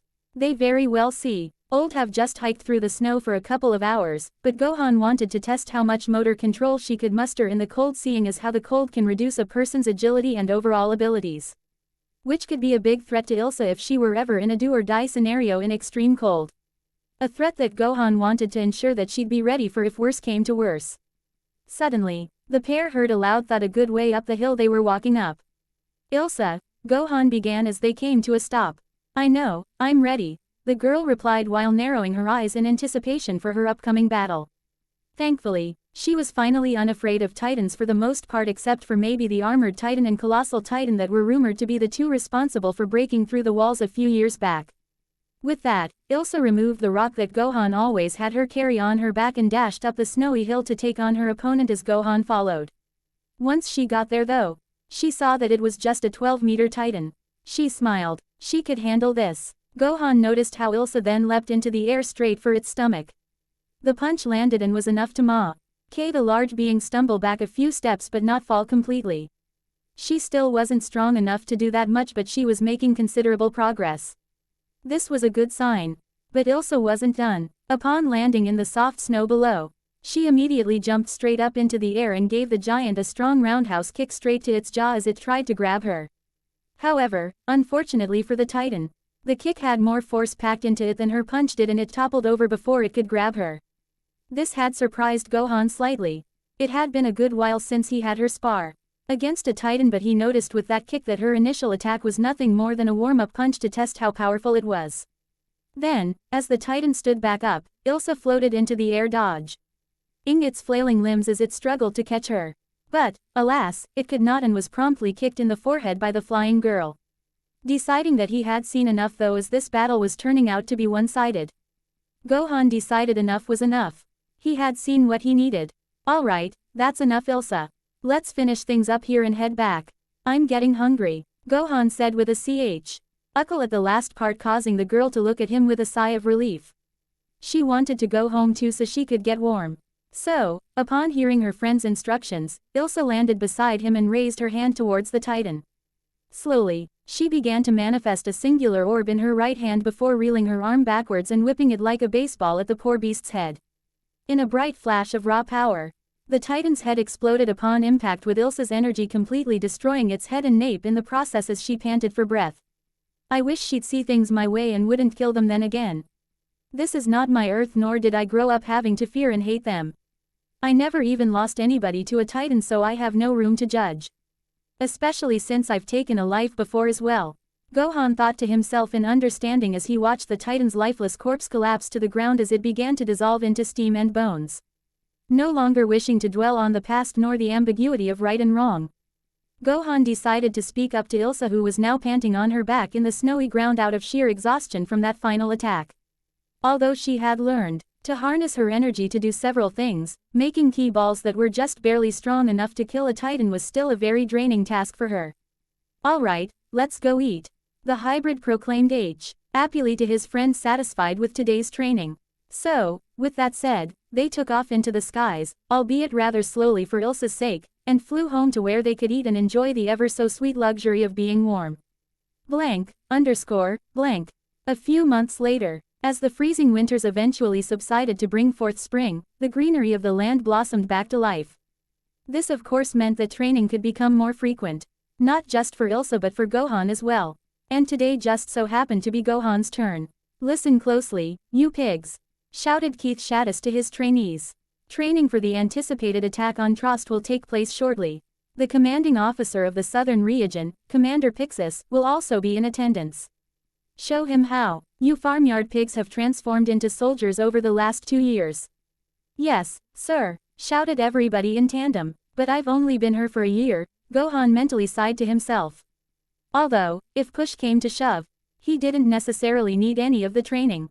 He had to admit though that learning different military strategies was more than a little exciting for him. So, within the next couple of hours, Everybody packed their things and made way for the city of Trost. Upon entering the city, it couldn't help but be noted the numerous warning signs that had been posted on the walls of buildings and the like. Apparently it's appeared again. Someone has to kill it. We can't go out hunting with this monster around, a man with balding black hair worriedly muttered in front of a small grow up of people as Gohan and his fellow cadets trudged past them. A monster. I wonder what that's about, pondered Gohan as he and the group made their way past the crowd. Nobody else seemed to notice Huff, or at least nobody made any effort to show that they heard the man. This is awesome. This is the first time I've been in one of the walled cities, Connie said excitedly, catching Gohan's attention. There'll be lots of tasty food to eat, replied Sasha with excitement, a typical response of the foodie. That sounds like a good idea, I'm starved. Gohan chimed in as his stomach made a loud rumble. It was around lunchtime after all, and he hadn't eaten since breakfast. A truly horrible fate for a Saiyan. Suddenly, Jean decided to chime into the conversation as well. Hey, you lot, if you join the city guard, you can stay here as long as you like. I'll come visit and see how you're doing when I'm in the military police. He then started to laugh with a confident yet mocking tone, causing everyone around him to become annoyed with him. Sensing the tension, Armin decided to break the ice. Where exactly is your house, Jean? Does it matter? Jean responded with a tint of venom in his voice. Aren't you going to pop home? Thomas said he was planning to. Your mom will be happy to see you, Marco inquired, causing Jean to tense up more and more until something inside him snapped.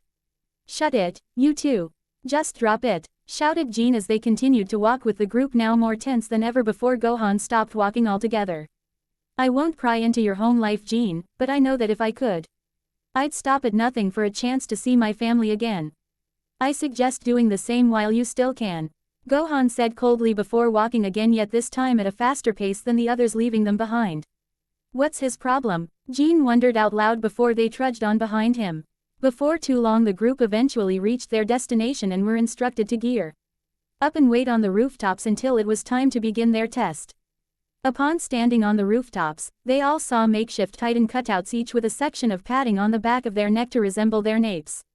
It then became clear what their objective was: to eliminate as many Titans as possible. Upon hearing the gong of a bell, all cadets knew it was time to begin their test, and with reams of excitement and adrenaline everybody ran off to claim their prizes. All except for Gohan. Instead, he used his gear to grapple to the tallest nearby structure and simply observed. He wanted to get an idea of where everyone was in relation to the Titan populations. If this was a numbers game, then he wanted to know where all the numbers were. He observed how Jean, Annie, and Armin went one way. Mikasa and Eren went one. Connie, Sasha, and Reiner went another.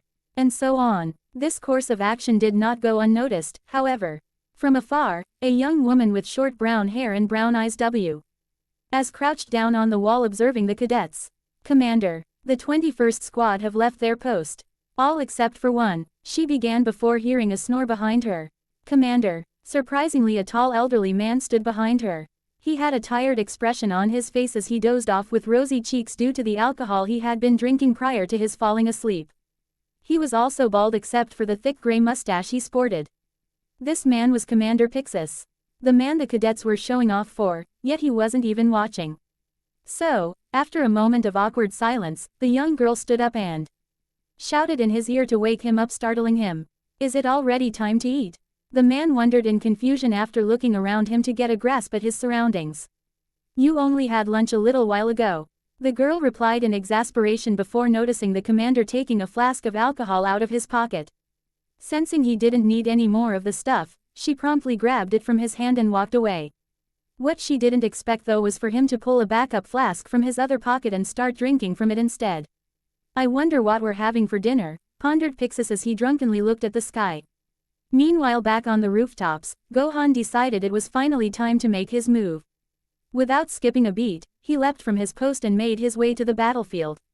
Using his ability to sense people's ki, he kept track of where everyone was so that he could snag Titans before they made their way to his location. Thankfully, due to him taking time to observe all the Titans, where he made it look like child's play. Especially since he knew which groups to avoid so he wouldn't be fighting with others over the targets. With that said and done, the test On ended with Gohan getting a score larger than the rest of his fellow cadets. However, not all was well. From the distance he could hear Jean screaming his head off at Connie and Sasha while the pair were sitting against a wall eating some potatoes. That was playing dirty, you thieves. He bellowed at the top of his lungs. Huh, Connie simply replied with a bit of annoyance at the accusation. I spotted them first. Jean shot back at him, irking a response from Sasha. Playing dirty? Jean, you sure come out with some baloney. You think there's an etiquette when it comes to hunting? Sasha show tea back before taking a bite out of her potato. Don't lay some hunter logic on me, potato girl, irritably responded the man in question. Potato girl, I thought everyone had forgotten about that, he muttered in disbelief before standing up to confront Jean in a fit of anger. Don't call me names, she shouted at him. Yeah, apologize to her. Connie cut in, standing up as well. Deciding he had seen enough, Gohan decided to put an end to this meaningless little fight. You know, Jean, Sasha is right. For starters, you're acting like a child by making a scene like this in public over someone else killing a Titan instead of you. Gohan said as he approached the feuding group of cadets. Oh yeah, that's easy for you to say, you got several of them while I didn't get a single one. Jean shish, Outback now turning his ire to Gohan instead of Sasha and Connie. Do you want to know why I got more than you, Jean? Gohan simply asked. And why's that? He responded in irritation. Because I know how important it is to keep a level head in battle. And it's that ability that allowed me to observe my surroundings to see where all my targets were in relation to everyone else. Gohan began causing Jean to calm down some. So, Gohan decided to continue before Jean a chance to cut in. That's a very useful skill to have. Especially if you're so determined to join the military police. Like I told you before, do you really think they'd want somebody in their ranks who just charges in like a mad dog and acts like a child? You would get people killed, Jean. Real Titans don't just stand there and wait for you to run around like a chicken with its head cut off trying to find them. They kill people. So instead of charging in with the intent of showing off, maybe you should plan on doing your job, neutralizing threats and protecting people. Until then, I don't think you're cut out for the military police. Gohan firmly stated, leaving Jean recoiling from Gohan's words. TCH, whatever, Jean replied defensively, looking away from Gohan. He didn't want to admit it, but he was right. If he really did want to join the military police, he'd have to stop acting like this. Interesting, shouted a masculine voice from out of the blue, catching everyone by surprise. Upon looking, everyone nearby realized that Commander Pixis himself had been observing the argument. Immediately upon seeing him, all of the cadets scrambled to salute their commander. You are exactly right there, boy. Pixis began by addressing Gohan, causing him to silently nod in appreciation of the praise. Now then, to address the issue of you two. He continued, turning his attention to Jean and Sasha. I have a proposal to determine the winner of your dispute. Your fighting spirit is certainly commendable. So instead of fighting with your words, fight by cooking. I'll even adjudicate. The commander concluded. The two of you certainly have commendable fighting spirits. He continued, only to pause and take a sip from his flask. If you really want to determine who is the winner, then fight by cooking. This suggestion of course caused everyone to do a double take. Surely, he wasn't serious. Even Gohan hadn't expected this. Pardon? Jean asked in disbelief. Fight by cooking, Pixis excitedly reiterated, causing mixed reactions from Sasha and Jean respectively. Huh, was all that Jean could respond with as he tried to wrap his mind around what he was being told. Sasha, however, was excited at the aspect of cooking. That's right, cooking, a cook-off, he shouted at the top of his lungs, even extending his arms out in grandeur. I don't mean to be rude, Commander Pixis, but we're soldiers. Cooking isn't in our remit, Jean began before Sasha cut him off, shoving her potato from earlier in the boy's face. Jean, how much do you even know about cooking? She asked with a newfound determination. Exactly, I'm sure your mom always cooked for you at home. Connie mockingly chimed in with a smug look plastered upon his face. Jean, my boy, I will teach you the true art of cooking. Sasha continued on before taking a large yet fiercely determined bite out of her potato as a declaration of war. Luckily for the girl, her determination and fierce looks was enough to light an angry fire in Jean's soul, much like Eren often did by simply existing. Fine, let's do this. Cooking, cleaning, throw what you like at me. If I win, you must stay out of my way forever, potato girl, declared Jean with an equal sense of determination. Gohan merely facepalmed at this. Why do these people have to be so immature? He thought haplessly to himself. Good. The battle will take place tonight. Both of you will cook and serve a main course for dinner. Bring your best dish to the table. Pixis yelled to the two cow. Sing a massive uproar of excitement from the crowd of cadets observing the altercation. Meanwhile, instead of cheering the competition on, Gohan merely began to leave the group. He had seen enough. Besides, he already had plans for dinner. And he wasn't going to miss it for a silly competition like this. It was now high noon and Gohan was in the nearby forest. Taking note of what he heard from the townsfolk earlier, he thought back to the wanted signs he saw all over Trost. He figured he could kill two birds with one stone. On the one hand, he'd be able to discreetly help the townsfolk. And on the other hand, he could wrangle up some grub. It was a win-win situation all around. He could even drop by Ilsa and give her some of the excess meat. Meat was a rare delicacy for many after all. Well, less so for Ilsa ever since Gohan came into her life. Speaking of Ilsa, she was coming a long way in her training. Which, of course, served to help raise her through the ranks. I wonder how Ilsa is doing anyways. If memory serves, today should be the first day with her new squad. Hopefully things go well for her, and they don't give her too much trouble, the hybrid thought to himself as he mad his way through the forest searching for any abnormally high key signatures. That's when he felt it. It wasn't too strong, but it was definitely stronger than anything else in the area. If he had to estimate its strength, it would have been at least twice as strong as the average bear. No wonder it was seen as a monster by the townsfolk. So, with that, he scanned the area to make sure there was no bow die that could see him and took flight towards the beast ready for his next meal. Upon finding it, he saw that not only was it a massive hog but it unceremoniously taking a poop. This almost made him lose his appetite, but not quite. Without saying a word, he landed in front of the pig just as it finished its business, startling it. So, the beast decided to take the offensive and with a deafening roar it charged straight for Gohan. Not sensing the imposing danger it was in due to its shock. And, just as the hybrid was within reach, it swung its massive tusks only to hit nothing but air. Then, suddenly, it felt a massive shot of pain in its side as it was kicked in the ribs and sent hurtling through the nearby trees, killing it instantly. Seeing that his work was done, Gohan grabbed the hog and flew off to distance to take some to Ilsa. Unbeknownst to Gohan though, he wasn't the only one that had intended on having the pig for dinner, as both Jean's group consisting of Armin and Annie and Ash's group consisting of Connie and Reiner were both in the forest as well.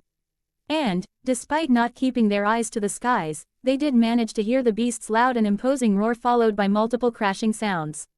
So, each group individually rushed towards the sound of the commotion, fearing the other had gotten to it first, only to cross paths with one another at the aforementioned battlefield. What the? Reiner started out in disbelief as he saw tufts of bristly hair scattered on the ground as well as numerous splintered trees. What could have done something like this? Jean Street hammered out in disbelief at the sheer destruction. The only thing he could think of would have been a Titan, but there's no way any of them could be this far into the walls without anybody knowing. Only one thing could have done this. An alpha predator, Sasha ominously replied with a TCH sound. This meant she'd have to resort to a different type of meat. So, the night arrived with neither party catching any big game. Sasha had managed to catch and heat up some venison for her meal presentation. Whereas, after a humiliating encounter with his mother, Jean presented his meal, which was simply an omelette that his mother had brought for him just earlier that day. Jean ultimately won the competition because Sasha presented roasted meat and meat only, and unexpectedly comforted a distraught Sasha by telling her he just roasted his dish as well. Meanwhile, during this whole ordeal, Mikasa was training like always, only to notice she hadn't seen Eren in a while. Speaking of Eren, he was with none other than Gohan. Sometime after eating and taking some of the meat to Ilsa to give to her and her squad, he made his way back into town only to find Eren after dinner and decided now was as good a time as any to start training the boy like he had once promised. Hey, Eren, are you busy? Gohan called out to get Eren's attention. No, why, what's up? Eren inquired. It's nothing too important, but I remembered you once asked me to give you some of the same training I was giving to my friend, Ilsa, and was wondering if you'd like to begin being trained as well. Gohan asked, piquing Eren's full attention. Wait, Ilsa, as in Ilsa Langnar, that's who you've been training? Eren asked out in shock. Why yeah, why? Gohan stuttered out, surprised by Eren's reaction. You mean you've been training her all this time and don't know? Eren asked out of shock once more. No, is there something I should know? Gohan shot back. Well, with you being the person you are, I guess I'm not surprised you didn't realize, Eren began. But basically, she has become a bit famous among the scouts to the point she's even being compared to Captain Levi. Really, I've heard her mention Captain Levi before. But I never knew they were both considered to be famous, replied the half-breed. Yeah, they are. So, with that said, I'm assuming it's because of your training that she's risen through the ranks as fast as she has then. Alright, I'll do it, Eren said with gusto at Gohan's proposition. Alright, Gohan said with a laugh at Eren's eagerness. So, when will we start? Eren asked hopefully. Well, I'll start now, but just know that your training will be a bit different from Ilsa's. The reason for this being that you are both very different people, each with your own strengths and weaknesses. Gohan began as Eren listened carefully. So, with that said, the first and most important lesson will be controlling your anger, said Gohan, causing Eren to look more than a tad bit annoyed. He was getting sick of Gohan getting on him about his temperament. I know. The scouts aren't going to want someone who's angry and reckless because that's dangerous. Eren muttered out as he leaned his back against a nearby wall, causing Gohan to let out an exasperated sigh. Look, Eren, it's not just that. I'm going to teach you ways to deal with anger. Anger towards Jean, anger towards Titans, anger towards the past. Anger towards yourself. Everything. Believe it or not, I know what it's like to give in to anger and what it can do. Gohan said, getting Eren's attention once more. I once gave in to the anger, Eren. I let it consume me, and that got people hurt. My dad gave his life to fix a problem that I caused by letting it take control. Yes, it feels good to give in, but in the end, it only clouds your judgment and makes things that much worse for not only yourself but for everyone around you. Especially for those you care most about, explained Gohan. I'm sorry, I never knew that. Eren replied, taking Gohan's words in. I almost lost my mom back when the Titans attacked Shiganshina. But another kid saved her instead. I was so weak, Eren began as tears of frustration began to fill his eyes. And what's more is that we left him for dead. I never even got the chance to thank him for saving her. Eren yelled out, full of regret. Eren, I'm sure you did everything you could. Unfortunately, you can't save everyone. Gohan began solemnly before Eren cut him off. And that's not all. This kid, who was no older than we were, did something incredible. He literally started to lift up He part of the house that my mom was stuck under. Eren said with slight awe. Well, yeah, a lot of people can pull off abnormal feats whenever they're pumped full of adrenaline. Gohan reasoned. No, it was something more than that. Eren began. This kid was already hurt and bloody. There's no way that was just pure adrenaline. It pushed both me and Mikasa to start working out our bodies, but no matter how much I tried, I could never pull off a feat like that. Eren continued, causing Gohan to look at him like a switch had been flipped inside his brain. To make things sound even crazier, I'm positive I saw this kid throw a literal ball of light at the Titan just before that. But Mikasa, Haynes, and even my mom told me that I imagined it. Eren said in frustration as he rubbed his hair and looked at the ground. You must think I'm crazy too, he said with a sigh while Gohan just stared at him, processing this information. Eren is the kid I helped save when I got here. That must mean Mikasa was the girl with him back then. Gohan reasoned before choosing whether to tell Eren the truth or not. Eren, Gohan began, only be cut off once again. Don't, Gohan, I don't want your sympathy. I just want to murder every last one of those Titans, yelled Eren in frustration. That's not what I was going to say, Eren. Gohan began, catching the boy's attention once more. Eren, I believe you. I believe you because I was there too that day. You wanted the chance to thank that kid, but you already have. Gohan said as Eren's eyes widened in disbelief. Eren, I was that kid. Gohan stated as he looked Eren directly. But that's impossible. He died, cried out Eren in denial. No, in fact the Titan just sort of looked at me, dropped me onto the ground, and left me there. I never found out why. Gohan explained while Eren shook his head. That's still not possible. That kid was super strong and could throw balls of light around. I admit I don't know everything about you, but I know I've never seen you do anything like that. Even back when we were all ambushed on that training exercise a year ago.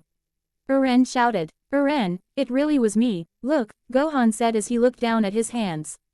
Eren did as directed and followed Gohan's gaze to his hand, only for his eyes to widen and tear up upon seeing a small ball of light form within the space between them. I was instructed by command. Erwin to keep my powers hidden for the time being.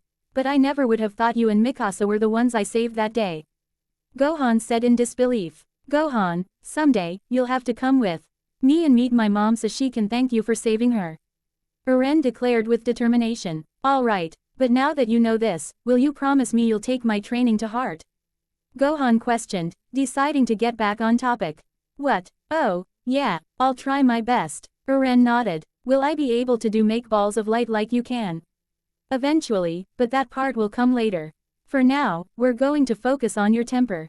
Then physical training, then combat, and then we'll get to that, explained Gohan. But for now, I think it would be best for each of us to get some rest.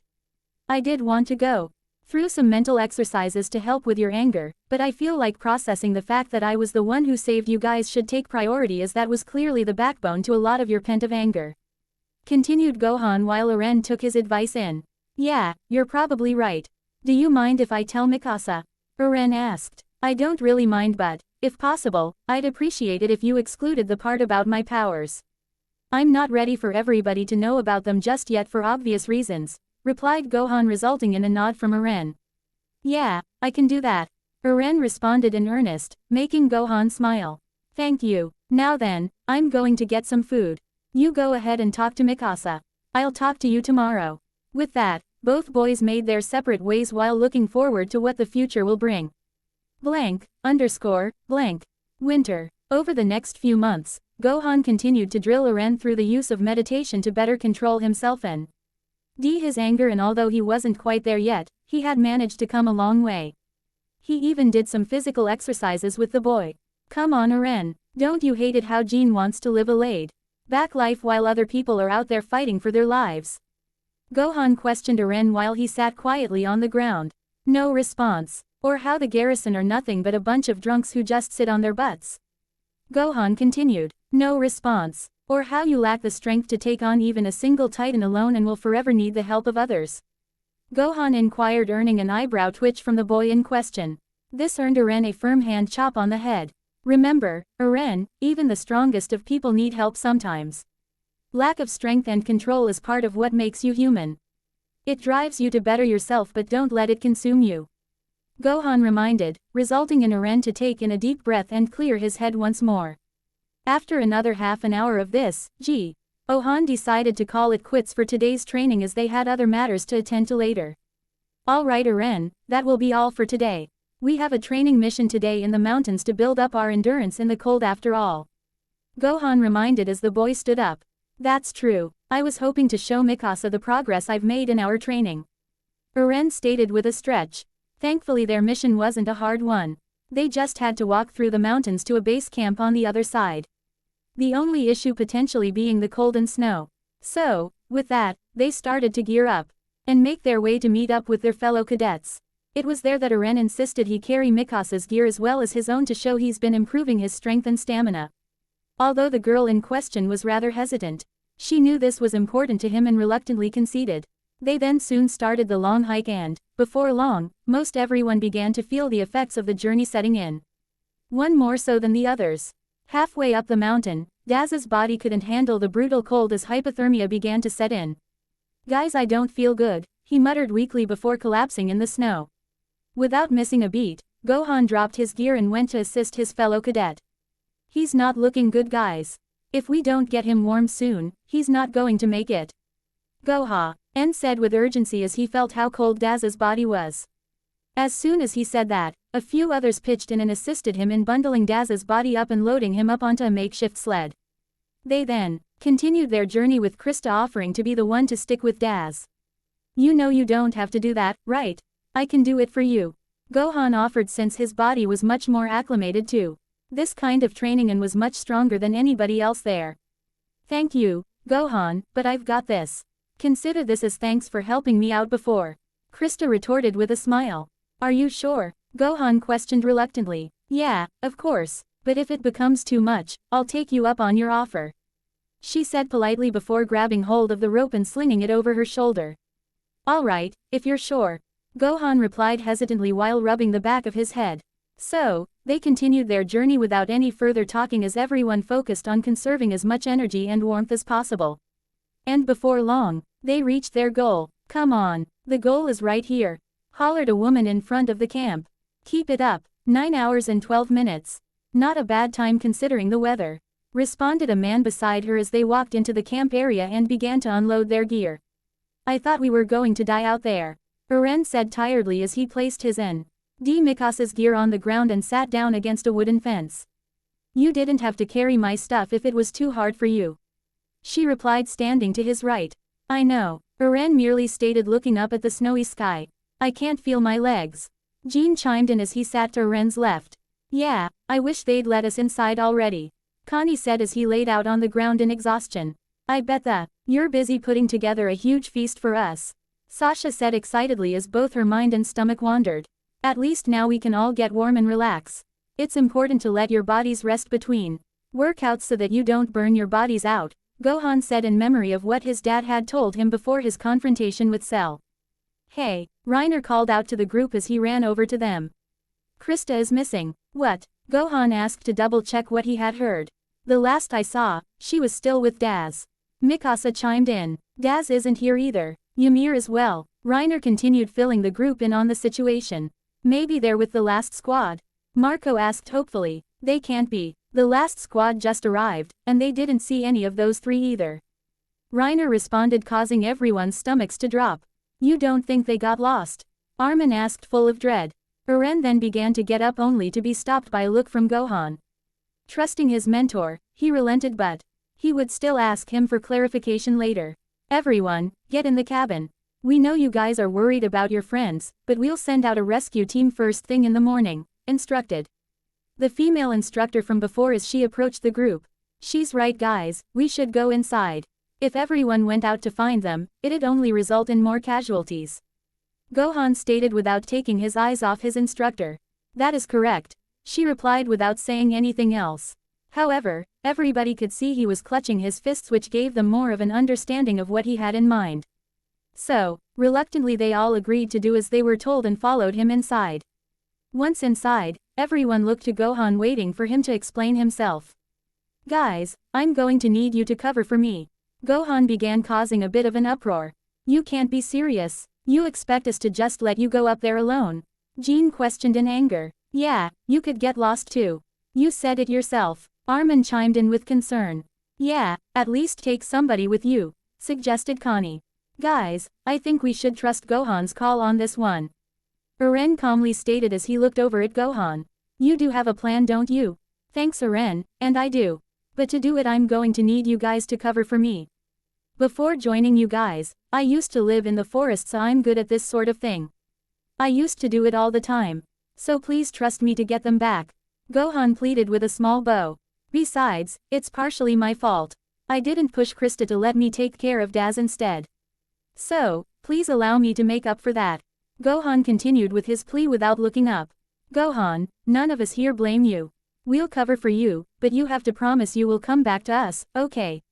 Marco spoke up while everyone else nodded in agreement. I will, thank you guys, Gohan said with a smile before grabbing his gear and sneaking outside the cabin while the instructors weren't looking. Alright, now to find out where they are, Gohan thought to himself as he stood outside the cabin. Thankfully it didn't take long at all. Okay, so they're just a few miles north of here. It shouldn't take me long at all.